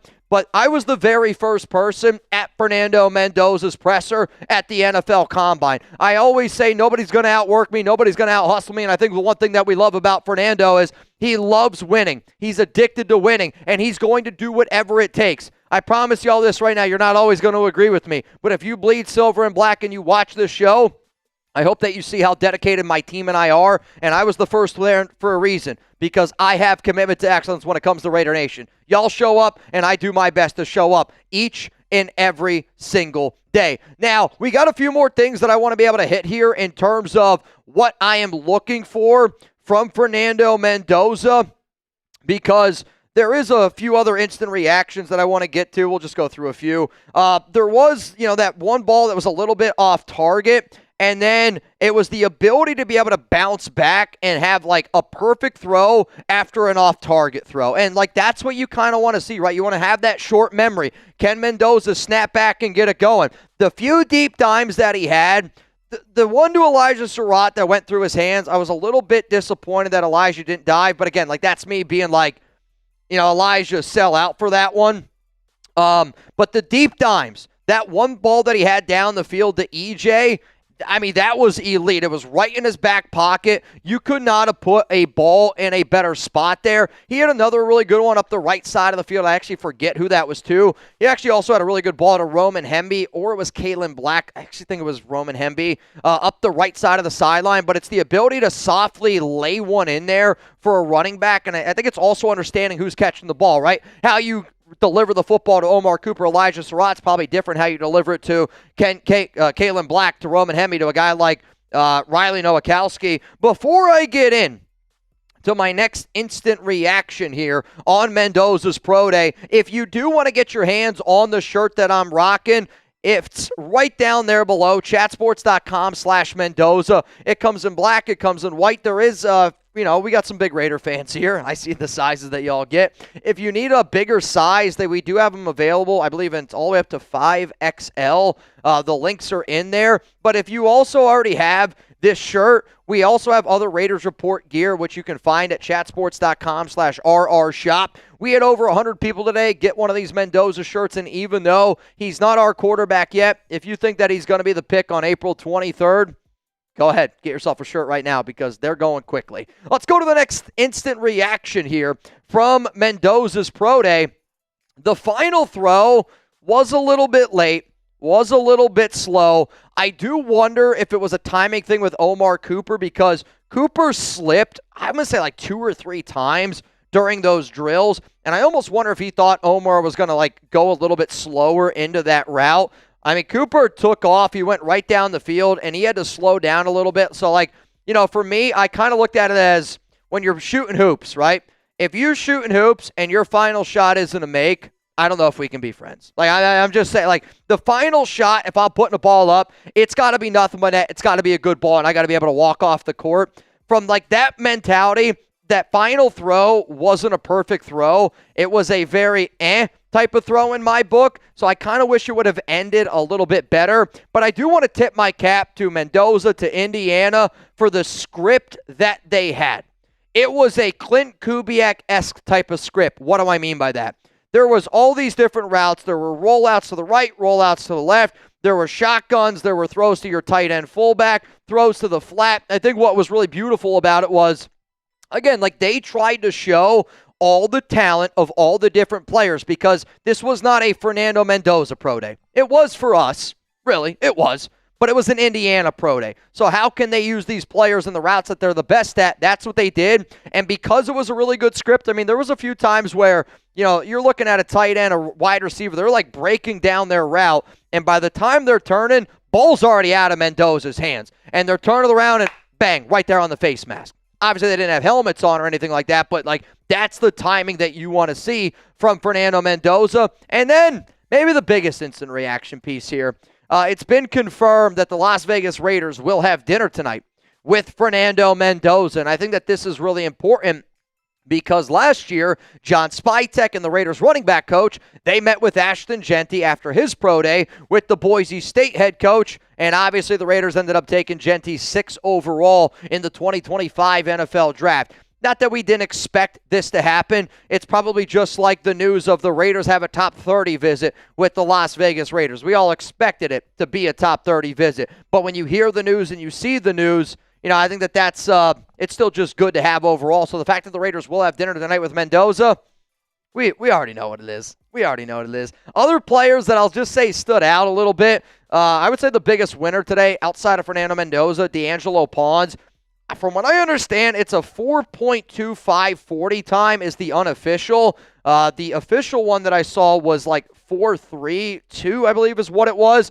D'Angelo Pons is an athletic freak. Had the opportunity to meet him, and there's no doubt he's undersized. But if you're talking about that type of athletic ability, 43.5-inch vert, somebody that wants to compete every single day, somebody running that type of 40 time. I'll also say, you know, I thought the fact that the receivers, the running backs, the tight ends, every single player that participated today with Mendoza, the fact that they were willing to show that, I think it shows a lot of those NFL teams, and all 32 NFL teams were at Indiana's pro day today. You know, I think the wonder is, how good was Indiana's players? Was it just a great team? Was it Kurt Cignetti? Was it because they had the Heisman Trophy winner, Fernando Mendoza? I think what you saw today is guys showed up for their guys. It's a phenomenal team, and I thought that they looked good, and they caught a lot of balls. Again, there was only 2 drops today, I would say, from that Mendoza pro day. Here were some Raiders in attendance. Now, these are the 8 coaches, staff members that I know about. NFL Network said that there were 10 people in attendance. I only got 8 names when I was talking to my guy this morning, and he told me John Spytek, Klint Kubiak, Brian Stark, Brandon Yeargan, Brandon Hunt, Andrew Janocko, Mike Sullivan, and Mark Thews. Those were the 8 people that were in attendance that I know for a fact. Though NFL Network did say that 10 people from the Raiders were in attendance today. I'll try to figure out who those other 2 names are. I don't necessarily know who they are, but you know, watching Indiana's pro day, being able to watch the national championship game with Fernando Mendoza, when I went to the combine, I had the opportunity to ask Fernando a question. And essentially I asked him, you know, what would you say to the team that passed on you? And what I was trying to get out of Fernando was I wanted him to be able to prove to me, and I wanted him to, like, you know, say why he wanted to be a Las Vegas Raider. I'm going to show you a clip here, though, of the question that I got to ask Fernando Mendoza, and then after that, my final thoughts on his pro day. Go number 1 overall. What would you say to the team that passed on you? Nothing. There's so many great players in this class. I mean, we saw the Ohio State guys run yesterday. There's plenty of Indiana guys who are great in the draft as well. And I'm just honored to be a part of the group. There'll be no hard feelings. There's so many things that organizations and business they got to do for themselves, and I'm just trying to be the best me possible. And whatever team drafts me, I'm grateful, whether it's the number 1 pick or whether it's the 199th pick. Luckily for us, we're not going to have to worry about the Raiders passing on Fernando. I am somebody, though, that always wants to know what you guys have to say. So get out those red pens, Indiana red, if you will, and I want y'all to grade Mendoza's pro day, A, B, C, D, or F. You can be a tough grader, and I think you have to be in this situation. Number 1 overall pick. Number 1 overall pick's not an underdog story anymore. It's not, right? He's the number 1 overall pick. There's high expectations. So were your expectations met? A, B, C, D, or F. For me personally, the grade that I'm going to give Mendoza is an A-. And I say A- simply because there were a few balls that were a little bit off target. And because I wanted to see almost perfection, I think Mendoza, if we're talking about baseball, he went out there and he just gave you 8, 9 solid innings. I don't know if he gave up a run, but he gave up a few hits. Was it perfect? No.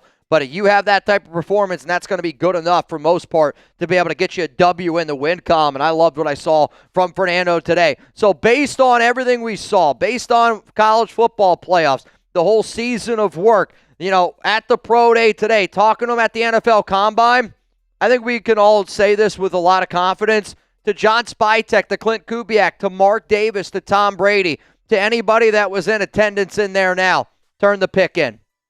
Turn it in. Fernando's quarterback 1. He's the future Raiders quarterback, which I think he proved today, yet again, that he knows how to handle a script, that he is the definition of what a franchise quarterback is because you make everybody else around you better. And I know that we're 23 days away. 23 days away. But I can't wait. And I mean this when I say it. I can't wait until Roger Goodell walks up to the podium and he goes, with the first pick of the 2026 NFL Draft, the Las Vegas Raiders select Indiana quarterback Fernando Mendoza. And then we can all take that sigh of relief, that breath, because I want that guy to be our franchise quarterback. And yes, I'm 99.9% sure that he's going to be our guy. But damn it, I can't wait for that day to happen. And if you want to watch that day with me, hit that subscribe button, turn on your notifications, because it's going to be the craziest day in Raiders Report history. What up, time and time again. Shout out to 93 Nav. Shout out to Richard Black in the building. Raider Sherlock, all here. Big Raz, what's up, what's up? I do have some news regarding some chat sports stuff. Uh-oh. Red Sox Rundown is live right now for Red Sox, I believe, Astros. And our host, Jack Lauderay, let's see what the exact message was. Jack has offered to do a beer bong if he hits $100 in soups on his watch party. He's at 77. Raiders fans, if you want to go over there and get Jack to do a little beer bong. I've never seen Jack do a beer bong, actually. Yeah, I mean, Jack doing a beer bong is like Punxsutawney Phil not seeing a shadow. I'm going to put the link in the chat for y'all if y'all want to go. I know Yoda the other day was like, this Jack do Red Sox games. Big Raz, Mitch, can't wait to see you and Chugs take down them 5 boots. Well, I got to do 2 tomorrow. Big Raz. Chugs actually ran in here earlier today, and he did 1. So Chugs owes 2, I owe 2. And I got to do both of mine tomorrow. That's what Richard Black said. Richard Black, he's the MVP of today's show, and if he is the MVP, I got to do both of my boots in under 15 minutes tomorrow for Thursday happy hour. It's going to be interesting. I just watched May and other pro days. He did so much better than a lot of them, and he looked like he was barely trying. I love it. I think a lot of times in these pro days, like some of these quarterbacks, I don't want to say that they try to do too much, but like they kind of try to do too much, right? And I think the idea of a pro day when you're a player like Mendoza is accuracy. Got to know the script, got to know where to deliver the football, and how do you make your other players around you look the best that they possibly can. Yeah, the only thing I could possibly compare it to, I did a few tryouts, pro days, when I was looking to go to some colleges, and so often, you see guys, they try to overthrow the ball because when there's like no hitters out there, or just like, on a pro day, there's no defenders out there, you try to cut it loose, and sometimes when you try to overdo it, you break down your mechanics, and it's just not as crisp. I think what Mendoza showed is he stuck to his process, he stuck to his mechanics, He delivered the football in a timely manner, showed you high levels of accuracy on all the different levels, types of field. And when you know that you're the guy, you don't have to overcompensate. And I think Mendoza, like you're saying here, it looked like he was barely trying, but I think like that was him going like, I know that I'm the guy. Not that I don't need to overtry, not that I don't need to impress, but like if I do what I'm supposed to do, I'm going to impress people. And that's what he did today. I mean, again, like you can get very nitpicky. If like there's people out there like, oh, Mendoza didn't look good today, then I think that you're just creating an unrealistic expectation of what a pro day is. Like if I want a quarterback that's accurate, 53 of 56 is pretty damn accurate. And again, it's different, right? There's no defenders out there, but it's also where the ball's being placed. And there were 2 drops. Pokemon Trainer Ray. What up, Pokemon Trainer Ray? Mitch, can't wait to see Mendoza in silver and black. You know, there's been a lot of things that I've been excited for in the years that I've done this show, right? I mean, I can remember, I feel like week 1 is always like the first day like that I'm like really, truly excited. You know, like the first preseason games, they're obviously fun and exciting. Truthfully, can anybody think of something that they've been more excited about in the last 10 years, Raiders related, than the drafting of Fernando Mendoza? I mean, you could say maybe like that playoff game that we played in a few years ago where the Raiders lost to the Bengals. But, like, outside of that, I actually don't know. The firing of Josh McDaniels was something I was excited to see, though. I didn't know when that was going to happen. I know when the Raiders are going to draft Fernando Mendoza. Appreciate you, though, Pokemon Trainer Ray. Let's go to L.A. Crash Dog. I'm working tonight, so probably be late tomorrow. I mean, will you be around, Gunny? Again, if I had to guess, I'll probably be live tomorrow from 4 p.m. Eastern time to, I have to get out of here by 7 p.m. Eastern time. So it'll probably be around that.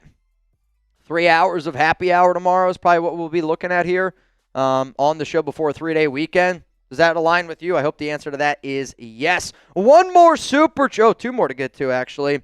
We got Raider Mo and Big Poppy. Big Poppy Teriyaki. I freaking love that name. Also, dude, that is an elite mustache.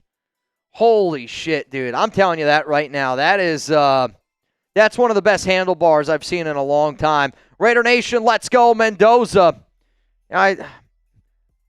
It's funny to me how fired up I can be about somebody who's not on our team yet. And again, it's kind of weird, right? Like, I say this out loud. He's 10 years younger than us, than me personally. But to just be starstruck by him when I met him, like, again, I've met a lot of people from doing this job, and that's not a flex. It's me just being very honest and transparent. It takes a lot for me to have, like, that starstruck moment. Seeing Mendoza up close and personal, being able to shake his hand, just being around him, you know, it was truly like the Raider fanboy in me came out, because I'm like, I look at Mendoza as being that guy that's going to help us, you know, get out of all the misery. And he's going to be a part of that next step of, like, the way that I think of the Raiders, like the way that I want my kids to think of the Raiders, the way that, you know, we have so many young Raider fans in here that have never seen this team be good. And yet we're still a loyal fan base. So I'm excited for, you know, that next generation of Raider fans to be able to experience what, you know, people in the 70s and the 80s got to experience, even in the early 2000s. Raider Mo, F the Sox, give me Mendoza, the Miami Bulldozer. Speaking of the Sox, I think we crossed the threshold on Red Sox rundown. I think Jack will be bonging. Due to Yoda Jenkins. Shout out to Yoda, by the way. Shout out to Yoda Jenkins. Like, we know for a fact? If he was at 77 and Yoda just threw in 20 and he already had a couple won, so Yoda had to push him over 100. Hell yeah. Shout out to Yoda Jenkins. I mean, I'll tell you this right now, Yoda, 1 beer for Jack is like me probably doing 2 boots. I love Jack. Jack's one of the guys, he does so much stuff behind the scenes. And now he's starting to get more of his opportunities to get on air to cover baseball. He's truly like probably the biggest baseball fan that I've ever seen outside of my own grandparents. But he's going to go live for a lot of Sox games, so good for him, man. Raider Mo, I feel you, dude. I'm a Mets fan, so I'm a Mets fan through and through. That's always been my team. That was like the number 1 team that I grew up rooting for. My grandparents were like the biggest Met fans possible. And the Mets will always have a special place in my heart because of my grandparents. So I hear you, though. No, I will say this. I want to go to a Red Sox game. I want to be able to sit at the Green Monster. That's like, to me, that's sports bucket list type of thing. Yeah, I feel like baseball, you got Wrigley, you got Fenway. Yep. I feel like Dodger Stadium's kind of up there. I'll say like one of the nicest stadiums I was ever at was the Steelers, the Pirates. I've heard that one. It's beautiful with like the bridge and everything. The Orioles Stadium I've been to a They bunch. say Padres is a good one. Petco I've never been in, but I used to date this girl, and she lived right next to Petco. And when you would go out on her porch, it was high enough that she was right over the left field fence. You could watch Padres games from like her That's balcony. amazing. No, I'm not kidding. Now again, she was on the news, like, and I know she made like bank, but like to be able to just, I literally remember like one day we went down, we got these like tacos like near her spot, and we walked, went up to her room, and we were just watching the frickin' Padres, like chilling on the porch, just eating tacos and drinking. Yeah. Dude, it was one of the coolest things. Shout out to her. She was a legend. She was a really cool person. She's still killing it too in the news game. Is she big time? If you drop the name, do we know her? I don't know if you'd know her. Some people will. I'm not gonna drop the name, but she was on a pretty popular network covering the news. She was one of their main anchors. But yeah, I mean, if you guys can go back in the old days, there's ways to find out. I don't need to bring it up. I'm married now. I ain't gonna do that. No, my wife showed me probably one of the funniest videos that I've seen. I was telling Chugs it this morning. By the way, 40 likes away from 1,000. I would love to be able to get there. Final call to get in this duck race. We're probably going to wrap up the show here in about 10 minutes unless we get some more questions, some comments in. I do want y'all to know that tomorrow's show is going to be a wild, wild, wild show here on the Raiders Report. I got to do 2 boots in the first 15 minutes. But my wife, Alex, she showed me this video, and it was like this wife like listening in to her husband talk on the phone with like somebody else. Yeah. Thanks, Reed. Thank you, Reed. And the video was like this guy, he's like works in like the housing. I don't know, he like sells homes. And on the phone, it's like the guy goes, "Was she hot?" or "Is she hot?" I think that's what it was. "Is she hot?" And the guy goes, "Yeah." And the wife freaks out because she's like, "You're calling another woman hot." And then like the video ends with her being like, "So I learned today that like in the real estate business, when somebody's ready to buy a home, they ask, 'Are they hot?'" And I was like, that's like the most my wife story ever, because she knows I love her to the moon and back. But like, just like anybody, probably get jealous here and there. I don't know if anybody saw that video, but she showed it to me, and I'm like, yeah, that's my when wife. You go home and you tell Alex that you banged many of times today. She probably gets a little jealous, and then she's like, "Oh, okay." It clicks. It's like, oh. I'll tell you this right now, man. I think the only person in the U.S. that's banged more than me in the year 2025 and 2026 is probably Bonnie Blue. I think that's probably the You're only numbers person. Up there. Yeah, I'll tell you this. My bang number's got to be close. It's got to be close. Though I think she still got me beat. Probably good, maybe bad. I'm not sure. Final chance to get in our duck race here on the Raiders Report. If you don't know, it's a $20 Venmo for your chance to win. $190 was the last time that I checked. And I'll say this, it's been a long, long time since I've checked. I just saw Sean Morgan. Sean, I saw what you did. I'm just going to give you 3 ducks. Appreciate you, my guy. Mark Gallagher, you in. LA Crash, I got you. You in. We got Rustin Long, you in. Jose Magos, you in. Joe Maldonado, getting it in.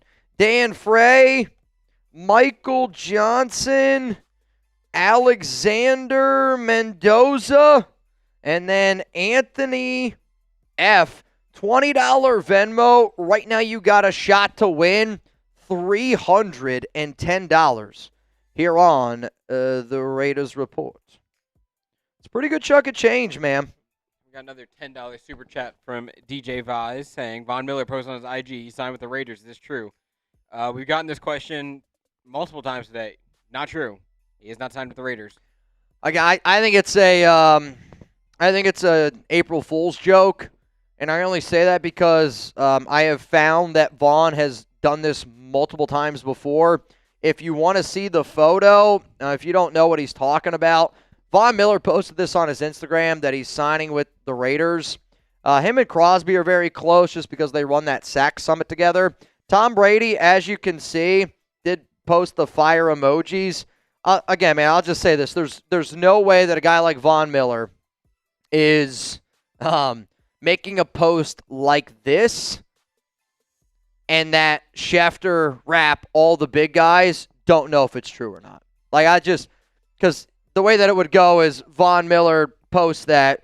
They probably say, from the horse's mouth, from the source, but we haven't gotten any of that. And not saying it's not true, but on April 1st, I'm not going to believe it until I hear something else. But I have not heard anything in regards to Von Miller. If you want to read into the Tom Brady commenting, he also has his troll moments too.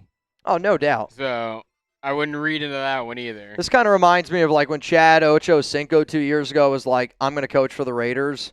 And it was like just a joke that him and Antonio Pierce did and that they cooked up right around the Super Bowl time. So, again, man, you're not the only person to ask me this. If this changes, I'll say tomato, tomato, tomato, egg on my face. But, no, I don't. I don't think that this is true. I don't think it's true. What up, Rebel? Donate a boot to Marsh if the Knicks lose. I mean, Marsh has his own boots. I don't need to donate anything to Marsh. Marsh and the Knicks guys, they have their own problems over there. I'll say they got plenty of stuff, man. If you want Marsh, Marsh doesn't do boots though, because Marsh, he's got his stomach. I don't really want to get into it, but he's got something with his stomach where he can't do a lot of big stuff like that. Maybe once in a while he's probably done it, but it's not too often. He doesn't need one though, Reb. I promise you that. He doesn't need one. We have so many boots here at the studios. Now, again, we share them all. Obviously, this one's mine now, and I'll use this tomorrow. But I got something planned for tomorrow for the show. We're gonna do some really fun stuff. And 3 guys, 1 boot. That would probably be up there with one of the weirdest things I've ever done. How would you tackle it? I don't know. I guess I'd want to be on the middle. And then one person here. 3 lips on that. That's close. That's disgusting. There's going to be too much. Yeah, can't do it. Can't do it. Won't do it. Won't happen. Jeremy Valve, you, sir, are in the duck race. And then Mount Raider Moore, John Scheffler, also getting in 20 to win. Right now, as it stands, a good little chunk of change of $330. He hasn't been reported anywhere on our socials from DeAndre. I know. Again, the Raiders, for them to post the April Fool's thing that they did, I think that they're all clearly in on the whole Von Miller thing. He's getting some interaction. Maybe that's Von's way of saying that he wants to be a Raider. Maybe that's Von's way of saying it. I don't know. But I know it hasn't happened yet. We are 12 likes away from 1,000. Hit the like button. I'd like to be able to get there before we end today's show. I'm kind of, Joseph Stalin here a little bit. So here's what we're going to do. I say let's run this duck race. Let's get it going. All the names are in there. It's going to be winner's going to go home at $330. Winner's going to go home with $330 here on the Raiders Report.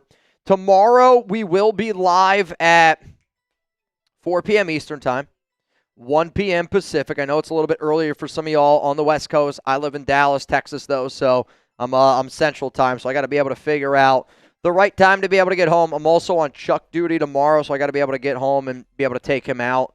I'm not always on Chuck duty, but when I am, you guys know there's not many things that I put in front of my dog, Chuck. My wife, my family, y'all are close. It's like Chuck's my dog, literally. Chuck's my dog. Shout out to all y'all that were watching Chuck and I hoop on Navman stream Saturday night. I know I've said it before that I play basketball with Chuck, but Chuck is actual hooper. He gets boards. He's an elite defender. He's got to learn how to shoot. He's a gritty type of player. He's like a Tony Allen. Bro, I'm telling you right now, he's a defender. He's a Tony Allen. If we actually went out to a basketball court and I would take Chuck on my team if you actually had to dribble. Now, if you're calling fouls, or, he's going to... No, you don't call fouls if you go to, like, the park. Or you don't call all You the can't fouls. foul out. Yeah. Chuck, though, he's aggressive. He's aggressive. he's aggressive. He right? plays with heart. Right? Like, I mean, that was a few days ago. The amount of, like, random cuts and scrapes I have on me from Chuck. But again, like, I don't know. Sometimes my wife gets mad at me for how I play with my dog. I'm not afraid to roughhouse with him. I think he plays the right way. He's a good boy. All right, final refresh here on my phone. I'm looking. I did just see, can you add one more name for me? Nav, we're going to go with. Rafael Navarro, I got you in. First place, you win the money, $340. Last place gets a great prize as well. And only the real ones know what the last place finisher gets. The big prize. Raider Keys, do you think the Raiders will sign any other big names or needs before the draft? I mean, any other players? You said big names. Big names, I'm going to go with no, because I also think big names want to wait until after the draft. Like, if I'm a big name player and I'm confident in my ability, I want to be able to get a bigger payday. And that's kind of like, I think the spot right now where a lot of players are at is, if you sign now, you might as a player seem, I don't want to say weak, but kind of weak, where after the NFL draft, like, let's say hypothetically speaking, Raiders come out of the draft, we don't draft a receiver, right? Then, like, if I'm Keenan Allen, if I'm Deebo Samuel, if I'm some of these other veterans, I'm going, all right, well, now the Raiders need a receiver. I'm going to be able to get more money out of that. So big name, I'm just going to say no. I don't think it's going to happen. Do I think that we maybe try to fill a few needs before the draft? Honestly, I hope so. But, like, at the exact same time, I know, like, now it's going to be very, very much draft focus for the Las Vegas Raiders. You ready to rock? Yes, sir. All right, y'all, we're going to go to the duck race now. Raf Nav was the last name to get it in. So here we go. Winner of this duck race going to be going home with $340 starting in 3, 2, 1. Here we go. Let's run it. And they are off. Morgan, early lead. Sean Morgan, he won yesterday. Have you ever had back-to-back winners? Multiple times. Really? Yeah, the one of the, I think the most legendary run I ever saw that I remember, Anthony Green, he won like 3 out of 5. And he won like a good chunk of money. But 3 out of 5, I've seen people win back-to-back. I don't know, to my knowledge, if we've ever seen 3 in a row. Maybe we have, and I just don't remember. But I remember Anthony Green for a little while there. It was like when he would win, I'd be like, God. Like, damn, again? Again. Oh, man. Giuseppe. A little bit of a lead. Another Sean Morgan duck right out there. L.A. Crash Dog. I have met him in person. It's exactly what he looks like.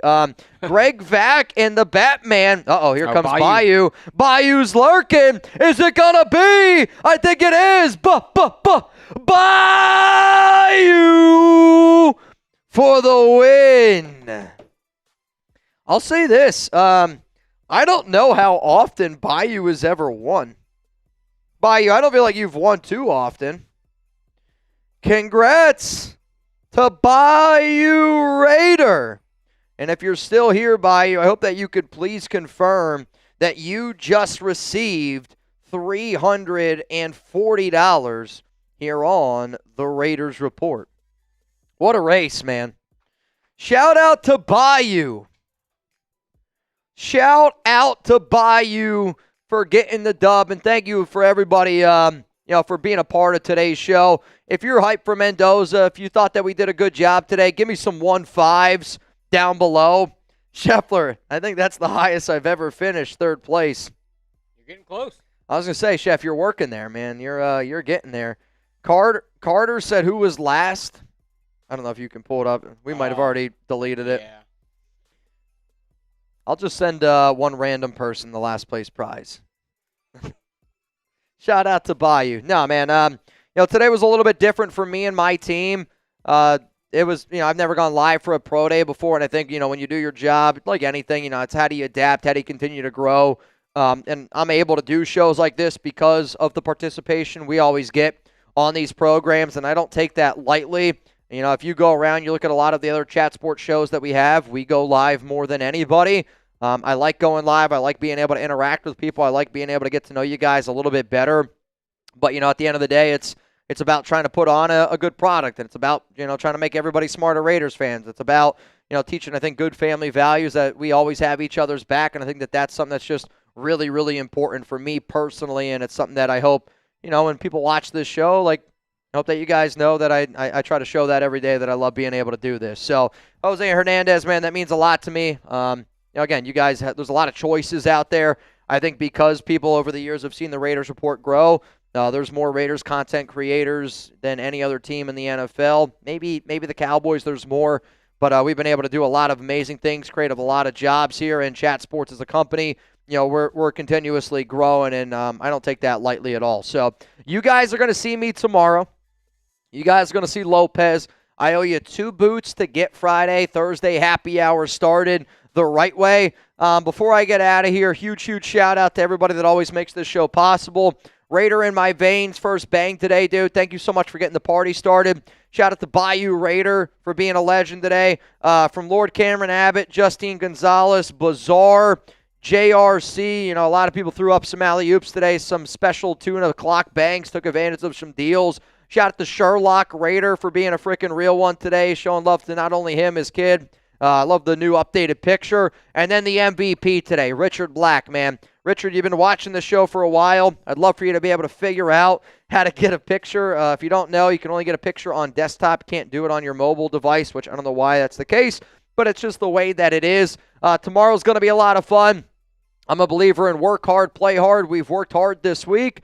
I am going to get in here bright and early tomorrow because I'm passionate about getting you guys videos every single day. And even though I got a 3-day weekend, I'm going to come in here extra early tomorrow and make sure that we got a lot of videos scripted out for Raider Nation, because I want to make sure that you guys get your videos Friday, Saturday, and Sunday. But be ready tomorrow. We're going to have a lot of fun here on the show. Also, an important day, honestly, tomorrow. Najee Harris visits the Raiders. So you got a Najee Harris visit tomorrow. Maybe we'll be able to discuss a little bit of a signing there. Not that I kind of hope. I always get worried like the Raiders sign somebody when I'm too banged up after a happy hour show. If it ends up happening, it ends up happening. So be it. From me, from Lopez, the entire Chat Sports team out there, from all the Raider Nation that showed up today, to Fernando Mendoza and anybody that represents him. Can't wait for it to happen. Have fun on your dinner tonight, and to all the Raiders that are in representative there for the nation that are going to be having dinner with Mendoza. Make sure that you guys, take care of him. Make sure it's a great dinner. Take him out to one of his best spots. When I was in Indiana, man, being able to see that entire restaurant, St. Elmo, stand up and give him a round of applause. That's our future guy. Show him nothing but love. Maybe get a drink or two to celebrate him, because as far as I'm concerned, turn in the pick, lock it in. The guy's a Raider. Appreciate all y'all. See you tomorrow. 2 boots tomorrow. Raiders Friday happy hour. I'm out.